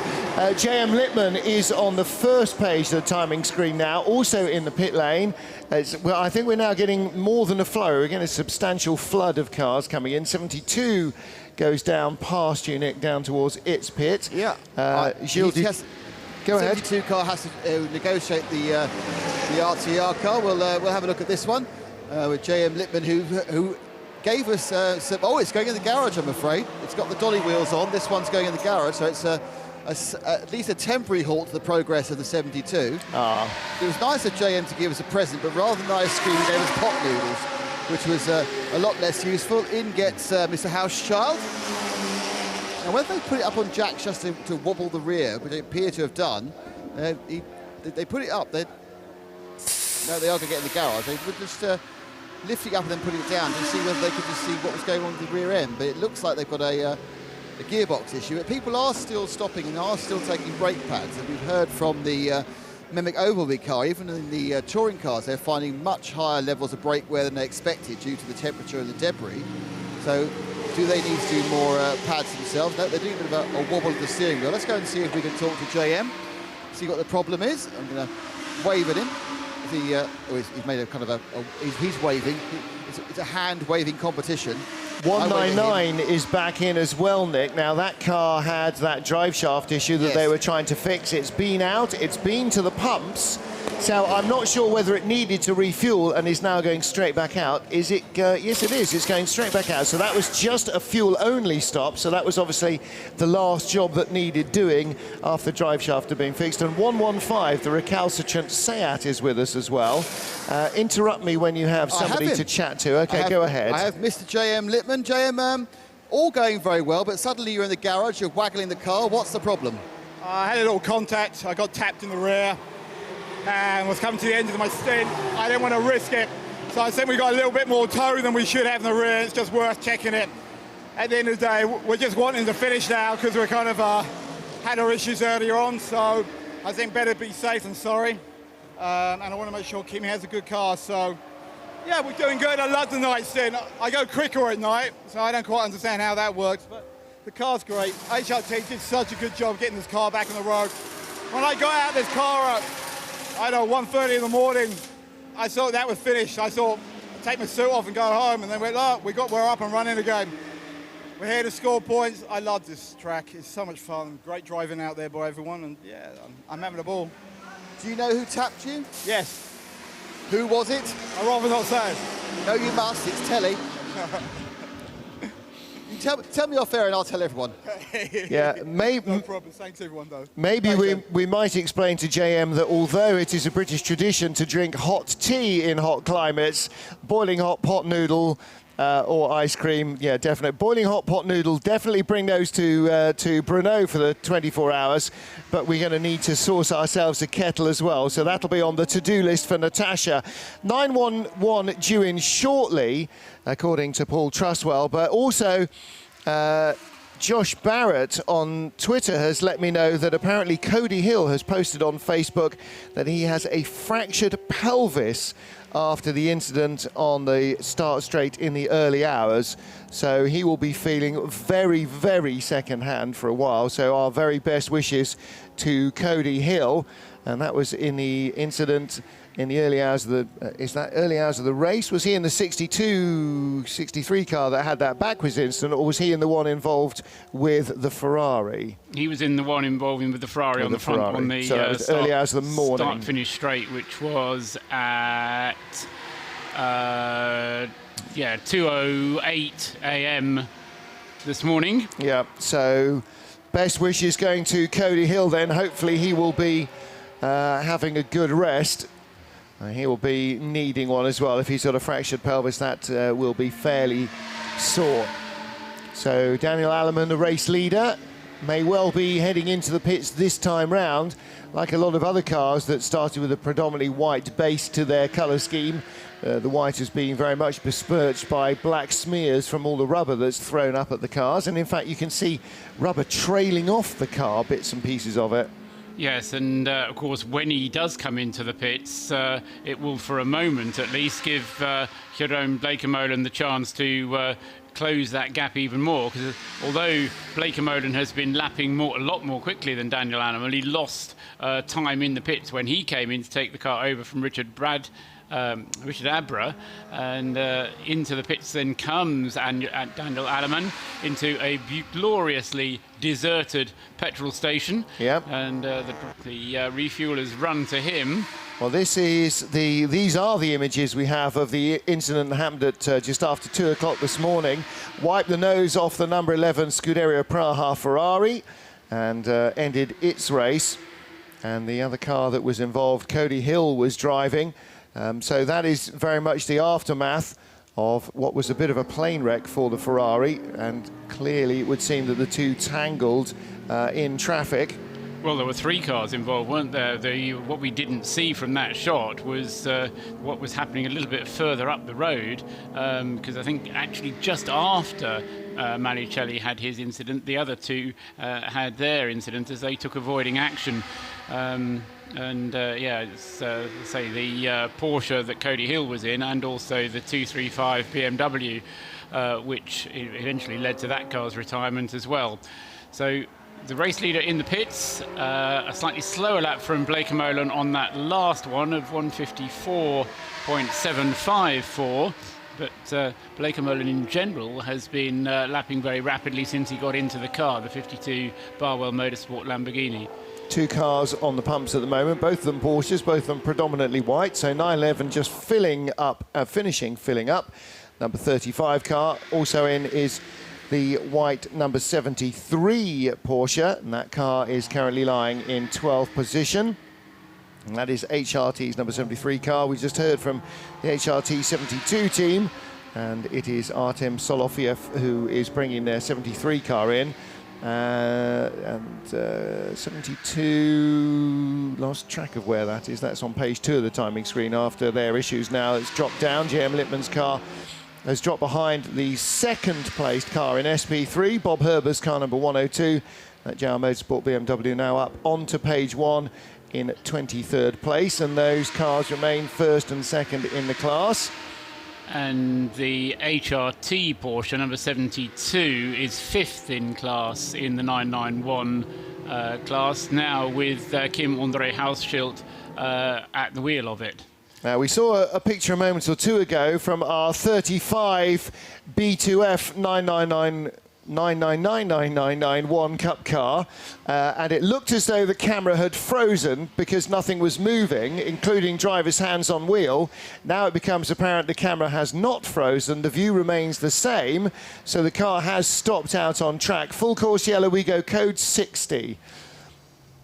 911, the race leader, has fueled, and this time will not dive into the pits under code 60 because, Nick, he's just leaving. He's leaving, yes. So we had Ralph Bonner's got on board. Daniel Alman get off. It was a pretty standard stop, but they managed, of course, because they came in before the code 60 to get a full slurp of fuel.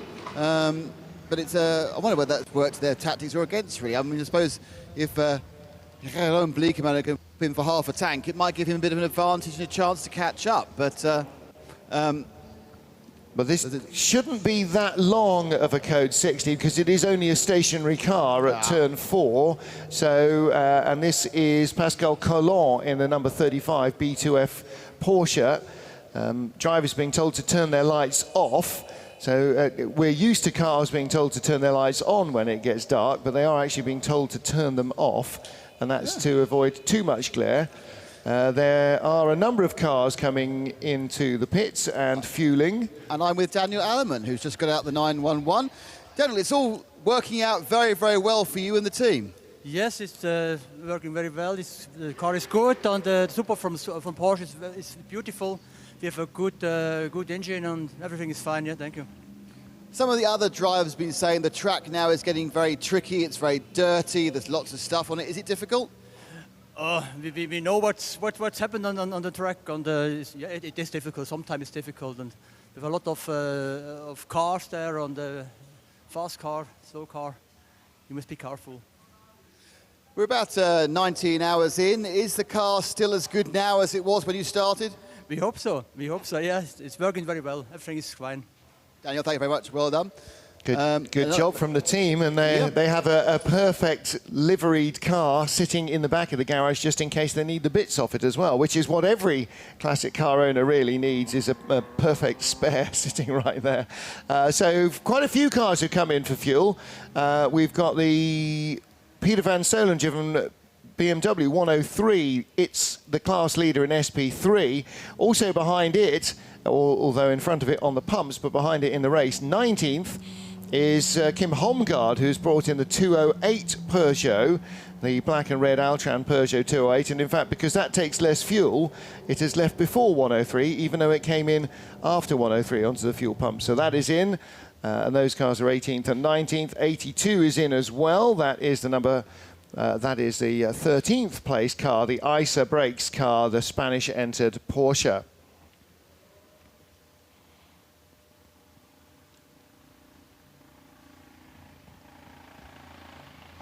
.30 Central European time at the Circuit de Catalunya. It is daylight now, and Nick Damon, you're not feeling the effects of the sunlight now, but you are at least getting the visual effects of the sunlight because you can see everything quite clearly. I can see clearly now. The sun is shining. A bit of an interesting clumping there. There's 3 or 4 garages in a row where I am now, which is around the 33 car collection, the Team Outron are all trying to come in at the same time. Also, the 25 MRS has pulled in again after it stopped about an hour ago. Punctured radiator. The Team Outron 208 is getting a service. We're waiting for the 33. A couple other cars have trolled past us. So it seems to have fallen quite well for a lot of teams, this particular Code 60. The 208's also getting a bit of a look at with the computer. 3 of our top 4 in the pits. Barwell Lamborghini coming past you. Jeroen Bleekeman has fueled. Ralph Bohn has left. You said G-Tonic is in 33. He's now leaving the pumps. 35 is on the end of a tow rope, so we will rescind our code 60 very quickly. But the cars that have come in under code 60, Nick, as we know, are only allowed half their normal fuel allocation, and that means that they get a half stint or they have to go again.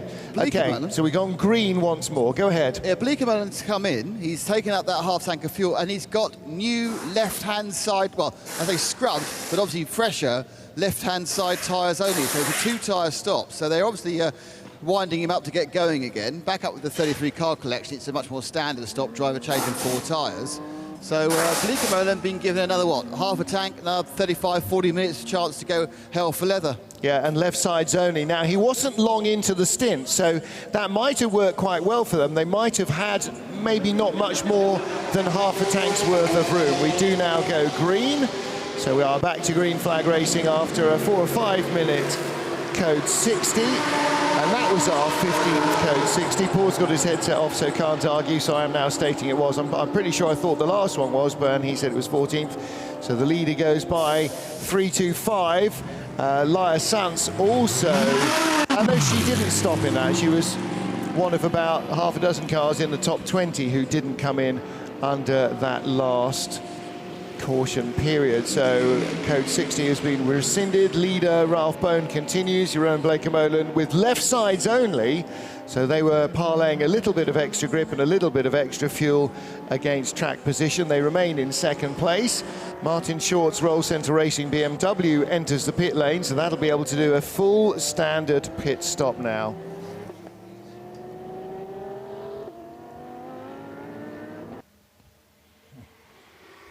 Looking into the MRS garage at car number 25, I rather sense there may be an ongoing story here. It had damage when it came in around 40 minutes ago, maybe a little longer, and it had hit. It had hit something that was lying in the track that was invisible to the driver, because at that stage it was dead of night.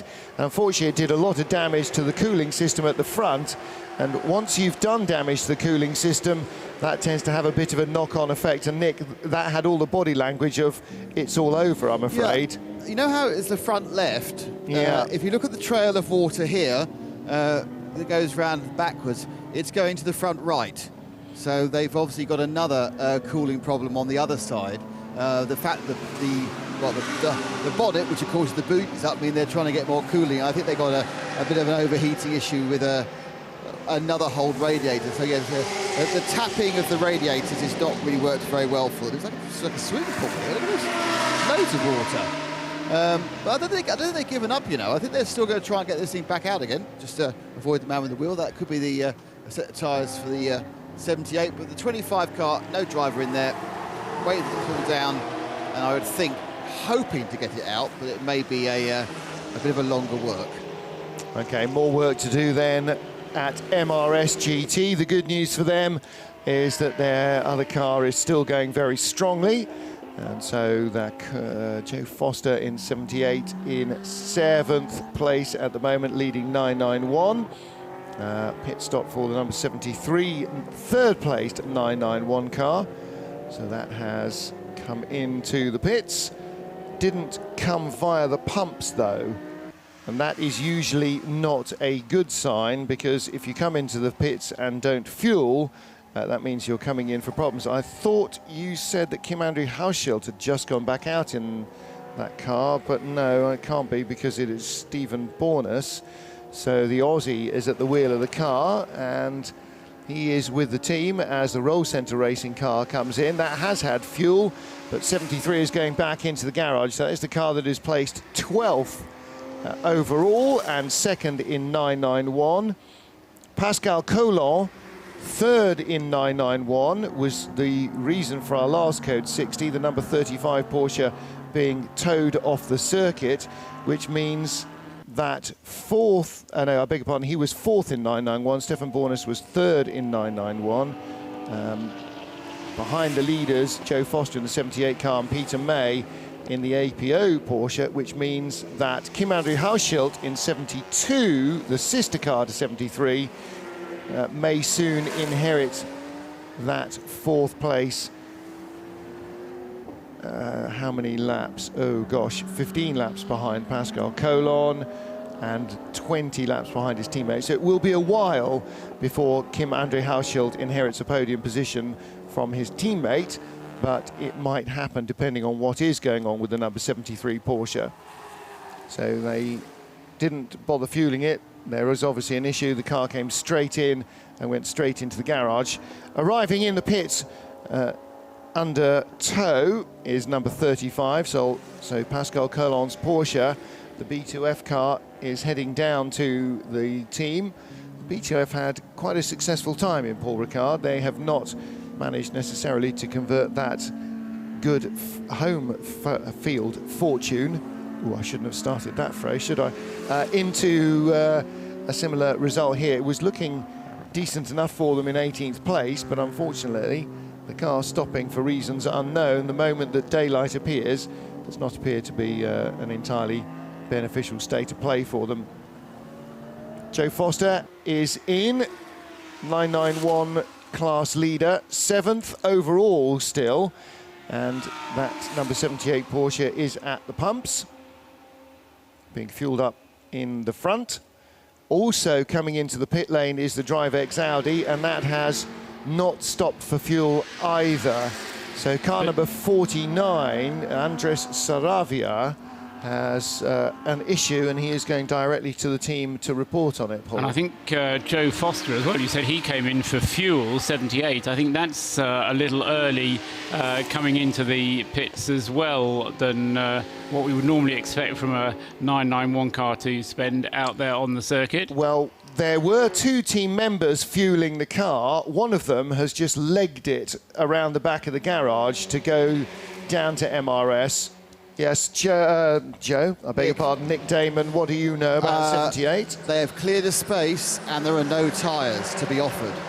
So the 78 for Joe Foster is going to drive straight into the garage. Suddenly the wheel back the 25 and he's going to come now, he'll turn sharp right. Now what the problem is, who knows? They've got a good cushion, it could be a clean-up and a shakedown, but don't forget they've been handling this theoretical potential possible gearbox issue for the last couple of hours. Oh, the belt's off. Come down, look, the belt's coming. Auxiliary belt off the car. You can see it, water leaking. Belt off the bottom of the car. Can you see it, boys? Yep. And water leaking, so that's our 113th auxiliary belt to fall off here. Never seen it again before, sorry. So they've lost the lead, they've lost the air filters off. There's a leak from water as well, so that would make me think there's a water pump failure. Or that it is overheating because the drive belt has stopped turning the water pump. Yes. And therefore it is spewing water out from any orifice that it can do. So, right, so our leader in 991 is in the garage. Our second place car, I probably really oughtn't to mention that Peter May is not yet in the garage, because our third place car in 991 is also in the garage receiving service. Our fourth place car in 991 has just returned on the end of a tow rope. It is not 991 happy hour, is it? Now, what I've just noticed is that there's been a clump on the back of the car as well. Look, a little bit of damage on the left rear valance. Now, whether those two things are related, it's slightly knocked out of place. I'm not even sure whether that happened in the last stint, but the car has looked pristine prior to that. So whether he's had a little tap and that's had a knock-on effect that's taken the belt off or has worried the water pump, I don't know. Charles Putnam is getting suited and booted to get back in the car. I would think this is going to be here for a while, because that water leak, the belt being off's not the worry. It's the water that was cascading out. Yes, it's not throwing a belt, it's what gets thrown as a result. And why the belt got thrown in the first place. Yeah, that too. I'm just a little trying to reflect on what you said, Martin, and I was trying to do something else at the same time, but the number 68 Porsche, the second place car in the class, is going all right, isn't it? It's just gone round. Yes, and so I just didn't want to mention it because all the other 991s had called into the pits in one go. Okay, so it has to do another 4 laps before it's going to catch up with this car. I'm just mentioning that 4 laps because that's Nick referred to this cushion that the Joe Foster Porsche has, the 78 car has, the MRS entry. So wait to see what happens, and Nick has a driver to talk to us. Nick. Joe, it seems pretty obvious you've got a temperature problem. Do you know what's causing it? I don't know. I just got a water temp alarm, so we figured we'd have a look at it. Obviously, something's leaking. I'm just not sure what it is. Little tap on the rear left there. Was that in that last hour, or was that before that? You know what? There was a TCAR car or something, and it had a brake failure. I could see from my rearview mirror it had a bunch of brake smoke. It did touch us, although honestly that damage was already there from before, so I don't think that did it. So who knows at this point. Well, so you threw a belt, so maybe a water pump. So it was just suddenly you got an alarm, half lap before coming in? Yeah, as soon as I got a temperature alarm, we had a code 60. As soon as it went green again, I got the alarm, so I just pitted. Thanks, Joe. Hopefully you can fix it quickly and stay in the lead. No worries, we'll get it fixed. Thanks very much. No worries. There we are. It's fine. But it is very wet for the mechanics. Extremely optimistic Joe Foster there talking to Nick Damon down in the pits. And for a car that's leading its class and has just got potential class losing position thrown upon it, a very circumspect Joe Foster. Well, but Peter May is in the pits now. Paul May, done it myself. Paul May is in the pits now with the 68991. So whilst they're working on the MRS car, so as well, work can be done, or at least fuel is going into it at the moment, on the APO Sport car. So, leader is having in 991, the leader, 78, is having overheating problems. 68 in second place, which is about 10 minutes behind it, so 4 laps or so. They've come in for a fuel stop, so regulation stop for them, hopefully. Third in 991, Stephen Bournes drove straight into the garage. Fourth place in 991, Pascal Colomb. Car is in the pits on the end of a tow rope, having stopped. Fifth place in the... I think we do still have a fifth place in 991 class. Oops. And that is Kim Andrews Hauschild, so that's the 72 car. That seems to be out on track and hasn't yet felt the need to come into the pits. But sixth place in 991 is also in the pits, and that is the number 25 MRS car, which is returned probably as a legacy of its overheating problem. So, of our 991 class, half dozen cars, 2 appear to be moving healthily, and 4 of them in the last 10 minutes have come into the pits. Yeah, that's a fairly significant strike rate. Yeah, we're not necessarily just for routine work to be done either. And this so often will happen. What we really need is just to see the temperature gradient out there, because often what causes the problem is a sudden increase in temperature outside. As the sun comes up, a gentle, it's like boiling the lobster, isn't it? A gentle rise in temperature the cars can tend to deal with. But when you do this sudden rise in temperature as the sun comes up, then very often some of the things that the cars have been dealing with through the night suddenly don't become possible to be dealt with. Well, quite often the sudden rise in temperature will come not so much necessarily from the sun coming up, but from having to slow the car down and crawl along at speeds that's not generating any airflow. 68 has finished fueling and is driving along towards the APO Sport team. Now, this is one of a couple of our front-running crews in various different classes that is only 3 strong. So James May, Paul May and Alex Osborne, and Paul May has just gone straight past and straight back out. So no tyres, it was just for fuel, and they are pressing on. And possibly, even if they had expected to make a driver change then, or had gone for tyres, with the class leader having dramatically come into the pits a couple of laps before their scheduled stop, I think that's not a bad gamble, actually. OK, can you do another stint? Yes, right, stay in the car. How good are the tyres? They're all right, I can go. I think that's what they're doing. They are now going to go 3 laps behind the leader at the end of this lap, and they stand a chance of passing the number 78 Porsche for the lead of the 991 class before Joe Foster gets back into it. Like we said, a 5-lap lead is not 15 minutes here. It's more like 10 in a 991 car. So and 9 minutes already in the pit lane for the 78 Porsche. Then 10 minutes now for 78. Of course, 3.5 or nearly 4 of those will have been 68 also doing a fuel stop, so it's mitigated that a little bit. But 78 is in. All workers stopped on 25, by the way, which is in the back of the garage.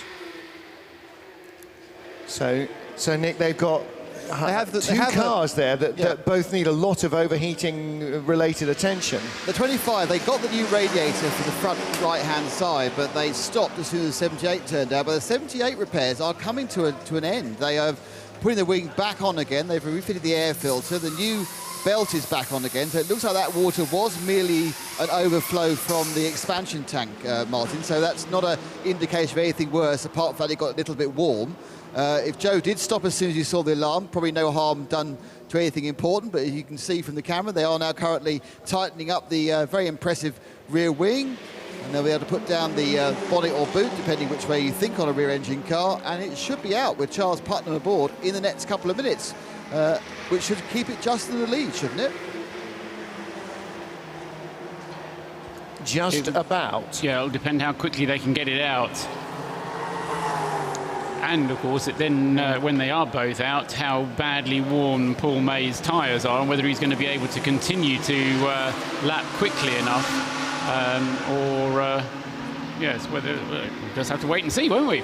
Well, this is maybe also a slight psychological pressure, is that 78, the team will know that the closest car in their class is no longer 10 minutes behind, but is more like 3 or 4 minutes behind.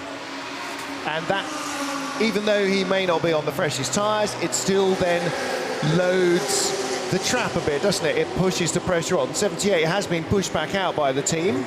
Charles Putnam aboard, new tyres, full tank of fuel, hopefully not overheating, not very good steering lock like most of these cars, and off he goes with a shove from a beanie-hatted mechanic.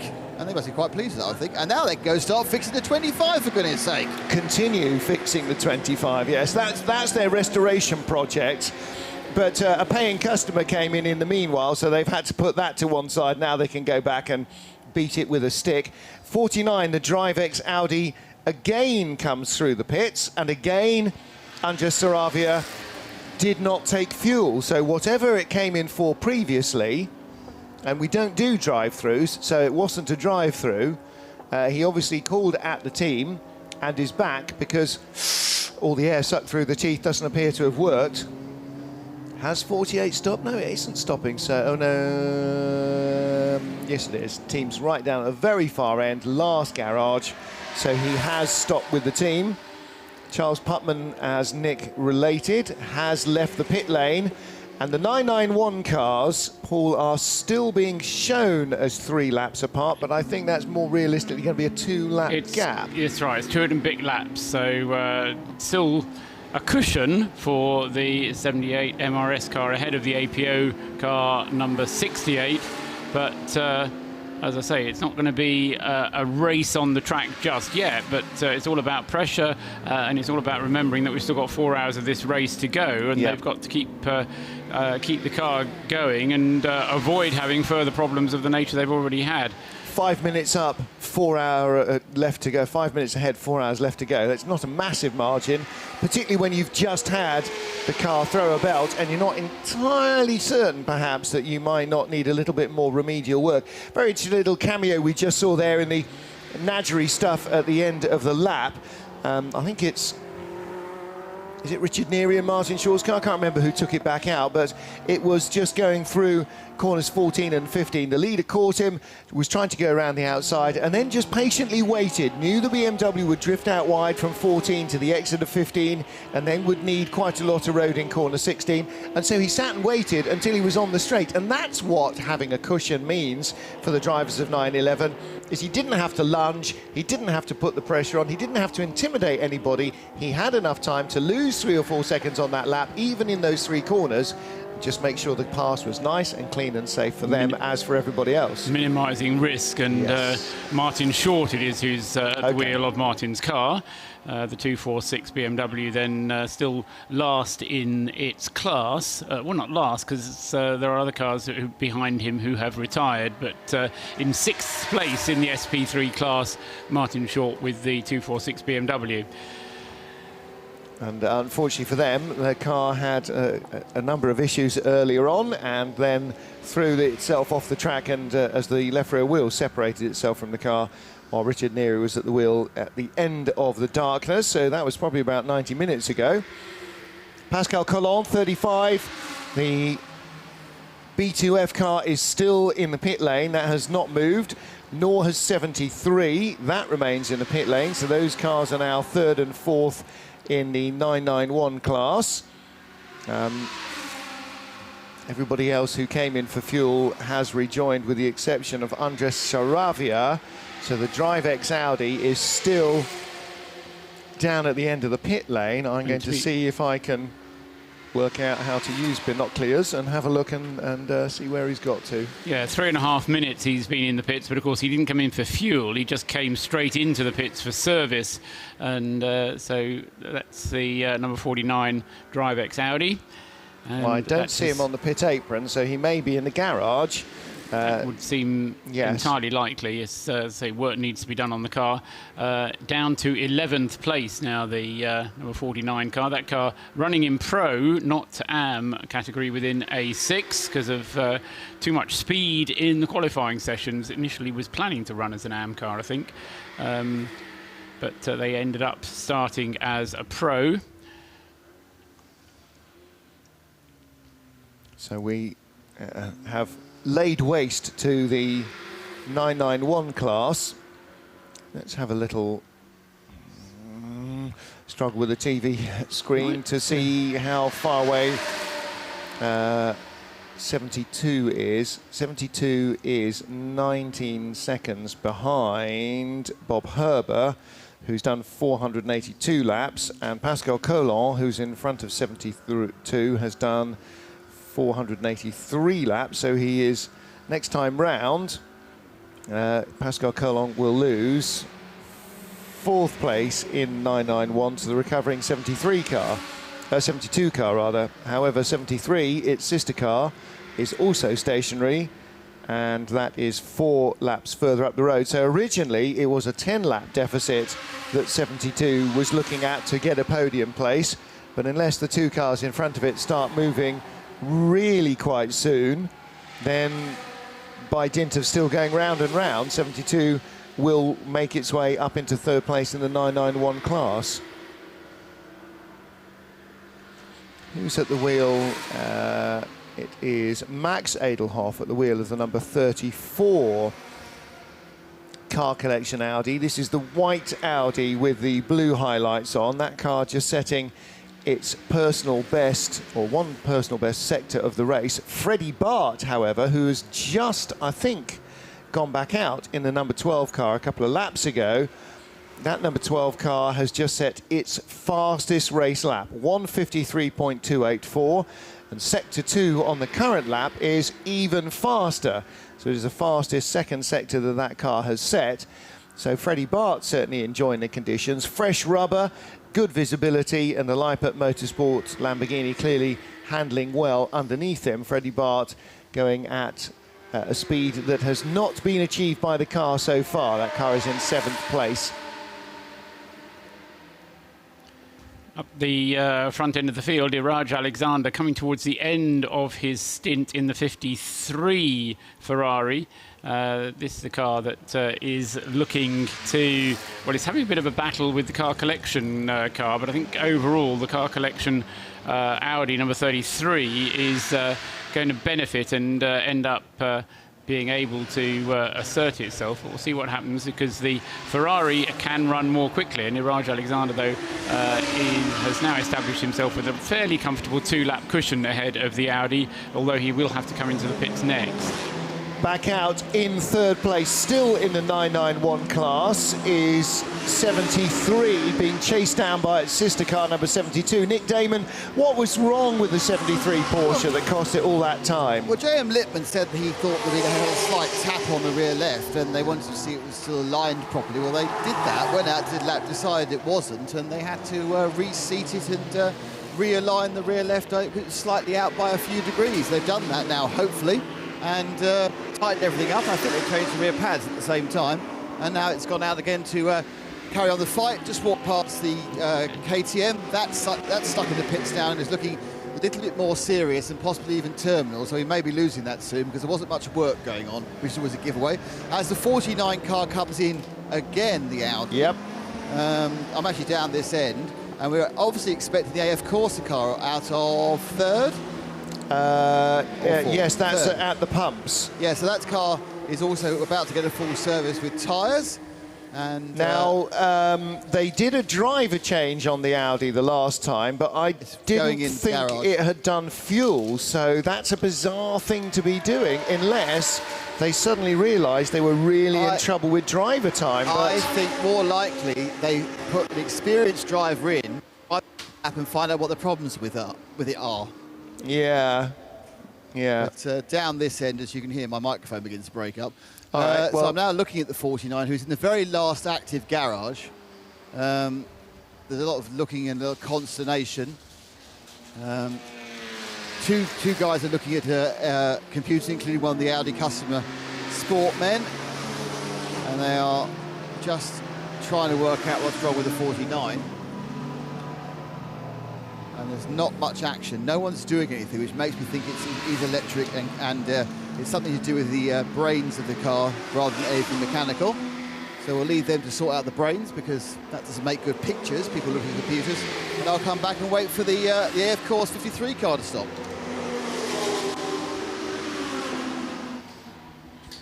I'll fade you down and push my button. We will catch up with you when he does. 53 is receiving the last of its fuel.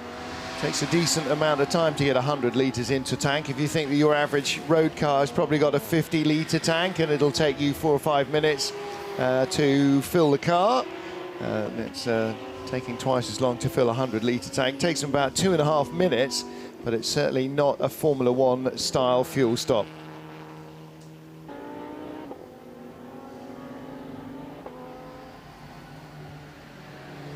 Coffee and cake have arrived in the booth to add to the Stroopwafel pile that is rapidly diminishing.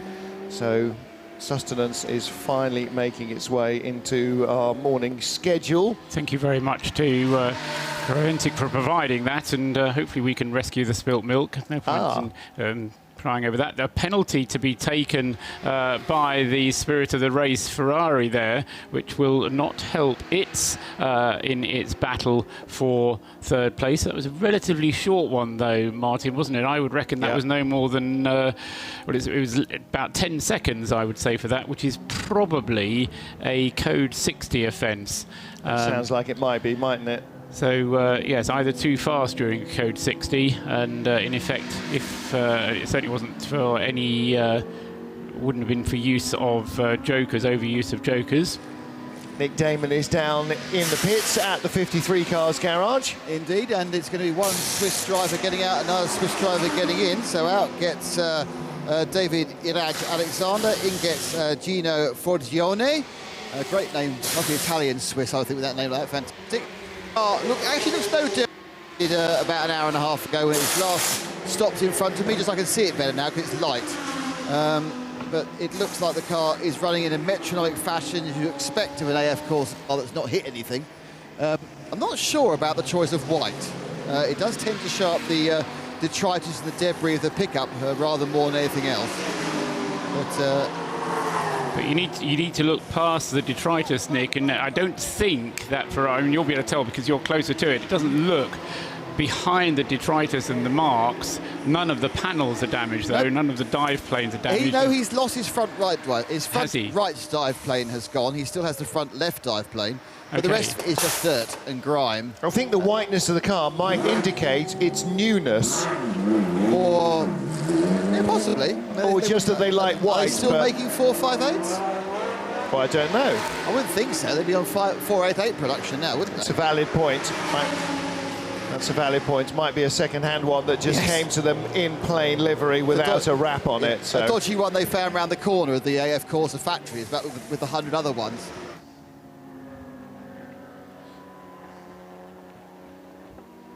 So Iraj Alexander has evacuated the number 53. Nick has gone to beetle off and find him.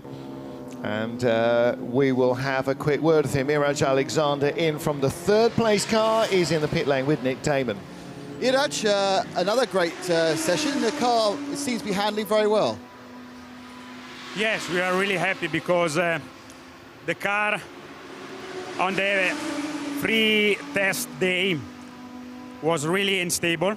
We worked a lot to find a good setup, and we changed a lot between the free night practice and the race.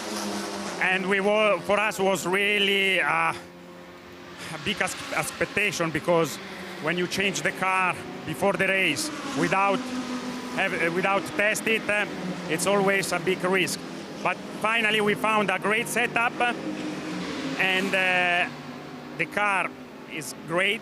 My teammate Alex Wagny, Gino Forgione and Tom Dyer, they are unbelievable, really fast, really constant. I think all the team, all the staff, all the mechanic, they give us the opportunity to stay right now in the third position, overall and first in class. Of course, I touch wood. The race is still be long. We will see, but we cross the finger. Working with AF Course, you'd have thought they'd have given you a setup when you arrived. Was it just that you were trying something different to begin with? No, AF Course have all kind of setup of all racetrack, but they don't have so many experience with Hankook tire here in Barcelona, and with the high temperature that we get on the two first test day, we was really surprised about the feeling of the car. We changed a lot, but the car was not improving the setup. Was or worse, but not improving. And AF Course did a lot of experience in 2 days, and it's thanks to them that they finally make a lot of calculation and preview setup, and they found a great setup for the race. Thank you, Reg. Great stuff. Keep on keeping on. See, even AF has to work things out with the car, which they have 100 of, and they've run about 1,000 times. Exactly right. But again, as he says, you know, the wrinkle here is, first of all, a lot of temperature, and secondly, perhaps a lack of data on their side of what the Hankook tyre does here. And I think that's probably very fair for everybody. I am not sure that they've had an awful lot of experience at these sort of temperatures with the Hankook tyre, especially on as hard a working track as this. I mean, this is probably a lot harder work on the tyre than, say, the Dubai Autodrome. So David Iraj Alexander giving a very good chapter and verse there. Nick, now, right behind you when you were chatting to him, the camera showed the number 35 B2F competition car, and that was up on its jacks and seemed to be singularly unloved. I think everybody had, I won't use the word that immediately sprang to mind, cleared off for breakfast. So if there is anybody there, maybe we can document why it stopped and why they seem to have no interest in it going any further, because it has dropped off the podium in 991. Kim-Andrew Hausschild is now up to 4th place in 991 in the 72 Porsche, but in 3rd place in the 73 Porsche is his teammate, who is still 2 laps ahead. So it's an inter-Nissan rivalry for the podium spot. But the B2F car, one of our cameras, that's the second of our camera cars that has gone astray, because number 32 MJC Ferrari has also dropped out of the race, hasn't it? No, it didn't even start the race. Oh, it didn't start the race. No, 303, that's the one that dropped out, isn't it? Yeah, so we've lost 303, we've lost 35 now, although 35 is, well, I don't know, we've lost it. It's been missing for half an hour. So which was that? The 35 car. Yes. So, in fact, Nick Damon is down there, and it's the Marie Celeste of the pit lane, Nick. It's like they've just gone. It's connected to the air jack. It's got a wheel off. It's got the bonnet open. It's still got, it's like a bit of warmth like it's used. It's like there being, as you say, it's like there's a cigarette there and a half-eaten sandwich, but there is nobody. Now I think the half-eaten sandwich might be the clue. Chris in Leamington Spa is gloating because he's got tea and bacon sandwiches. All right. Yeah, I know. Don't worry. But I think it's 8:05. Where have they gone? They're French. They're petit déjeuner. Petit déj, exactly right. I mean, the car's not going to fix itself. They can't fix it. Therefore, there's Rianne to be fed, so they've gone off to have a petit déj. And some vin rouge. Come on, well, it's all over now. No, I don't think so. They might have a quick pression with breakfast, but there we go. Well, don't forget Cor Isa was drinking it for 5:30. Well, he is Dutch. Oh, good point. So, and they probably needed one to wet their whistle as well. And when you've been working in the garage under cars, especially when you're doing all the stuff with the brakes and all the other stuff, it's not nice, is it? So We've just received the 118 BMW as well into the pits, which is currently 31st overall. It's the all-Dutch team in A3. It's up on the high jacks, but I don't know why. Just crawled in with a problem under the car. Currently third in A3, Let's Nick. see if I can, Simon Knack brought the car Mark in. Boos, who's one of the drivers. Let me crack it with Mark. Just come out a second, because we've got a just get the reception here for Mark. Mark, car third in class, but you've got a problem. What is it? We have for the second time a problem with this rubber. It's complete gone. We hope that we can fix it and finish the race. How is the car going? When it's going well. Yeah, the steering is fantastic. It's a supercar. We miss a little bit power on the straight. That's our problem qua lap times. That's all.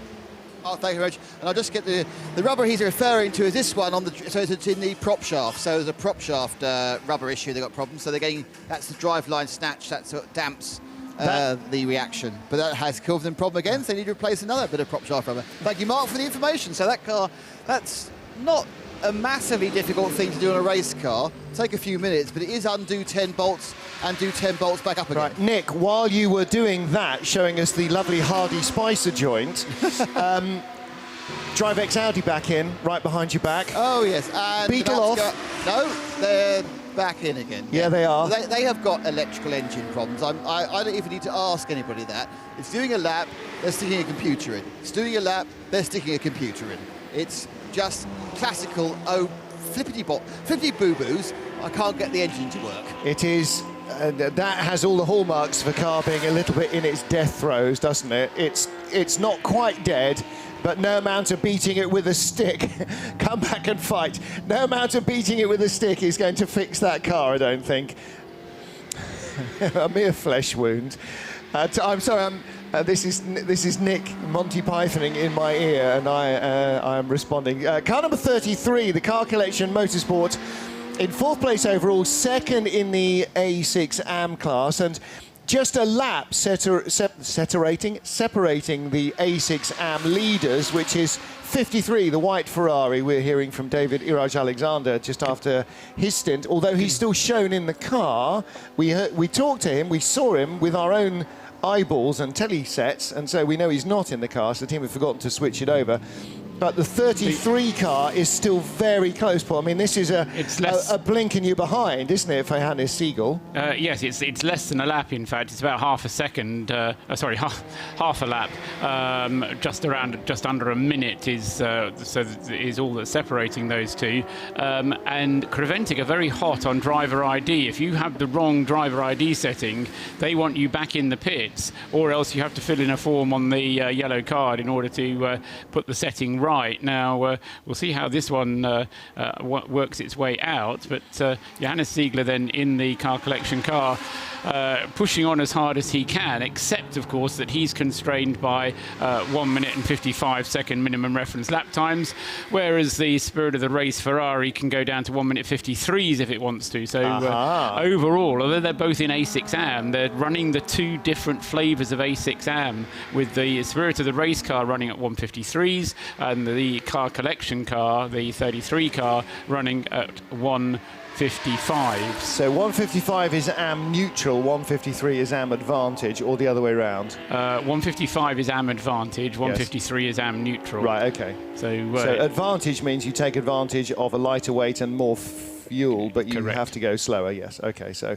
it's not advantage in lap time, it's advantage in everything but lap time, and that is the hobble that you get. As I say, there's a school of thought down in the pit lane as you talk to people that the neutral setting is kind of neither one thing nor the other. The other school of thought is that the neutral setting is the perfect middle way between a full A6 Pro and the AM Advantage. Now, pay your money and take your choice, because in the past, the Hoffa racing car number 10 has always demonstrated that the Advantage seems to be a good one, but they've not had a trouble-free run. And the trouble is, if you're going to try with the AM Advantage handicap, as it were, the AM Advantage subcategory, you do need to have a trouble-free run. And just thinking about how this race has been panning out, there have been very few cars that haven't had at least some kind of problem, even if it's been what seemed at the time for the Barwell Motorsport team a rather disastrous 12-minute pit stop when they had to change that steering wheel loom. But apart from that, it's run very nicely for them. And well, one of the things that we have started saying at Le Mans over the last 15 years of Audi being there is that if you have an unexpected pit stop, you're pretty much not going to win the race. And often that's because that means your teammate will. But here, again, with 3 hours and 47 minutes to go, 911 has not had an unexpected pit stop. They've made a lot of stops. Oh, yes. But they've come in at pretty much every single time there's been a code 60 deliberately to top off their fuel. And that's just something now that we accept is the pattern of how they deal with code 60s. And they feel that that is the way to go, and so that's what they do. And so far, it's proved remarkably good for them. But the car is doing what Porsches have habitually done for many years. Been boring and white, yes, in the nicest possible way. Yeah, I mean, I think the point is that they've taken the opportunity to always get more fuel on because they have a little bit of flexibility. They've got good pace, and they're able to get the car going very rapidly when they want to. We had a drive shaft problem, didn't we? A differential problem on the number 143 Honda. It's back in this non-TCR category TCR Honda. Nick Damon, do you know what's going on? It's the Lithuanian special, of course. They appear to be doing a full brake change. They're also, well, the amount of pickup it's pulling out from the rear wheel arch. But yeah, they're having a work on the front brake calipers. The AP calipers are being taken out, and they're putting some new pads in. Behind me is Martinis Samuitis. I see we'll grab a quick word. Martinis, what are the problems at the moment? Now is small problems, only brake pads, but all race was problems with brakes, and I don't know, the car is new and I don't know. Is it that the brakes are not working, they're working strangely, or they're wearing out too quickly? Not working, very hard, the pedal very hard, and problem with calipers. That is not something you want here in Barcelona. There's a lot of heavy braking, isn't there? There is a lot of heavy braking here at Barcelona, so that is difficult for you. I think, but we change next year calipers and will be better. Thanks very much. So therefore, it's a choice of braking. Thank you very much, Martin. The Lithuanian team, perhaps basically, they want to take the ABS off that and go straight into TCR. Well, Nick, I think it's really disappointing that you chose to force him to speak in English when you could easily have conducted that as a bilateral in Lithuanian. However, yes, despite using ABS to take, or installing ABS on the car, which is not part of the TCA reg spec, they are running, or maybe even because of having ABS. I'm not quite sure. I'm certainly not going to pretend to be technical enough to understand if that would make it better or worse, but clearly they have brake issues, but they're not alone. I mean, we heard from the Memek Oval team. We've heard from lots and lots of teams that they have been struggling with brakes all the way through. They've been struggling for grip. The intense high track temperature yesterday made for very slithery conditions for the tyres, and I don't think that was a Hankook factor even remotely. I think when you've got an ambient track temperature of 50+ degrees, every tyre is going to struggle, whether it is a road tyre or a race tyre. Nick has a question. Nick? The 127 Bleekemolen team set, has that been retired for a long time and they just pushed it in front of the garage?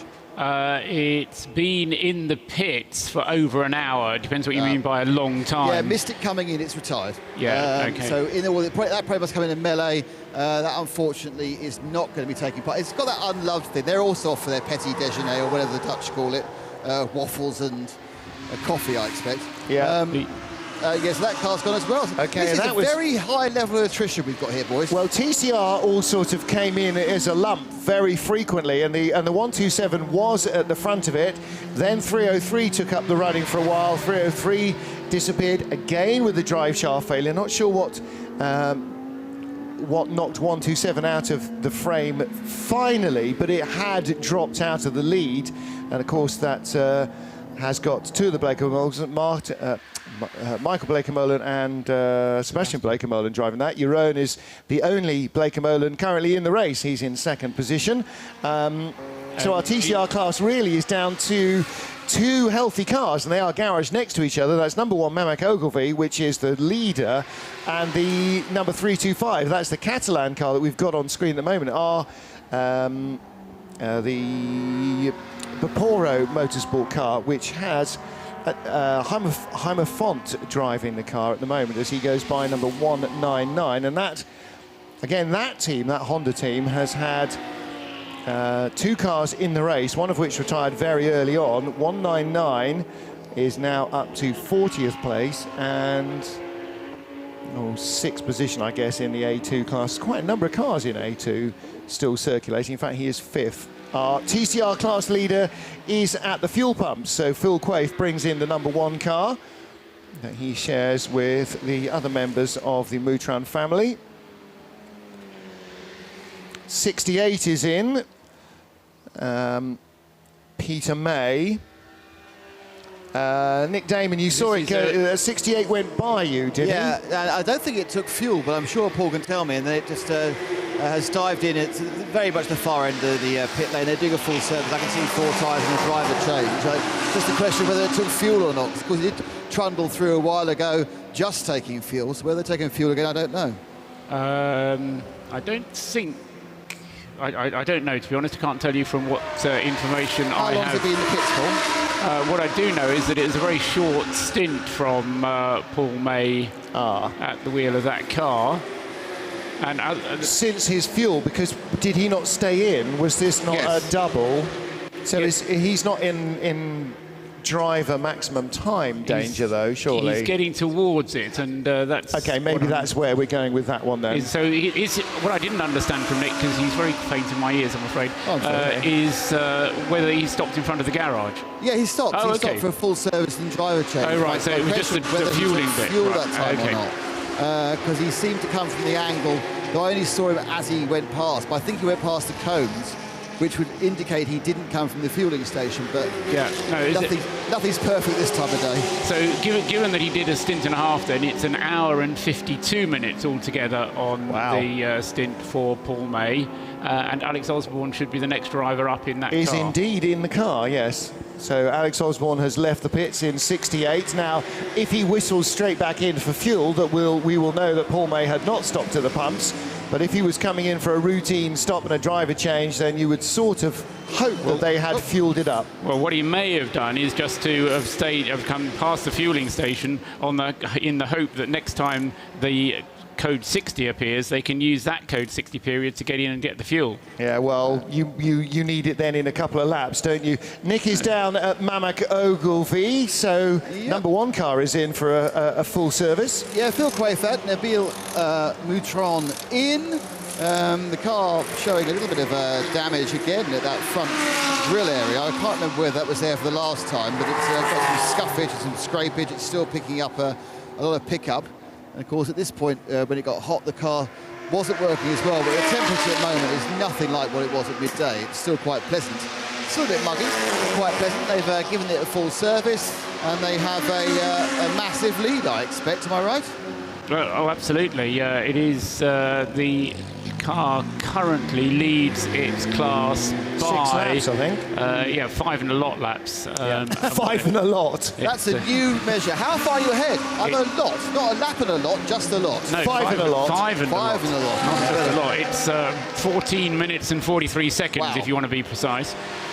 Well, why would we want to be precise when we've got Trustwell in the booth? Let me go and speak to Mr. Quaife and know if he's a 5 and a lot laps ahead. 5 and a lot. That's much better than being a smidge. We have an official statement. You are 5 and a lot of a lap ahead. So 5 and a bit laps ahead. So it's really kind of going very well now. Yeah, we had a good night. No issues like some of our competitors have. And to be honest, the car is just running like an absolute dream. We were able to continue doing 204s, 205s for the full 2 hours there. So we just popped in a 203, I think, at the end as well. So the car is really strong. And now Bilo's in to do his next 2 hours. Temperature rising, does that mean you're going to start just easing back and just using that cushion you've got now? To be honest, we've already started to manage the car. Everything is absolutely fine, but just to bring our braking points back a little bit, save the brakes. The last thing we want to do is another brake change. So things are looking good at the moment, but like they say, still a long way to go. Still a long way to go. Thanks, Phil. Yeah, absolutely. Still a long way to go, but they are doing really rather well. Well, now is definitely the time to reward the car for all its hard work by just babying it a little. And I mean, that to a degree has been what they've been doing all the way through. That's been their stated objective. They've told us a couple of times is not to stress, not to try and take those little tiny gaps in traffic, just try and make sure that everybody remains cool and the car has as easy a time as possible. Again, this has been the rather tedious old men's classic car reference, but again, when you drive older cars, it is a little bit like driving racing cars over a long distance, is you do have to have some mechanical sympathy. You can't just get in it and thrash it and then park it, because it needs to keep going, and cars respond well to not being at 105% of stress all the way through, and particularly I think that's worked well for 911. It's worked well for the #1 crew as well. They've got the same ethos. Am I going to take every single fraction of a chance? No, I'm not.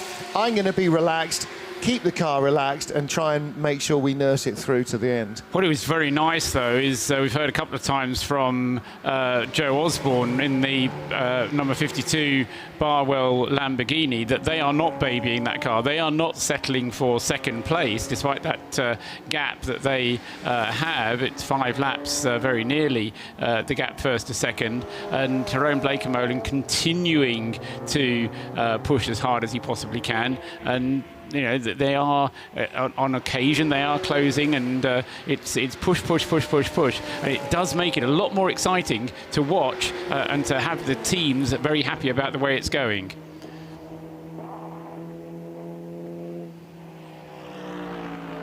Two strategies being played out towards the end of the race then. A leader with a decent margin if nothing goes wrong, and a team with nothing to lose because something has gone wrong. So you would think, okay, we're sort of in a tortoise and a hare situation. Ralph Bohn, the race leader in the 911 number Porsche, has 555 laps under his belt, or under the car's wheels. The last of his laps, and bear in mind, he's the man with the advantage and he's, quote, the tortoise, a 155.1. Jeroen Blekemolen chasing with everything that the car has got in the 52 Barwell Lamborghini, a 155.001. So that car just 19 hundredths of a second difference between the ostensible, comfortable, we're taking it easy, and the we're, you know, absolutely 101% commitment. So you have to look at all 500 laps, though, don't you? Yes, Just looking at one doesn't quite butter the parsnips. But what I think you nailed it a little while ago, Martin, when you described how the 911 car was being very patient as it came through the final little sequence of turns 14, 15 and 16 when overtaking slower cars. You can take your time through the traffic, whereas Blekemolen is not going to be taking his time through the traffic. He's going to be pushing on in order to try and get through the traffic as quickly as possible. And that's why some laps are quicker, some laps are not quicker, is because of the way the traffic treats you. And sometimes you're lucky with the traffic, sometimes you're not. That's the way the Stroop waffle crumbles. Quite. Except, of course, they don't crumble because they're full of goo and they just they melt in your mouth. Oh, they do. It's a factor of the time of day that the hashtag 24BCN I'm now reading as 24bacon at 8:26 in the morning. And you're making a sensible point. Trying to. Yeah, I mean, the point I was making just before we went to the break as well is that I'm just glad that that Lamborghini, getting a great shot of it on the screen there, pushing on and continuing to make up ground, trying to make up a place on every single corner if possible, and Jeroen Blekemolen doing a great job. After he finishes behind the wheel of the car, I have every expectation that we're going to see Joe Osborne back in the car. Mark Poole hasn't driven it very much. He has done his 2 hours though, so yep. He's done enough behind the wheel to qualify for points. Now, again, talking about the difference between the cars, last lap Ralph Bohn 155.093. Last lap Jeroen Blekemolen 156.053. So nearly a full second lost in traffic on that lap. However, welcome back to our audience on Motors TV. 24 hours of Barcelona with 3.5 hours to run. Those of you that have been with us since the start, A, well done. B, what on earth are you on? And C, We're nearly there. 3.5 hours still to go. Lots of time for wheels to come off wagons. Penalty being served by the number 44 Peugeot RCZ for a little infringement earlier on. And like everybody else, you can do those when you come in for your normal pit stop.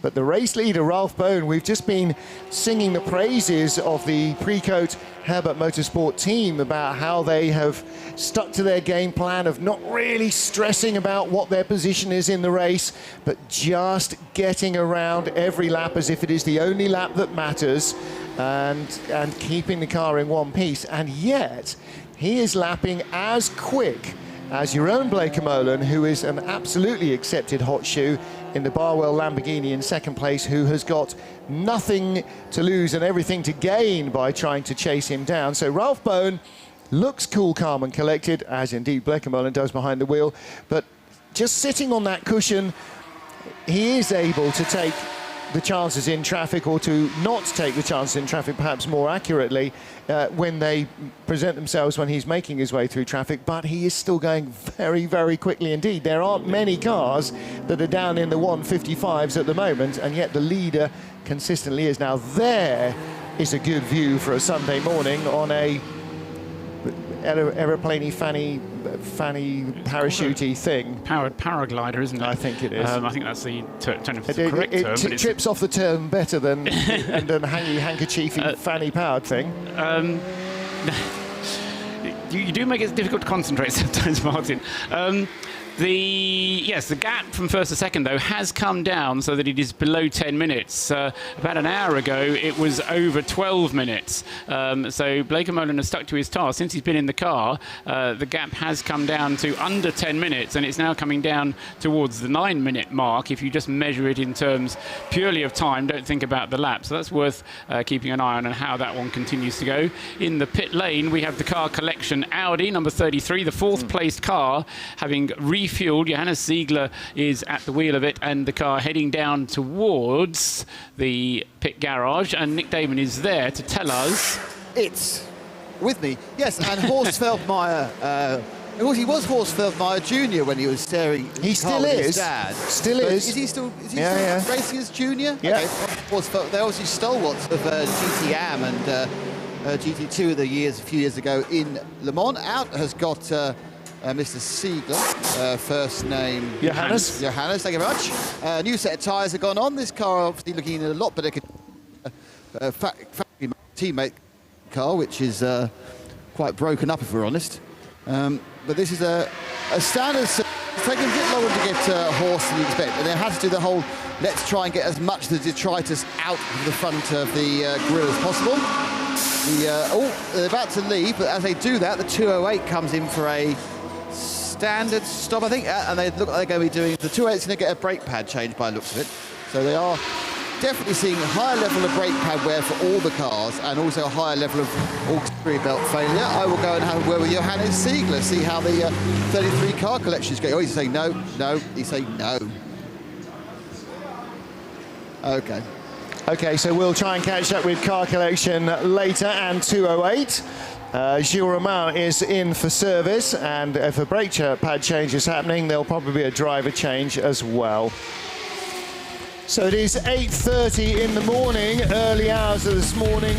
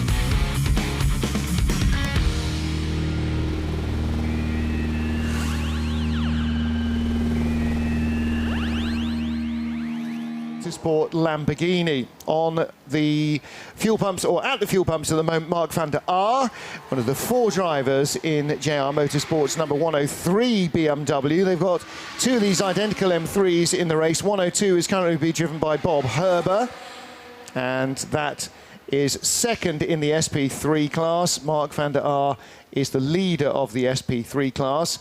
A3 class leader is Gilles Ramon in the 208 Peugeot 208. The Altran Peugeot team doing a brake change and some other work at the front of the car. That has got a substantial lead in A3, but Nick Damon, the car is still there. Yeah, showing, I think all the cars now are the scars of the warfare of the last, what, 20 hours or so. It's got a bit of bottom splitter missing. It's got a crack on its front valance. It's also got a squished exhaust pipe export. But this is, again, another brake change. Most of these guys have done a couple of brake changes because of the higher wear than expected. They're just now, but they are taking this very leisurely because I believe they have a reasonable amount of a lead over everyone else. Just waiting to let the new driver go as the final nut of those 5-nut security system just seems so annoying. We do think that you'd be allowed to have an endurance spec, wouldn't you, Martin, where you could have single-point wheels regardless of the class you're in. It's a 15-lap lead that car has, the 208 in the A3 class, Nick. So you're absolutely right. They can afford to take things leisurely. Far better to do it precisely and a little bit slower than drop something in haste. Well, they can actually afford to actually have a petit déjeuner and come back, can't they? All the others have abandoned their cars. These guys can afford it.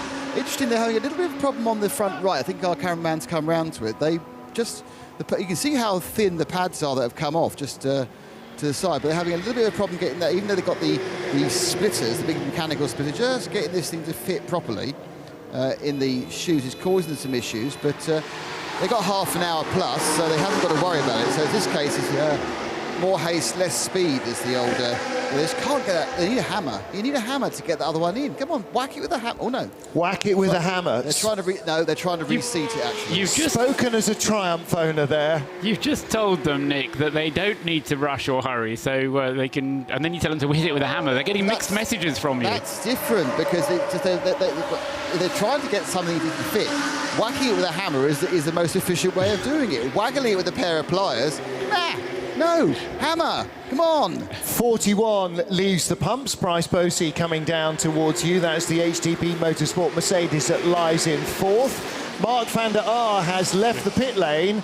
According to our driver ident on the screen, he stayed in 103, and JR Motorsport will be receiving 102 soon, the Bob Herber BMW. So the other of the JR Motorsport BMWs, all Dutch crewed, all friends and teammates this weekend, but all rivals normally in their other racing category, which is the Dutch Supercar Challenge. In fact, might be prejudicing things to go down to JR Motorsport and have a quick chat with them to find out how things are going, because we spent a lot of time talking to them at Paul Ricard, finding out just what had gone wrong with the car. So maybe if we start turning up at their garage door, things will go wrong again. We'll leave you to go and find HTP Mercedes, Nick, and if Bryce Bosey gets out of the car, maybe catch up with him. They're in 4th position.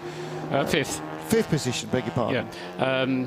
The other car which I was about to mention is the car that's second in A3, the one that's trying to catch up with the Altran Peugeot that we were just seeing having the brakes gently changed on, and it's the Synchro Motorsport Honda Civic car number 76 who is second in A3, albeit, as I was saying, half an hour down the road from the Peugeot, but the Synchro Motorsport car is still going. Alan James currently at the wheel of it.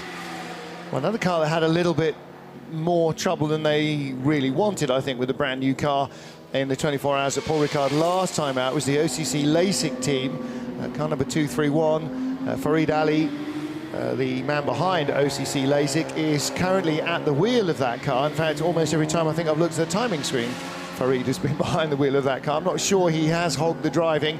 It's not really the sort of temperature in which you can genuinely do that. I think you have to be very sensible and honest with yourself and just do a single stint and get out if you can. It's currently shown on its indicator panel in the rear window as being in 0th place, which doesn't really work because he is actually in 33rd position in the number 231 Porsche.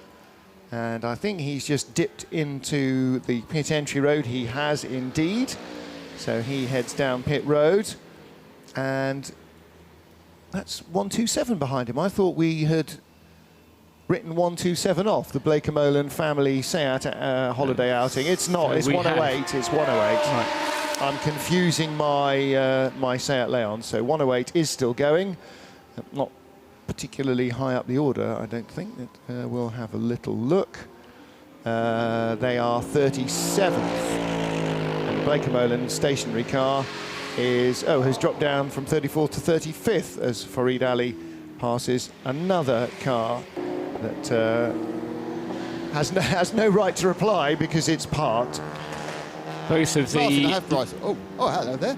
Go ahead, Nick. Yes. I was surprised my microphone was up. I was lucky I didn't do what I normally do when I address you as Sir Martin, obviously.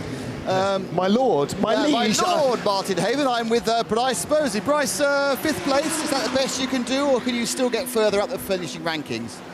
No. I mean, I said earlier in the night that we are aiming for top 5, but now that we're in the top 5, now we want to go on the podium.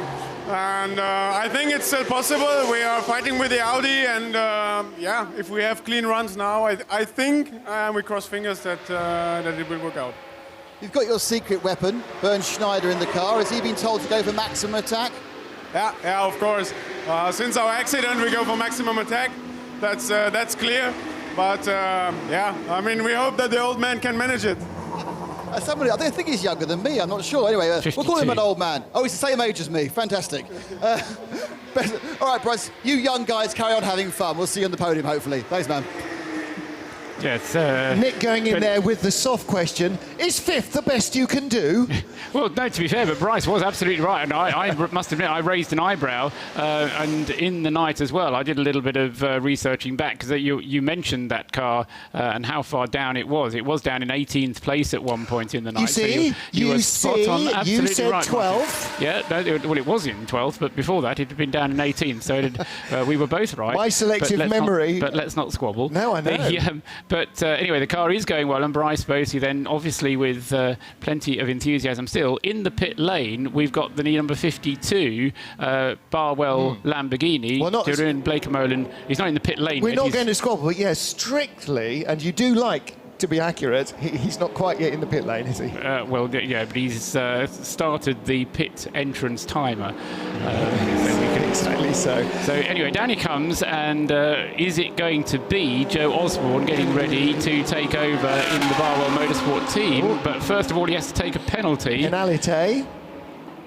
And so being timed by a Barwell operative with a stopwatch and being checked overall by officials to make sure that he serves the penalty. Now, Joe Osborne was telling us earlier that the way that penalties are assessed and applied here is slightly different from other forms of racing, in that they may well be assessed in the same way that in any other sport, but you have 2 hours to serve the penalty, and that gave them time to go and argue about a yellow flag infringement, and they were then found not to have infringed under a yellow flag. However, they have snafu'd somewhere, and they have just served a 20-second penalty. So Nick's there. Yes, Mark Paul's getting in, so he's going to get another run. Obviously, they wanted to keep him out of the car during the night. Now it's bright. Mark's back in. Interesting, they have 2 pit boxes taped out here. This one's actually out in what you call the running lane rather than the close lane. But because they got the car behind them, which is the Duquesne RS01, and the car ahead of them, which is the LASIK, came in at the same time, they've used this slightly wider pit box. Obviously, this must be allowed by Preventic. So the number 2 car has finished it. Mark Paul has a set of tyres and everything else. Relom is skulking back into the pit box, where I will annoy him in a few seconds. Yeah, do, because I'm sure that's the first thing he wants when he gets out of the car. 58 is in for fuel. 10 is in as well. That is the Hofer Racing Mercedes. That currently lies in 5th place. So that's a Mercedes battle for position between number 10, the AM class car, and number 41, the Pro Class car, which has just gone by it for 5th position. So as Kenneth Heyer sits fueling up in the AM class car, he has been blitzed by Schneider B of this parish, who has now moved up to 5th place. With Jerome, enjoyed that? Yeah, sure. It was fun.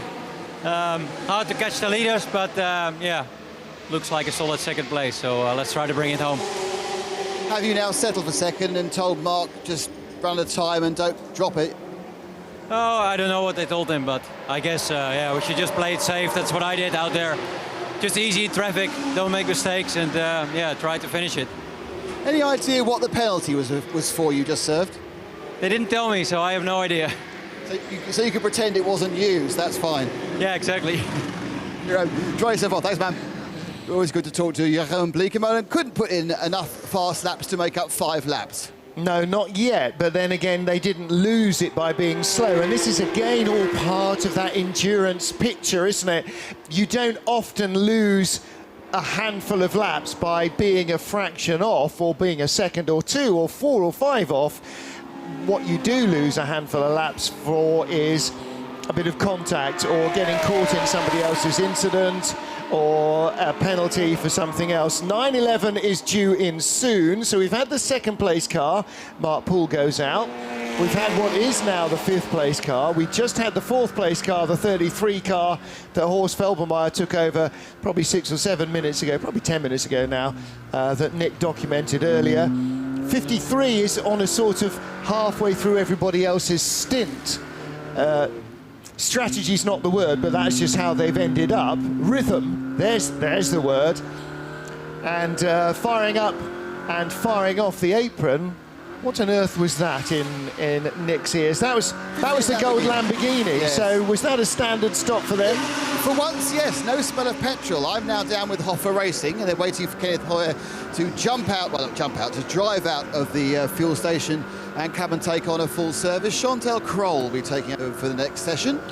I tell you what, let's do this the other way round. Has she got her helmet? Yes, she will, won't she? Yeah, so, she's all suited and booted and helmet. It'll be too late. Seat insert and everything else. Too late to mither her because, yeah, she's trying to get into the frame. And the race leader is on pit road as well. And this will probably be Ralph Bone handing the car over to Alfred Renauer. And that will mean Alfred Renauer against Mark Poole. And I would fancy that whilst that gap has been creeping down and got underneath 10 minutes, it will be under 10 minutes when they come out again, but it's kind of one of those kind of thresholds that you look at, and we'll see how well Mark Poole is able to compete against Alfred Renauer in the Porsche once Alfred gets into the car, once the car has been fueled up at the refueling station. And with the number 10, Kenneth Hoyer, with his very attractive matte German flag with silver edging helmet has got out, and the kind of the helmet which Chantal Kroll has is the sort of helmet which a 9-year-old would cover their exercise book with. It's got like a flower and a butterfly and some stickers. It's all very kind of like eclectic, but I'm sure it's a design she's lived with for years. Our reigning drivers' champion, and now already confirmed as the ladies' champion for 2016, Chantal. So she's certainly one of the top drivers of this class of racing and working well within the Hoffa Racing team. As my cameraman virtually breaks his leg over the air bottles. We're around the back of the car now, just to let it get away, and you should get a marvellous blast of SLS. Not sure how many more years we'll hear this now, of course, because it's now the AMG. Let me see if I can grab a quick word with Kenneth. Last time I talked to Kenneth, things were looking much better. They were 3rd, but since then, of course, they've had that alternator failure, which is what has taken them out of contention. Well, they are still 3rd in the A6 AM class, so they're still up for a podium. But yes, as you say, they're not 3rd overall or leading their class any longer. Last spoke to you, Kenneth, several hours ago. You were 3rd overall. Unfortunately, now you're 3rd in class after the alternator issue. But is the car okay apart from that? Yeah, we only had a big repairing in the night. It cost us 18 rounds, but it's part of the game, so we struggled a little bit, but it was the only issue we had, was alternator was broken, so we have to change it. And the crew did a good job, did it as fast as possible. So now we are 3rd in class and I don't know, 5th or something overall, but too much rounds away for the overall podium instead of somebody had an issue or a problem in the front. How do you stay motivated when you're a fast driver and this has happened? Yeah, It could be when somebody has an issue and they lose 14 rounds and you don't push and you run around behind you are the idiot by yourself. So you have to push all the race too. Yeah, we go till the end as good as possible the 55. Save a lot of fuel. I was more than 1 hour 40 in the car now, so that's pretty long. So that could be maybe an advantage to climb back to maybe 4. I think 4 is realistic at the end. Yeah, thanks a lot, mate. Good luck, thanks. There we are. So, keep pushing. Indeed, absolutely. If you don't push, you're a fool to yourself. I think that's a motto for all racing drivers. Hofer Mercedes, they've had a good season so far, haven't they? And Chantal Kroll, as Nick said, has taken the car over from Kenneth Heyer.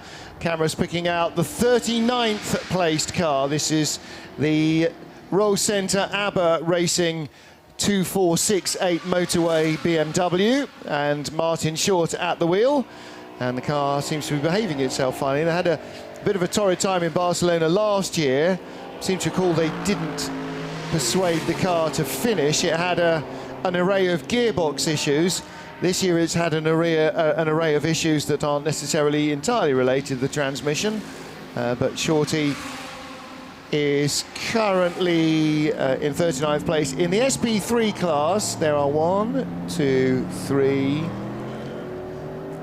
4, 5 cars in front of them, I think. Yeah, 5. So there's 6 in their class, which is being led by 2 BMWs, 103, Mark van der Aar, and 102, Patrick van Glabeke. Yellow flag is being shown at post 10. I think... Paul, hello there. Hello, Sorry Nick. to cut across you there, Paul, but I'm with Ralph Bonn, who has just got out of the leading 911 car. Ralph, another very steady session. It's really going very, very well, very easily for the 911.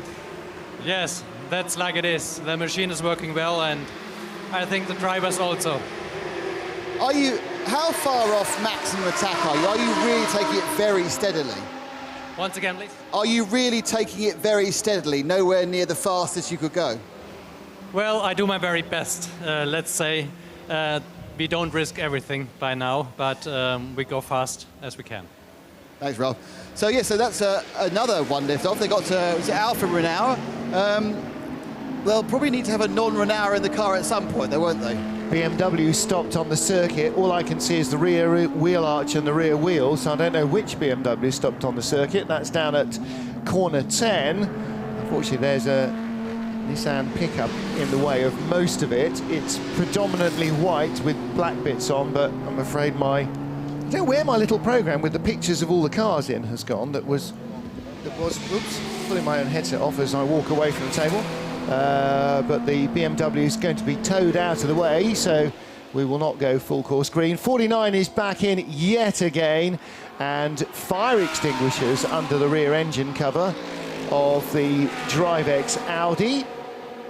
And the team looking fairly unflustered, but there's an increasing number of pit lane workers around it. It is at the penalty box, which is on the red paint underneath the podium, possibly not the best place to catch fire. Several officials come scurrying out in yellow RACC overalls. So this is quite a long hold. This is probably 30 seconds already that we've been watching it. DriveX Audi has made a number of pit calls recently, and not all of them clearly are routine. It's probably been in as many times in the last hour as it should have done in half a dozen hours, I would have thought.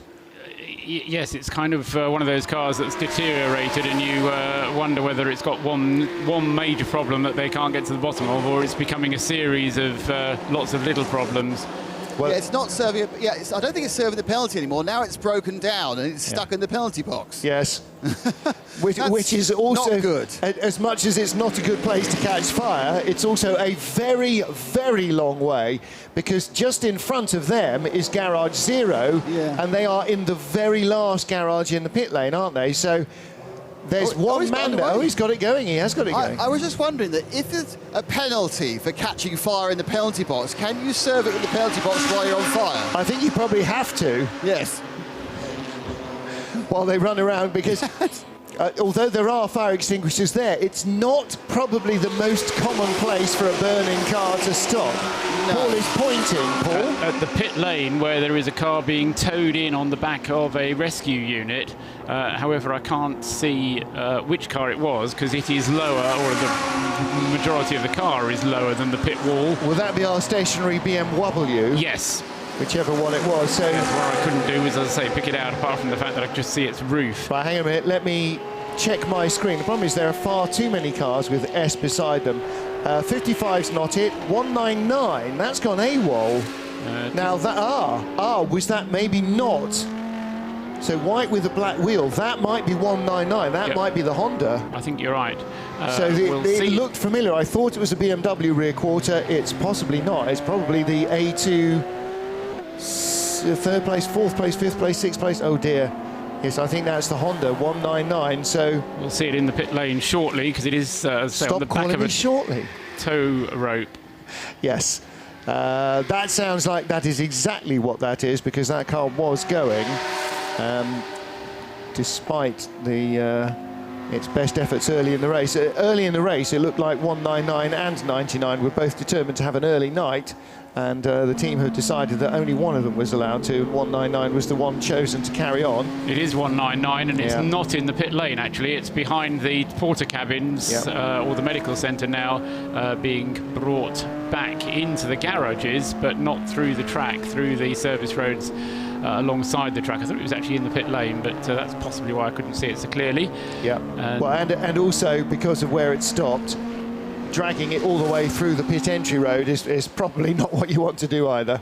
So they are bringing it back to the collecting area just beside the little cafe underneath race control, and we'll hand it back to the team, who I'm sure will be ready to receive it with open arms and slightly forced smiles.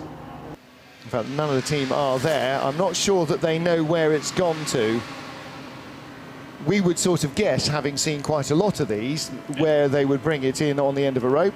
In fact, the gate now opens and he is going to tow it down the pit lane. So what they have avoided doing is having a very slow moving vehicle towing another vehicle in the pit entry road, which is downhill, fast, right-hand and blind, and not speed limited at the stage where the car would have been obscured by the wall. So that's a very sensible end to, or answer to that particular problem, is to bring it in through the back door. I can't feeling, Martin, that at some point they have to give up with this car. No. Which is effectively thrown most of its drivetrain in 3 separate events. Admittedly, they've only got one car to work on, because the 99, of course, is no longer causing any problem because it's under a sheet. Even whilst it's under the sheet, it's probably degrading in some way. It's malingering, is what it's doing. Definitely has. They'll probably move it, and very much like your TR, they'll find that there's about 1.5 pints of fluid on the floor, and they'll go, oh. Look, I have to say again to people who haven't listened until recently, my TR did pass its MOT on Thursday, though I was told off for dripping oil in the inspection pit. Yes. So, oh, hang on, I'm going to ask Ian.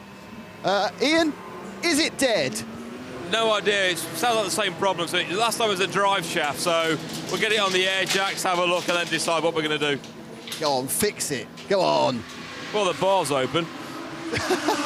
Good point. They might be joining Koiroisa. That's a choice. Do I join Koiroisa with a beer, or do I fix another drive shaft gearbox issue on this 199 car? The bar is open. You might point out to them, though, that one of the Dutch teams retired at 2:47, so the chances of there being any beer left by breakfast time are slim to negligible.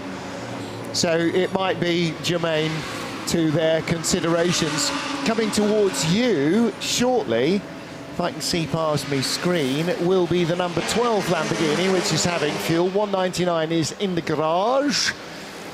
It would be a shame if neither car made it to the end, especially as these guys have really worked hard to try and make sure that they do. As they said earlier on, still developing the cars, the same way that Synchro Motorsport are.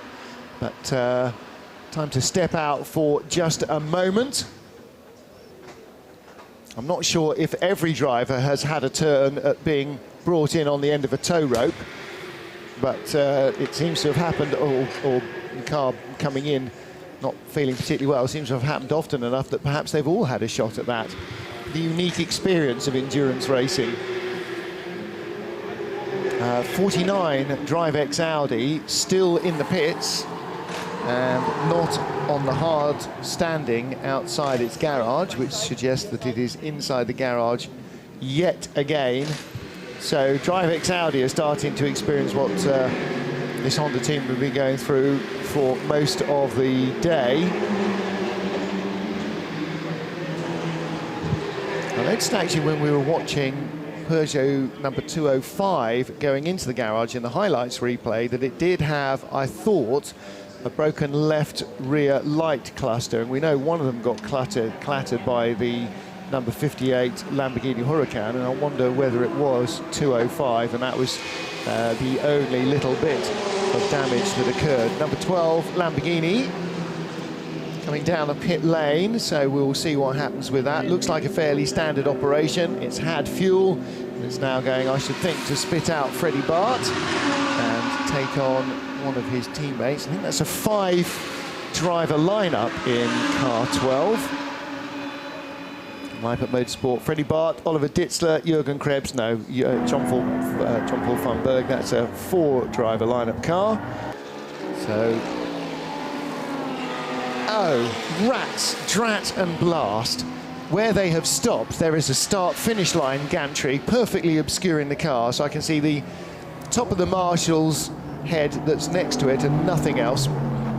Roll Centre Racing car comes into the pits. 246 has had fuel and going in for a little bit more service, hopefully of a routine nature, as we get down to the 3 hours to go mark.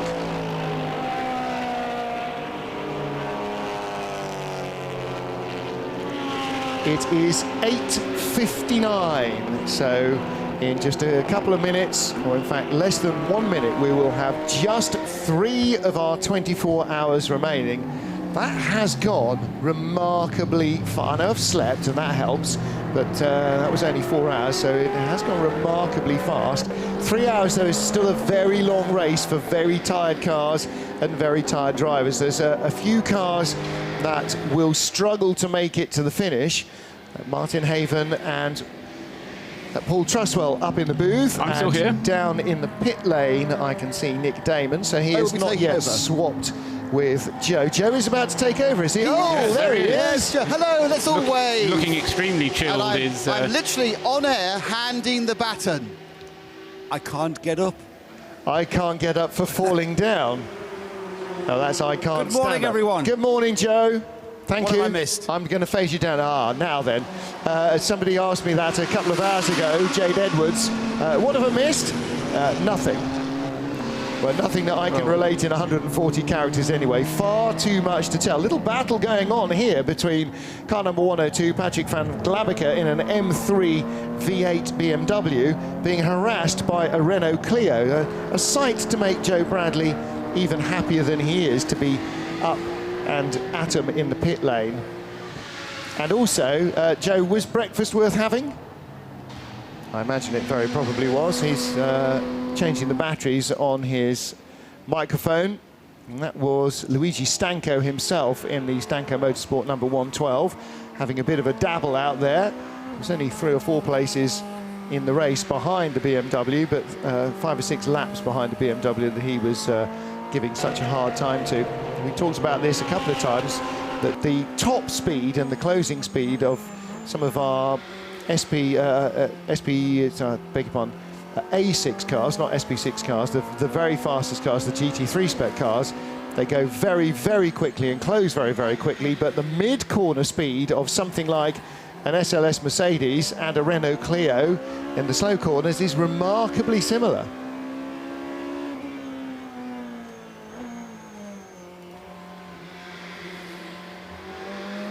On board with the number 35, beg your pardon, number 53, Spirit of Race Ferrari.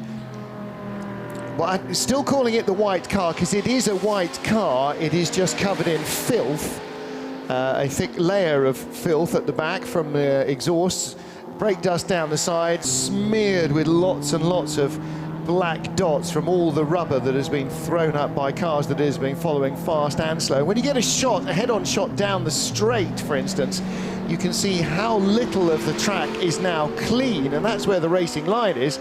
The rest of it is littered with lumps of varying different sizes of little balls of black rubber that's rubbed off the tyres. As tyres grip and the car always is slightly sliding in corners, slightly lateral movement, it just rubs the rubber off the tyre, and that balls up into little bits, just as like you'd roll up chewing gum or a bit of blue tack or glue or whatever, and that sits at the side of the track. And when you do run a little bit wide, your hot sticky tyres get immediately covered in all this muck and goo of dead hot sticky tyres.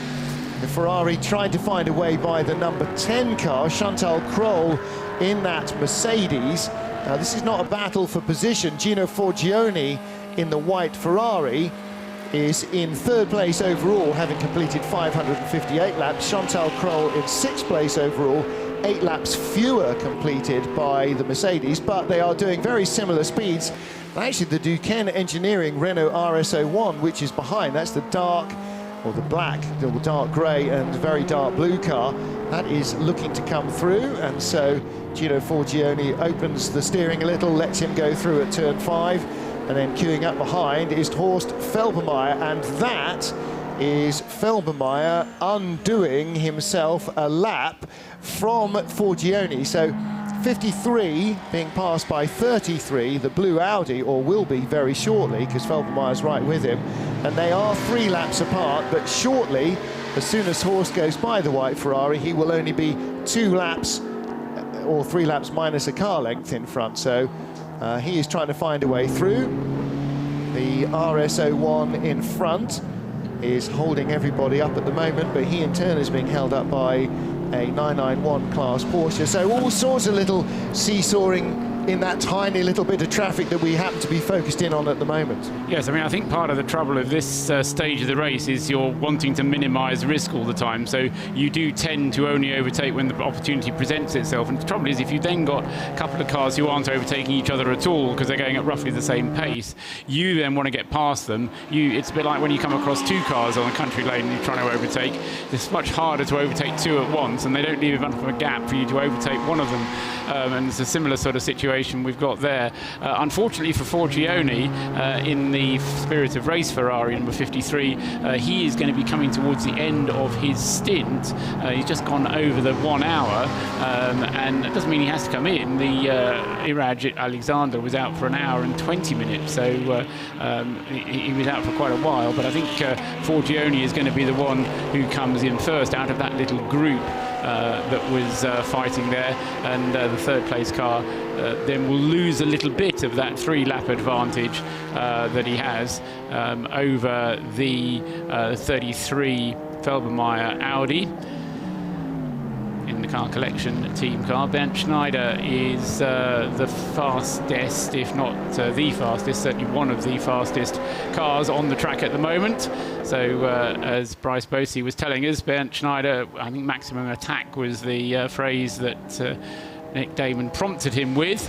Yes. And Bernd Schneider then in 5th place. I think going for a podium is not perhaps a little bit too greedy, but just beyond what they can go, what they can actually achieve in the HTP Motorsport car, having had a couple of extra long stops to deal with some damage which had been done to the car, or which had occurred to the car out on the track, and that was why the HTP car has fallen back a little bit.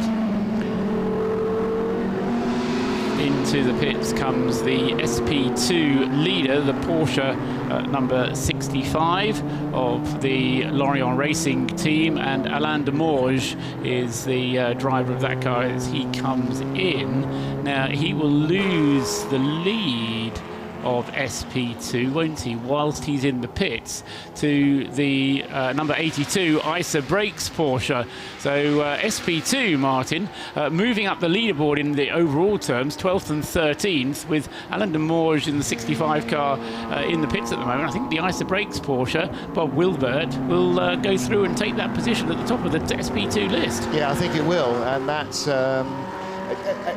possibly, for most of the classes, that is how changes are going to happen, while cars are stationed receiving bits to keep them going towards the end. Now, because the number 65 car was ahead on pace and a slight slice of good fortune, it may be that if there's not too much of a delay, then that change is undoable, because once you start to lose 2 or 3 laps, then suddenly things start to become a little less doable. Stephen Bornus, Stefan I keep saying, but he's not, I think he's Stephen Bornus, the Aussie, haven't spoken to him. He is lying in third place in the 991 class, just watching the number 73 Porsche. TCR class still being led by Nabil Moutran in the number 1 Mehmet Ovri car. Jaime Font, how long has he been in 325, that TCR car? He has got to be getting towards the end of his driver limit. Charles Putman comes in 78, the 991 class leader, 3 laps in hand over Alex Osborne. There was a little worry, the car threw a belt, started spewing out coolant, but oh, it lives. 303, we thought they had given up on 303, they thought they had given up on 303. Somebody else in the Red Camel Jordan's garage is made of sterner stuff. They have stripped the diff and rebuilt it. Joe Bradley, I think this is worthy. It may not be a Spirit of the Race award, but it's worthy of me making you leg it up to the garage where you left 10 minutes ago to find out what they've done. 6 hours in the pits that car has been worked upon, and probably one of the longest pit stops that we've seen a recovery for. So they brought it out a couple of times, didn't they, and threatened to put it onto the track again. Weren't happy with it, but they've sent it away. So that's I say one of the longest pit stops that we've had. Well, yeah, the problem, Joe, initially was... Do you want to come to me? Yeah, you're open. The problem initially was they had contact with the 55 Massive Motorsport Aston Martin. That broke the left front suspension. Once they'd rebuilt that, they tried several times to get it in and out of the garage, but every time they selected gears and tried to get drive, it felt like the diff was skipping a tooth. And they kept getting this juddering and shuddering. I mean, it never even moved off into a gear, really, out of the garage. So they took it back in and they went, do you know what? It's probably done. But clearly, it is not done, and the thing is back out on track. Like Lazarus, it has risen from the tomb. From the tomb, sorry. That was a little bit. So I think there may be some very, very tired Dutch mechanics down there, but I think it's definitely worth a chat. So when you can get somebody, let's go through chapter and verse of just what they've had to do, because that is a singularly impressive effort. APO AOP are in Alex Osborne's number 68 car, second in the 991 class on the pumps just as Charles Putman leaves them. So the two cars were at the pumps together, but they are still 3 laps apart. 4 laps apart, in fact. But, yes. Well, has it opened up to 4 because of the way that they stopped and the way AOP... Yes, the trick is that you go across the start-finish line after you refuel, but before you actually do the pit stop. Jaime Font, you were asking about in the 325 car, has been in the car for 1 hour and 23 minutes now. Okay. So it's a lot, but not beyond what he can still run. So he is halfway through a double stint then. And again, this happens, doesn't it, everywhere we go to for these 24-hour races, is that the sun doesn't immediately heat the air up after it rises. So it takes a while to cool down into the night time when you feel that you can double stint, but also when the sun arrives, you get another couple of good hours where the ambient inside the cockpit is not so insane, and so double stinting is definitely possible. Off goes 78, and Paul is trying to peer around me. The APO Sport Porsche finishes its fueling second in the 991 class, and Bernd Schneider on pit road. That's my concern. From 5th position.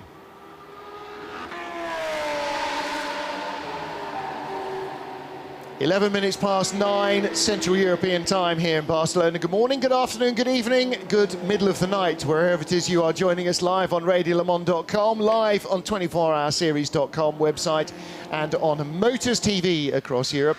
Martin Haven, Paul Truswell in the booth, and Joe Bradley marauding in the pit lane. I can just see him disappearing into the Red Camel Jordan's garage to find out exactly whose bright idea it was to spend, Paul, nearly 6 hours, did you say, fixing their Seat Leon? More than 6 hours. Now, I'm not sure I've ever spent 6 hours in a day fixing my own cars, never mind in a race after you're already 18 hours in nearly. And you're pointing at something else now. No, carry on, Martin. All right, carry on. Ben Schneider's pit stop is the one that worries me. He's back on his way again, Yes. but that was one of those half stints. We saw one of those from Bent earlier on, I think, a half an hour only behind the wheel, coming in and then going straight back out again, I think, without actually stopping for any work at the HTP garage. Martin, I'm not sure that the 303 cars team actually know that Rick Broikes just took the car out. They're all asleep out the back. I think Rick has just taken it upon himself. Has he nicked it?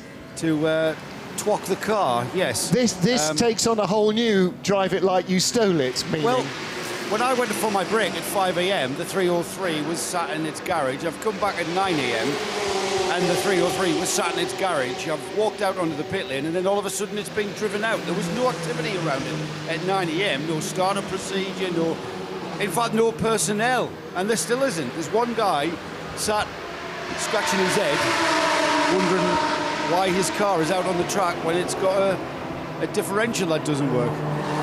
Safety car has just moved down the pit road behind you. I don't know why. A Nissan Juke heading into a garage. What? Yes.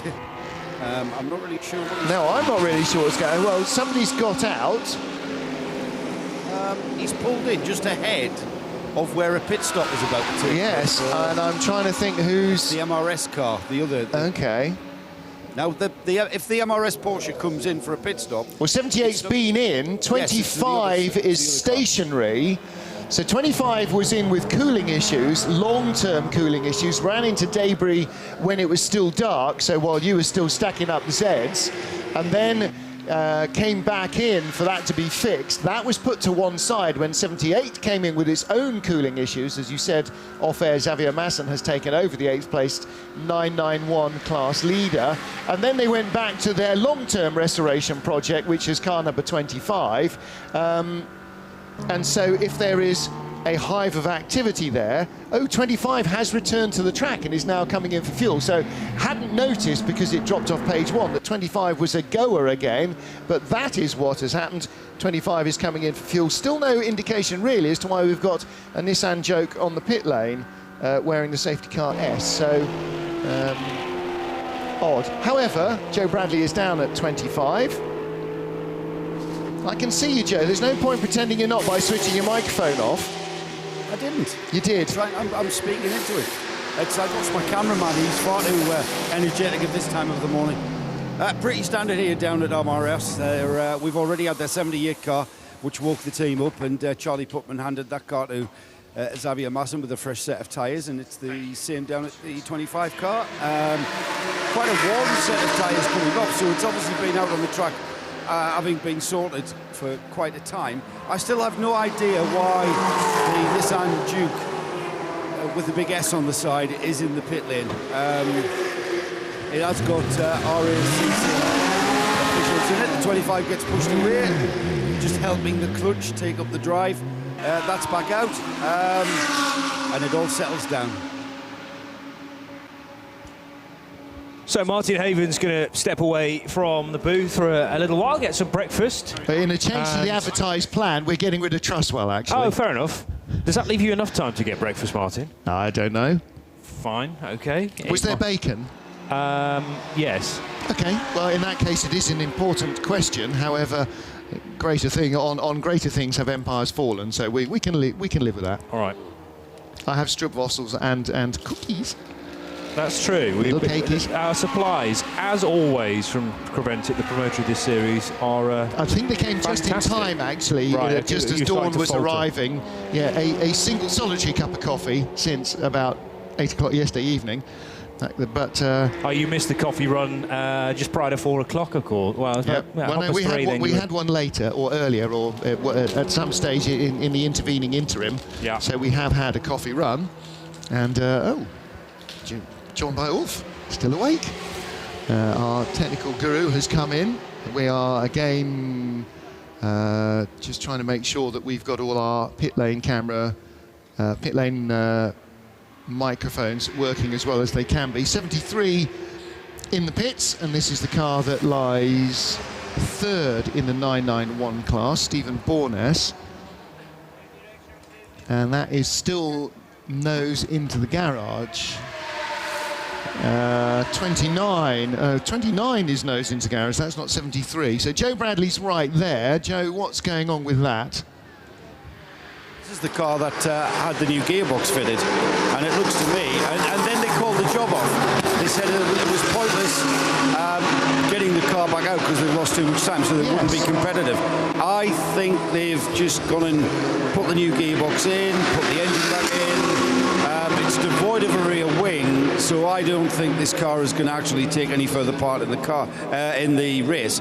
I think they've backed it out to maybe do a startup process. They've got the tail end of the car out on the pit apron. Well, bear in mind that when we last saw it and we heard from the drivers saying, OK, no, we're so far behind now, it's going to take too long to be any point.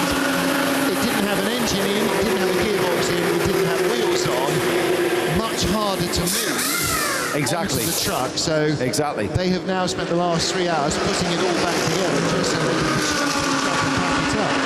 They've taken down their pit garage apparatus, their airline structures and stuff, the kind of scaffolding that teams put up for air guns and stuff. That's all been dismantled. I think these guys have just put this car back together so it's much easier to get on with. And they might as well do the job properly. I think they've gone away and had a bit of a break and then come back and fettle the job. But I don't think, I'm not going to get excited about the fact that it's half in the pit lane and half in the garage. I think that's just the back end's been backed onto the pit apron to give it a bit of a start-up so they don't fill the garage full of exhaust fumes. Let's not get excited. I know it's hard at this time of day. Not hanging you out to dry, having a mouthful of dry bread. Sorry. Johnny is solving technical issues. Well, kind of. No, I think I'm just getting in the way, to be honest. So that's why I left you there, because I thought maybe it'd be your turn. Watching Naval Moutron in the number 1 car. It's a TCR class leader. So they were going to be possibly caught by number 325. I think I found out the reason we had that Nissan Juke on pit road. It would contain some medical types, and Charlie Putman is getting some medical attention. I'm not sure why. He sat in the chair at the front of the garage. Maybe he's overheated, or they're just doing an examination. He looks fine. He looks as fit as he did during the night when I spoke to him when he got out of the car. But he's obviously feeling a bit unwell. Hardly surprising. I felt very unwell when the alarm went off and I realised I had to get up after 3 hours sleep, if that. You would say. Joe, we felt. Tell you what, Martin. Joe, what's happened to Charlie? He looks fine. Looks fitter than me. He is fine. Charlie just got a little bit cooked at the gas pump. What happens is actually right now the temperature is beautiful on track, and believe it or not, the part of the whole stint where we get the hottest inside the car is sitting at the gas pump afterward. Because obviously you're not supposed to open the door. Everything that would create an electrical draw, like blowers and things like that, we turn off to make sure that we don't drain the battery. Obviously, as you know, before we spit the serpentine belt, so that actually did a little damage to the battery too. So we turned everything off. So he actually sort of was like a little bit of a 2-minute microwave oven over there in the gas pump. So he got a little bit cooked, but he's fine. Yeah, I totally understand that, Joe. Thanks for telling us. Give him our wishes, will you? When I'm sure he's going to come back. He's fitter than you and I put together, Charlie Putman, isn't he? Oh yeah, no, he's toughest man I know actually, so he'll be fine. Yeah, I'm sure he will. Joe Foster, of course, is the a team driver with the car, with the 70-year car. Joe, tell us. I mean, at this stage, it's very hard not to feel the pressure. I would imagine. Class leader. You've been the class leader for such a long time. I'm going to say no more. Touch wood. Is it hard to maintain the motivation? And what I mean by that is the discipline, maybe, is what I'm trying to say. You mean in this particular event, or just well, you know, in general at this stage? It's been a very strange race, honestly. Even though from the outside it looks like we sort of got into the lead early and stayed there. By about hour 5, we started having multiple problems we've had to manage along the way. And so we honestly just kind of kept to our own pace. You might have noticed that we actually got quite a bit slower during the night because we were addressing some gearbox challenges. So we're still actually not using 2 gears at the moment. And so we had to kind of figure out which gears we could use and not use during the night. We kind of came back with a plan that every driver has been using different gears the last 5 or 6 stints to try to preserve the gearbox and figure out how we could keep up the best pace.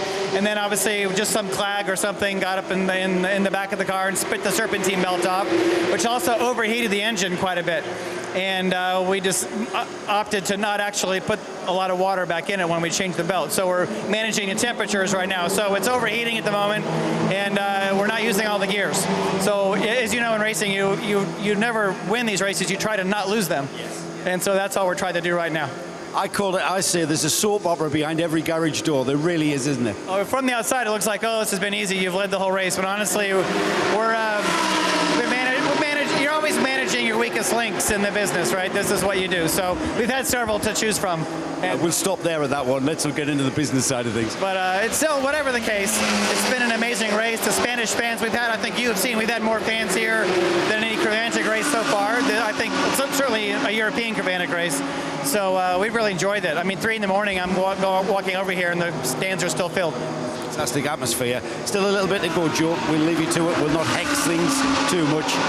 Are you getting back in the car towards the finish? I think based on, we've had a couple of short stints because I stopped once early because of the serpentine belt. I think Xavier is going to do one, then Charles Espinal will do one, and then we should be done. Right, great stuff. Thanks for talking to us, Joe. And wish Charlie all the best for us. He'll be fine, he's tough. I know that. I've met him many times. Thanks. Joe Foster there, out of the 78 car, just a bit of insight. And it's true what Joe says, isn't it? There's a lot of times teams won't give us that kind of insight because they don't want the competitors to know that they've got an Achilles heel or a weakest link or a weak link even, so that people can put the pressure on and maybe push them to break. That's a really good insight from Joe Foster. The echo there, by the way, is because the interviews are also on the public address system, so they're coming back over the pit lane and through the microphone, just a fraction delayed. So sorry for that slightly echo interview. But Joe Foster giving us a very good indication that to nurse the gearbox, in addition to it being dark, very hot, traffic all over the place, debris in the track, lots of rubber pickup, trying to drive a racing car as fast as you can, each driver's been given the additional rubbing your stomach while you're patting your head job of not using 2 gears and a different 2 gears for each driver in the stint to try and make sure that they keep the gearbox alive. What a remarkable thing some of these drivers have to do to have an easy race at the front of the field.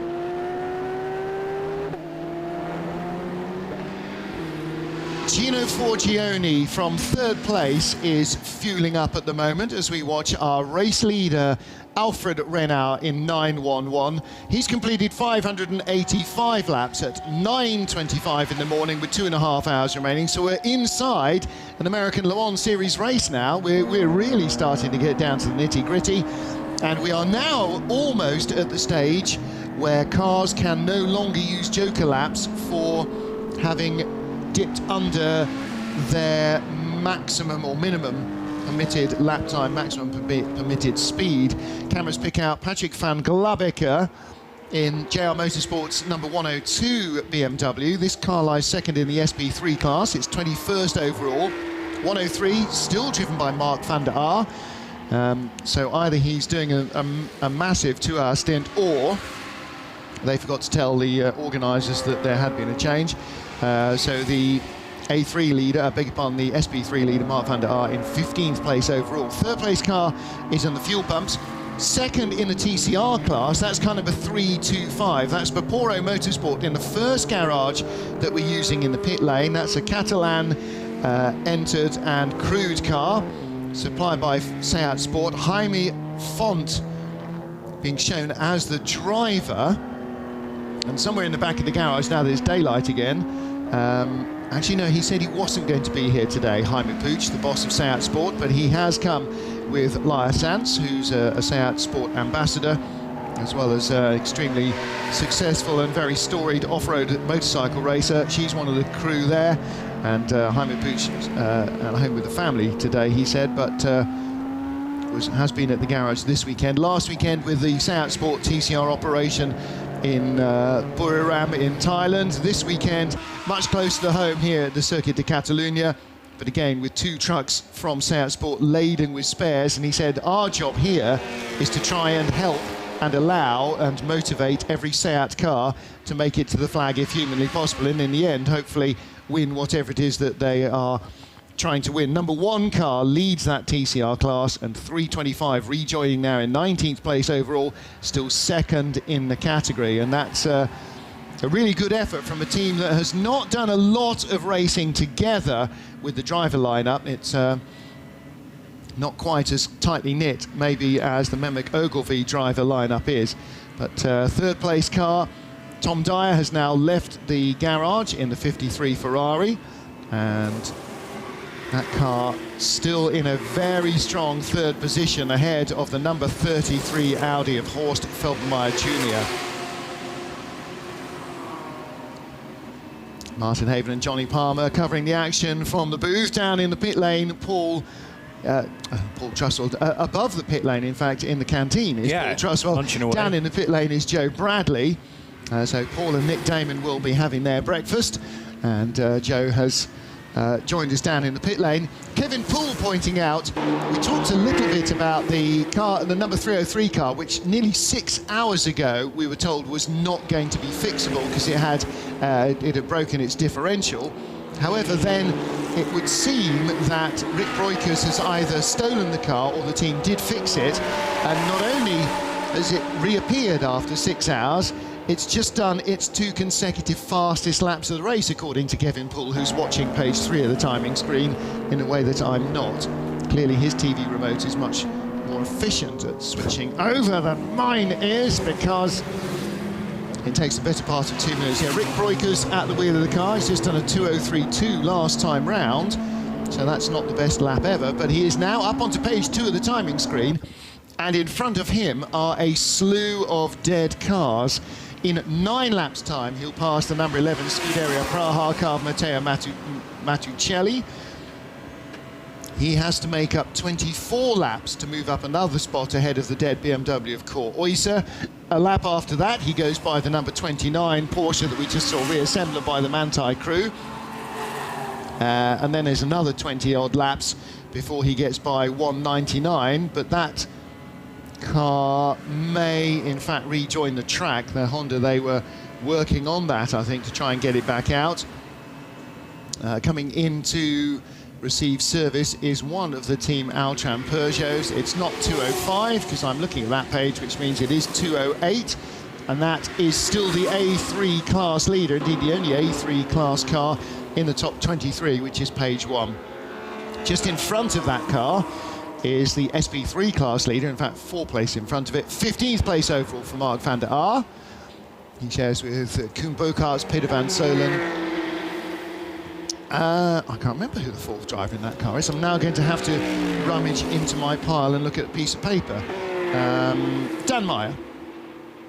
Different kind of car to Dan Meyer. Normally races Porsche 911 in the Dutch Supercar Challenge. The other drivers in the car, though, are all very much more front-engine, rear-wheel drive exponents, whereas Dan Meyer, most of his racing in the Supercar Challenge is done in Porsches. Peter van Solen, Mark van der Aar, Koen Bokaerts.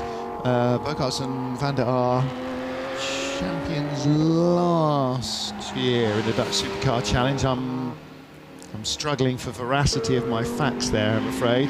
The other car, Bob Herbert and Martin Lanting, who have very regularly raced Ferraris together. Bob Herbert racing either his AMG Silhouette. I can't remember what else he's been out in this year. Patrick van Glabeke and Harry Hilders also race in the Dutch Supercar Challenge. So it's and JR Motorsport run cars in that competition as well. So it's it's sort of like a British GT group outing, and that's a little bit what the second place car as well, Barwell Motorsport, and we saw this at Paul Ricard as well, drivers who battle against each other in British GT Championship races, racing with each other in a foreigner. And so it's always entertaining to see that, and it just reminds you that racing drivers have far much more in common with everybody else who's a racing driver than they do have against them if they happen to be in rival teams. Great shot there of the number 33 Felbermeyer Audi, chucking up a huge bit of cast-off rubber. And it just flew up into the air, lump probably the size of the 3 or 4 fingers held together. That car looked splendid at the start of the race, but it is... They all look splendid at the start. Everyone's a winner at the beginning, aren't they? I suppose so, but I particularly like the livery of the Felbermeyer backed 33 Audi, but it's now taped up on the front left. It's got tyre donuts somewhere on the right as well, scars of contact here and there, but it doesn't look quite as bad as the sister car, which had big damage to the rear. That's kept out of trouble so far, the 33 car. 4th position for Horst Felbermeyer Jr., but it's being caught, I would imagine, by the 41 car of Bernd Schneider, but they are separated, the 33 and the 41 Mercedes, by about 3 laps. Brake change for 103, and you would have to assume that with 2 hours 25 minutes to go, this will be at least their second set of front pads. I don't think they're doing discs as well, no, just pads. And they've got great looking lamp cluster on the bonnet of this car. Again, it sort of does look fairly 1990s WRC style. I hear noises off, which means Johnny needs to fade up. Joe Bradley. Oh, Joe, yes. Yeah. Go ahead, Joe. Good morning, Johnny. A very worn inner pad come out, and you can tell, I'm not sure you can see this still, but the quick release pins are placed back in, AP calipers on this BM. And the big fan being pushing air through the radiator to keep the temperature down. The temperature's still quite high ambient, and I'm sure out on the track in the sunshine, we're thankfully being shaded from the morning sun by the grandstand in front of us. And by the time we get to the finish of this race, we'll still be in the shade in the pit lane, which is good news. Never thought I'd hear myself saying that when the news of rain back home in England. But this 103 BMW is just coming to the final part of this pad change, and the pads are certainly not worn through to the metal. There's still a bit of meat on there. If that was your road car, you'd keep that on for another 6 months before you change pads. But, a little bit more attention going on the right-hand side than the left. The left-hand side's done, so the left-hand side wheelman has won the brake pad competition in the 103 team. And behind this car is the 246 Aber Commercials, the road centre car. Not sure who is getting out, but it's Graham Coombs getting it. It's Richard Neary getting out of that BMW. Now this car has had a bit of a soap opera over 24 hours at Barcelona as Graham Coombs gets in. The car now seemingly running round and round. I've said it now, touch wood. Pretty standard pit stop for these guys. They're keeping, there's no change of wheels, there's no change of tyres, so they're double stinting their rubber. It's in 39th place overall. All they've changed here is the driver.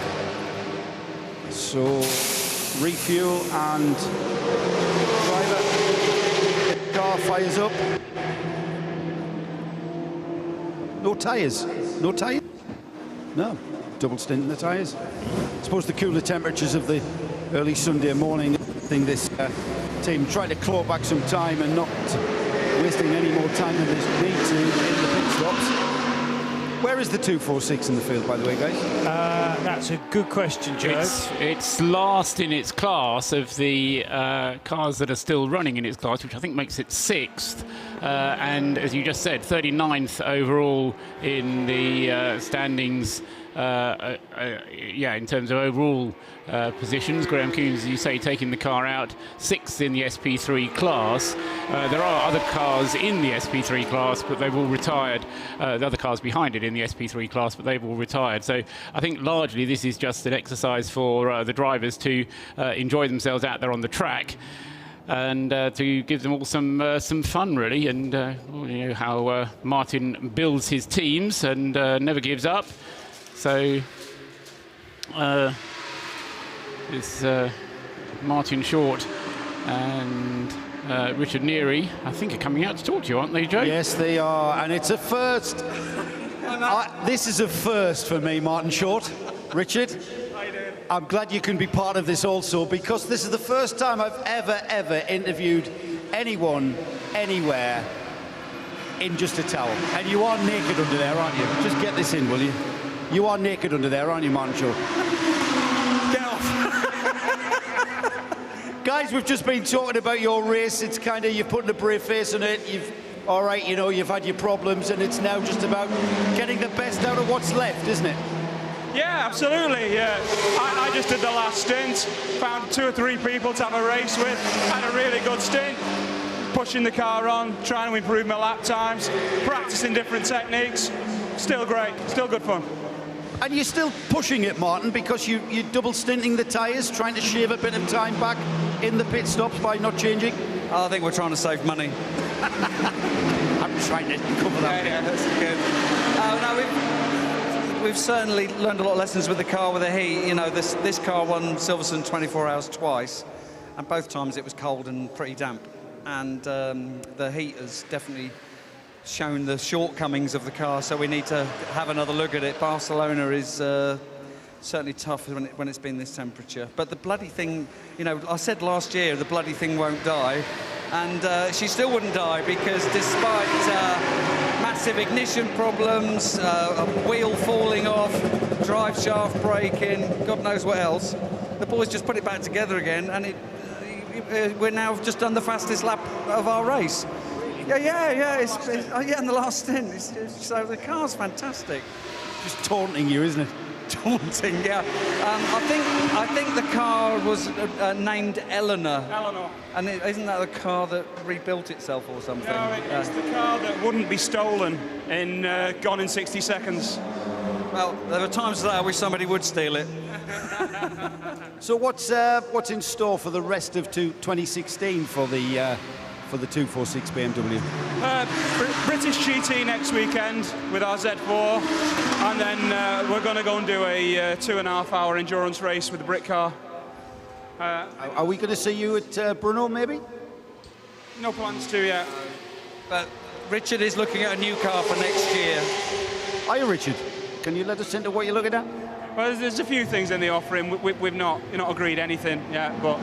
Are you staying kind of with the German? There's a big black carbon thing going around with a triangular star that looks very nice. A triangular star? Oh, really? Oh, really? The big boys? Now, I know if that was to come off, would it be this series you'd be looking at with the car? No, I'm not sure yet. We've talked about so many different things, especially with next year you running 2 different championships. Our M3 would be very competitive in your TCR championship. We've spoke about running Martin's Mosler in your other championship, or maybe doing British GT and your other championship in a GT3 car. Oh, guys, you're really making it. You know what? I'm getting excited, not by you just being in a towel, Martin, but the fact that, you know, talking about the Mosler, bringing it here, and then, you know, the GT3 Mercedes, it's like, I suppose that's what we do in motor racing. We get together and we talk. Well, I can't say it on air. Yeah. Well, what's left for you? You're going to get some closing, I hope. Yeah, and I've got to go and pick the dogs up from the kennel and drive back home in the minibus. They're at a kennel 20 minutes away. You're driving back home? Yeah, it's only 1,000 miles. Yeah, I know, mate. I did it last year. Hindhoff and I. Richard, what's left for you? Are you back in the car before the end? No, that's me done now. Shower now. You can jump in the pool? Absolutely. Great stuff. Make sure he puts his trunks on before he does. Oh, the car's back in, look. Oh, and Thank you guys for a fantastic service that you all do. It's brilliant. Well done.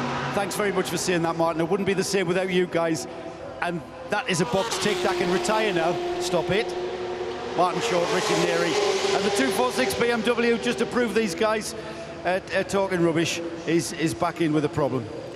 Well, it's back in at least with the engine bonnet up, and they're bashing it back down again. I think the car's going to be on its way again shortly. Graham Coombs stays behind the wheel of it. Yeah, great to hear from Martin and Richard Neary there, down there in the pit lane with Joe Bradley. I am fast becoming a fan of Tom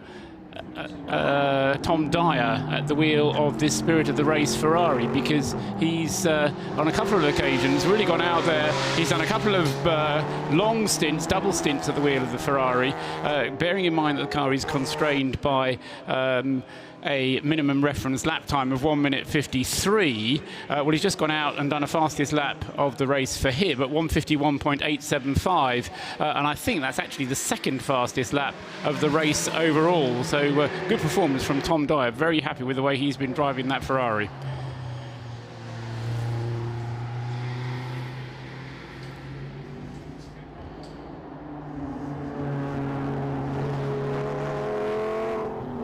Alfred Renauer leading the way after 594 laps. That's 2 hours and 16 minutes still to go. Mark Poole is in the pit lane now in the 52 Lamborghini Huracan, and there is the Huracan in question with the MP Motorsport backing, run by Mark Lemmers, Barwell Motorsport, and barring major incident for the race leader, the 52 crew will be concentrating on securing that second place. There is 6 laps between Alfred Renauer's Precoat Herbert Motorsport Porsche and that car, and then Tom Dyer remaining in 3rd position, a further 12 laps back in 3rd position. We have Horst Feldmeier Jr. at the wheel of the 33 Car Collection Audi. That is on the same lap as Tom Dyer's Ferrari from Spirit of Race, although the Audi trails the Ferrari by well over a minute. Bernd Schneider is in 5th position in the 41 HTP Mercedes, from Chantal Kroll in the number 10 Hoffa Racing Mercedes. And then next up is the Von Berg-driven 12 Lippert Motorsport Lamborghini. That car circulating in 7th place ahead of Javier Marcin's still class-leading 991 car, although the guys at MRS GT said, yes, we've been leading the class for a comfortable amount of time, but there's an awful lot of work going into it to keep it there. Alex Osborne and that team have been setting their sights, you get the feeling, on trying to get onto, at the very least, the lead lap of that 991 class leader. They've got 3 laps to try and get back, though, and only 2¼ hours to try to do that.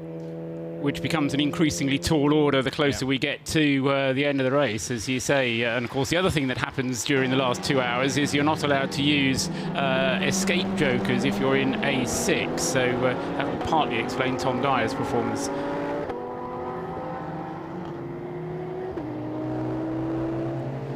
Here at Barcelona for the 24 hours in 2016, round 6 of the 24-hour series. Johnny Palmer, Paul Truswell and Joe Bradley down in the pit lane, and there is the Bapora Motorsport Seat number 325 working its way round the infield section, if you like, the where the track folds back onto itself and goes down the back straight, which starts now at turn 9 down to 10. So having negotiated the twisty stuff at turns 5, 6, 7 and 8, which come in a quick sequence, long straight down to 10, hard braking into this corner, loads of curb at turn 11 where the Seat is now, setting the car up for an important turn 12, which is, well, a 180-degree hairpin. You can't quite tell from that angle, but it's a tight corner that goes on, and then hard braking into this another tight right-hander leading to the chicane, and then turn 16 that ends the lap. The Bapora car then about to begin another lap with now the 52 car heading back out into the race. That car's just had fuel and they've done a driver change. Mark Poole getting out and Joe Osborne getting in. It's stayed in second position with 589 laps now done for that red Lamborghini Huracan. But Alfred Renauer's Precoat Herbert Motorsport Porsche is still out front, Paul. Yes, it is. And I said just before the break that Tom Dyer's time was the second fastest time overall. Well, it wasn't, because I missed one from Alfred Renauer. So the second fastest lap time was by the Renauer Precoat Porsche, but the third fastest time was done by the Spirit of Race Ferrari. And as I say, for my money, Tom's done a great job there, although he's in this stage now where he's burning jokers, and he's only got 12 minutes in which he can burn jokers. They're allowed to use these 10 escape jokers and go underneath their minimum reference lap time, and then in the last 2 hours you're not allowed to use those. So as I say, Tom's just saying, well, let's just see how fast this Ferrari will go, because it is in a bit of a battle with that car collection motorsport Audi of Horst Felbermayr Jr., the number 33 Audi, and he needs to establish as much of a margin as he can ahead of that car. The two AM class cars, with Tom Dyer running in the AM neutral car, the 53 Ferrari, and the Felbermayr car running as an AM advantage car, which means that it can lap, the Ferrari can lap 2 seconds faster than the Audi can by the regulations.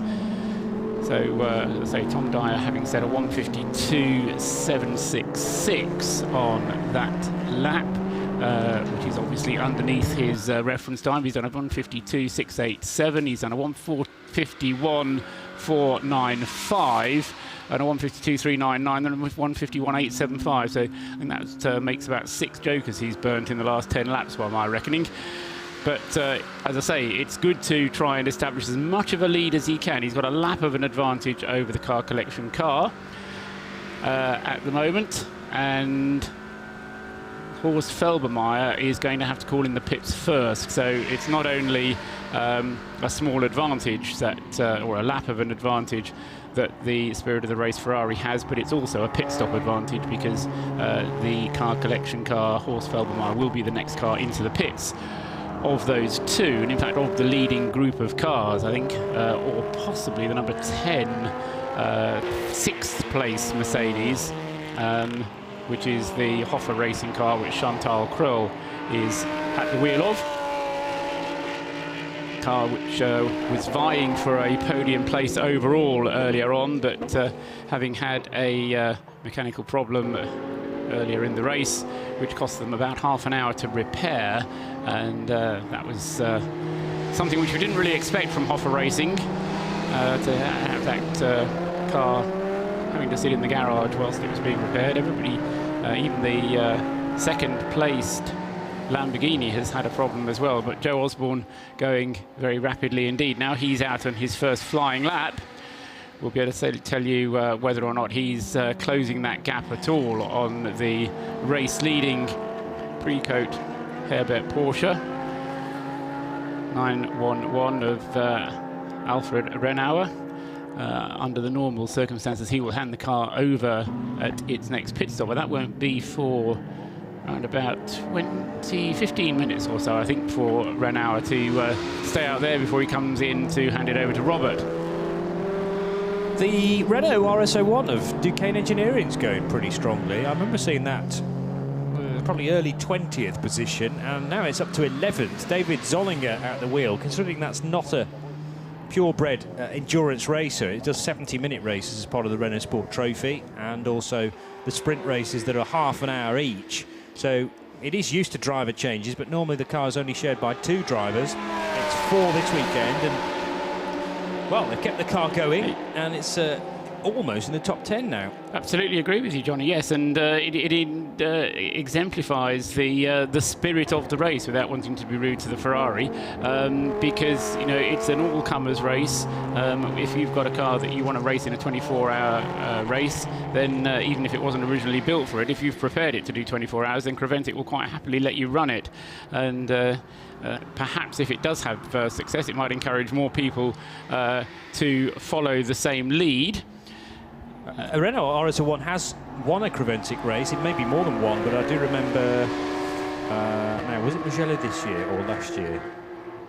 May have been this. I'll need to check that, but Yes. certainly a Mugello victory for not the Duquesne crew, but it was Equipe for sure, I think. Nicky Pastorelli was part of that. Yes, yeah, I think you're right. Yeah, crew.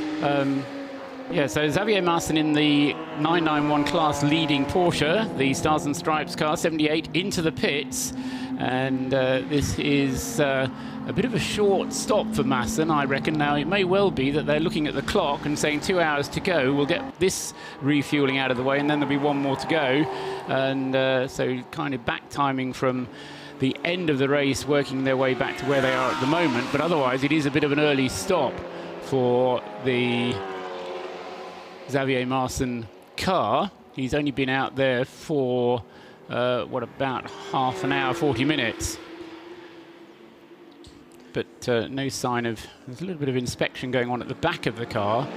What the professional teams will do is to give the car a little bit of the once-over with the eye from here, and then radio forward to the pit to say, you need to look at this, need to look at that whilst you're there. So the fueling is in, the nozzle, the pipe is being closed, and away goes Marson out of its fueling box down the pit lane to receive service and anything else that may be going on there. This is the car which is now just a lap ahead, 2 laps ahead of the 991 class.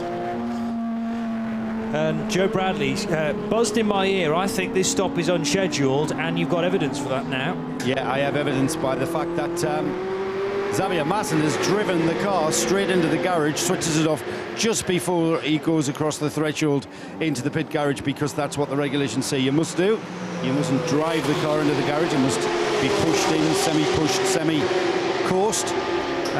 Charles Espinlab in the background there, just getting suited and booted. So maybe the tactic that Paul mentioned is something that they're gonna be forced into, because right now the engine cover is up on the rear of this car. We saw a little bit of oil replenishment going on in the last scheduled service pit stop, and that's the air intake coming off. Now, it's a very tight engine bay on these Porsches, and only one man really can give any attention in there. Xavier Masson stepping out of the car, so the team have responded. A problem with the car, yes.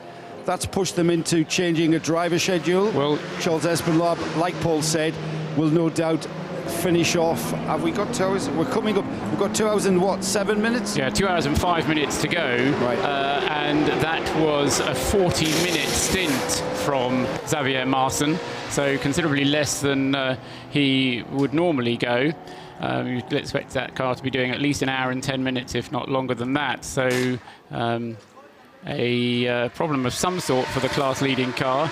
As I say, it's got a 2-lap advantage, as just going through now and making it a 2-lap advantage over Alex Osborne in the APO Porsche 68, second in the 991 class.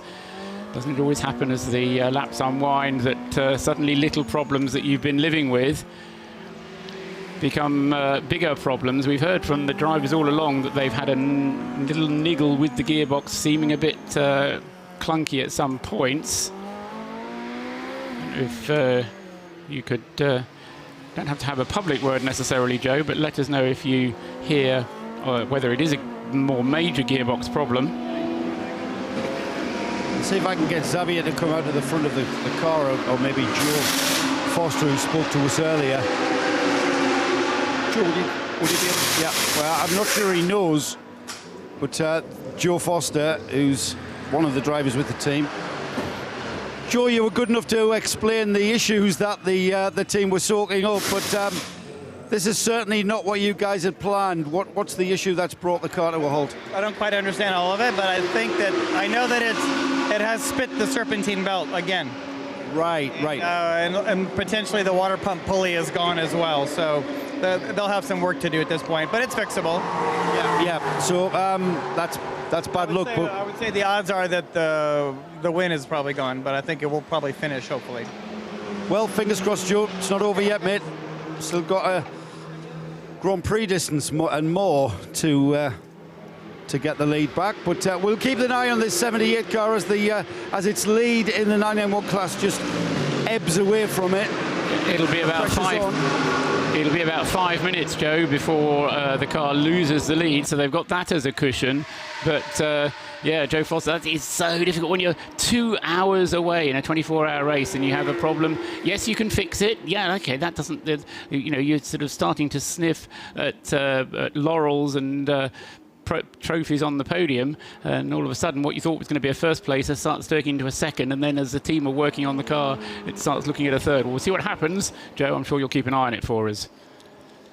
I think the crew knew that it wasn't quite going as swimmingly as the timing screen would suggest, and they have obviously been trying to manage the various problems like spinning plates on the fly during the scheduled pit stops. It's the 24 hours of Barcelona. Alfred Renauer continues to lead.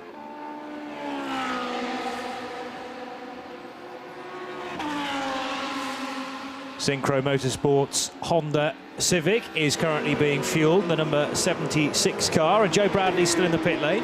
Yeah, I've just seen at my feet, popping out of the back of this 78 Porsche, was the pulley.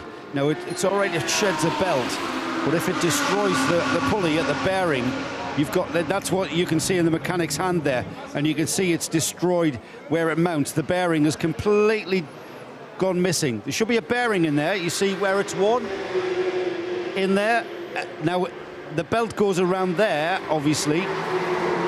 We were thinking it might have just been a belt come off, but now we've got no pulley on there to put a new belt back on. So it basically, that little pulley there indicates to me it's a little bit worse than what we initially thought.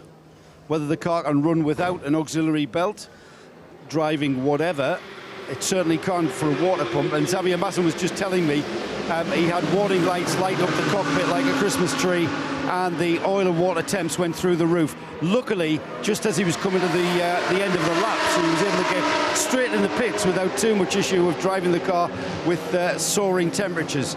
So we've got the water bowser that's going to pressurize the cooling system and get some cold coolant in there and take some of the excessive temperature out of the car. So it is a job that is still being managed, and we'll see, and fingers crossed that they can get the car back in the race and challenge for the win again.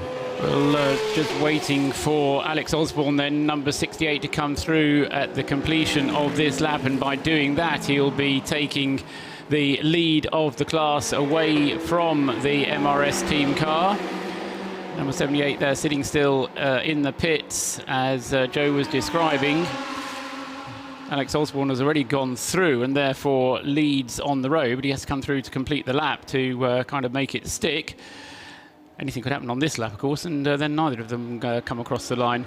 But meanwhile, as Johnny was just saying, the Synchro Motorsport Honda in the pits, he's gone very well, that car. It's Alan Jones, who's second at the moment in the class, having made that pit stop behind the Peugeot 208, but he's well behind the Peugeot 208, but he's also well ahead of the next car up in the class, the A3 class. In third place is the diesel BMW 320 from the MDM Motorsport team, number 118. Also in, Paul, is the gold-coloured Lamborghini Huracan, number 58, the Sportec Motorsport machine. Roberto Pampanini clambering out, and that car is right behind Javier Marson's 991 class car on the screen, and the car is just a lap behind Marson as well. So if it were to get in front of the MRS GT Porsche, that would be another place gained, 9th position, but the class positions wouldn't change. Alex Osborne has now got by in the APO Sport machine, obviously with that car being on the track and its rival in the pit lane. Javier Marson slips to second.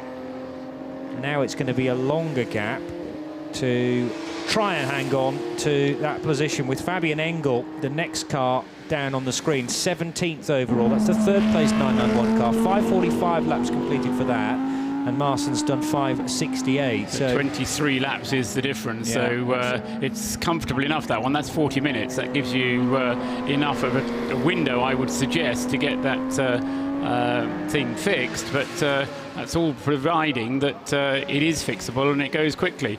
Less than 2 hours to go now in the race, and therefore no more escape jokers, any more offences of minimum reference lap times will be penalised by a 30-second stop-and-go penalty in the pit lane. The 58 car returns to the race with now Serbian driver Milos Pavlovic at the wheel, and I would imagine Milos, well, now we're inside 2 hours, he will be taking that car to the finish. It's returned in 10th place, and Pavlovic, by most people's reckoning, the quickest driver in that quartet assigned to the 58 car. So Roberto Pampanini goes for a quick cool down, and he can be spectator for the remainder of this year's 24 hours of Barcelona. There's the number 82 Team ISA Brakes Porsche. That is 13th position and second in SP2. And actually SP2 pretty close. Those the two cars leading that class separated by just a lap. And who's just brought that car in? Bob Vilvert, the man from Luxembourg, now heading down pit lane. So SP2 certainly not decided at this stage of the race either. It tends to change, Johnny, every time there is a pit stop in that one, because the Bob Wilbert took over the lead when the guy who was in the car before Demorge did his routine pit stop. Jean-Francois Demorge currently at the wheel of that car, and the driver before him was Alain Demorge, and I say it was when Alain came into the pits that the car lost the lead of the class in the first place. But is the gap closing up because Vilvert's car tends to do its pit stop after the 65? Yes, and that's just a case of now how do you plan it forwards to the last, because effectively after this pit stop there'll be one more pit stop, and for the smaller class cars they'll be looking at this pit stop as being the very last pit stop of the race, because they can run for an hour and 3/4 on a tank full of fuel. So Marston's car still being worked on, the 82 Vilvert machine just having one or two checks, and this is one of the Renault Clios from Presenza, I reckon, with the Stanco Motorsport backed on the side as well. So having new Hankooks all around for this little Renault Clio. And it's the 112 car, isn't it, Luigi Stanco, that's brought that car in from 27th place. A2 car trying to close in on the 171 Team K Reiser Peugeot RCZ, with Jakob Christensen currently driving that. So, and the sorry, Joe, go ahead. Right, okay, thank you, Joe. I heard half of your message, but not all of it. Now I've got it all in my ears. And Martin Haven is also to my right and might be able to crane his neck a little more sufficiently than me, although... It's white at the top and not down the sides. Some of... but I can't read a number, I'm afraid. Yes. Some of the commentary box glass here is tinted, so it's very tricky to actually see through there, but it's obviously come to grief at turn 16. On the live feed, we're obviously still concentrating on this pit stop for Luigi Stanco's car. No indicating not beached in. No indication at all, by the way, of race control having yellow flags out, although they undoubtedly will have yellow flags out. There it is. So there's 65. Well, that's the class leader. That's Demorge, who was being closed in on by Bob Vilvert, who stayed at the wheel, by the way, of the 82 car. So we said it was close. Vilvert always closes up on the 65 because the 82 crew tend to leave their pit stop later. Well, that's just the way the cycle works. But this could be very...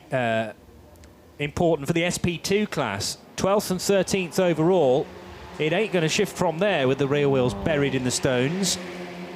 Still no yellow flags being indicated on our screen. I'm sure there are yellow flags there. Absolutely, certainly. It's going to need a drag, isn't it? And do you know what? Where it is, this might need a code 60 drag as well, because they're going to have to tow it backwards into the gravel. That's not good. They're going to try and tow it out. Leader is in the pit lane. Maybe preempting a code 60. So Alfred Renauer coming down pit road. Are we expecting a driver change in that car, Paul Trustwell? Yes, I think we probably are. It's Alfred had been out in the car for over an hour. His stint an hour and 16 at the point where he brought it into the pit. So even if he were anticipating a code 60, I think he was probably coming towards the end of his tank full anyway. And that should then be the car handed over back once again to Robert Renauer. Yeah, Robert Renauer, Joe Bradley tells me, is readying himself and waiting to receive the car. So, well, Joe won't want to interview him then because he's not wearing a towel. That's true, although he's just interviewed Martin Short, who was also at a beach towel. And we have seen one of the Renauers in a similar outfit. Yes, Nick was doing that, wasn't he? So Nick and Joe so have both interviewed naked men clad only in towels. Firsts for their career, and maybe hoping that never repeats itself. The 65 car is still stranded at turn 16, and the Manitou is now on the scene. So Renauer comes down pit road to hand over to his twin brother, with no risk of a new race leader, by the way, because the 52 car is 5 laps behind. But Joe Osborne piloting that Barwell Motorsport Lamborghini probably to the finish now. Still taking on fuel is Alfred Renauer. Now he leaves the petrol pump. And an hour and 52 to go. No, Joe Osborne won't be finishing in the car unless he only got in the last 4 minutes. No, you're right. Because he'll be over his driver time. He's newish to that car, but not new enough. Janos Wimpel was telling me, Paul Trustwell, that somebody was handed a driver penalty for doing 2 hours, 0 minutes, 0 point something seconds. Literally for a fraction of a second over the 2-hour mark. You have to have a border, and if you're over the border, then, you know, if somebody goes a tenth of a second over the border and gets penalised, and someone goes 0.2, which one do you penalise? Well, I think if you've got a border, you stick to it. The race leader is in the pit lane and right next to Joe Bradley. It was, Johnny, and now it's not, because it's already done and dusted. New driver, Robert Renauer, now at the wheel, taking over from his twin brother. And you know what? These guys are just like clockwork. I don't know if Nick can say this, but I certainly can. I don't think I've seen even the engine cover come up for any kind of oil replenishment. I'm sure it has sometime in the last 12 hours here. But the 911 Herbert Motorsport Porsche goes back out, retaining that lead. With another flawless stop, and that's all part of it, isn't it? We've talked so much about how they establish their priorities, which are not to get involved in other people's accidents and not to take silly risks, and then they drive with a sort of relaxed, smooth, calm, and that unhurriedness rather follows the car into and through the pit lane as well. But it's all about being efficient in everything you do, and yes, you know, you can do that, but you know, you've got to make those pit stops right on the mark. You've got to make sure that the cars, when they're driven, it was Ralph Bone, wasn't it, who somebody was interviewing at the earlier on in the race, who was, I think Joe asked him, you know, how close to the limit of your driving are you driving? He says, well, yes, we're driving fast. We have to drive fast because we're a racing driver, and you have to drive the thing fast, but without making a huge amount of risk. There is Robert Renauer still leading the 24 Hours of Barcelona, although he's been at the back of the paddock for a little while, just cooling off and getting himself settled for the final couple of stints, because he won't be able to make it on fuel for the remaining hour and 49 minutes. But Robert Renauer has been strapped into that car for a double stint, and this car has not missed a beat up until now. 22 hours with a new car, of course, for the Renauers. It's a 991 spec GT3R, which the GT3 version of this car really only came into being for season 2016. They started the year with the Lamborghini Huracan, didn't go well at Dubai with a major fire. So their choice to go back to a Porsche, having had success previously in the 997 spec GT3 car, seems to be a very good one. There was one problem that the car had. Just remember what it was. It was a transponder problem. Yes. Because the transponder stopped working, and we were getting all kinds of funny readings from it because everyone else's transponder was working, and theirs wasn't. So they had to come in for a pit stop, spend a little bit of extra time putting a new side window onto the car with the electronics that are associated with the side window, and also a transponder which has been run for the whole of the race, or the last 3/4 or 7/8 of the race, I would say, because it was very early on when the transponder went, and they taped up the transponder to the outside of the car. Yeah, so and then they had, at the next stop, they were ripping wires out of the front wheel arch, and that was clearly the wiring that had been severed to the actual transponder, which is at the front on the splitter somewhere. So for whatever, as I say, we said about it having a faultless run. That was a problem and an unforeseen issue that they had at the 911 team. Other than that, though, it has been a pretty good run for them, and their running is the second-placed car, the 52 Lamborghini, currently in the hands of Joe Osborne, and he is still some 5 laps behind the Porsche. And I have a feeling, haven't they just swapped places on the road? No, it was the 53 that just went past. So Joe Osborne pushing on as fast as he can.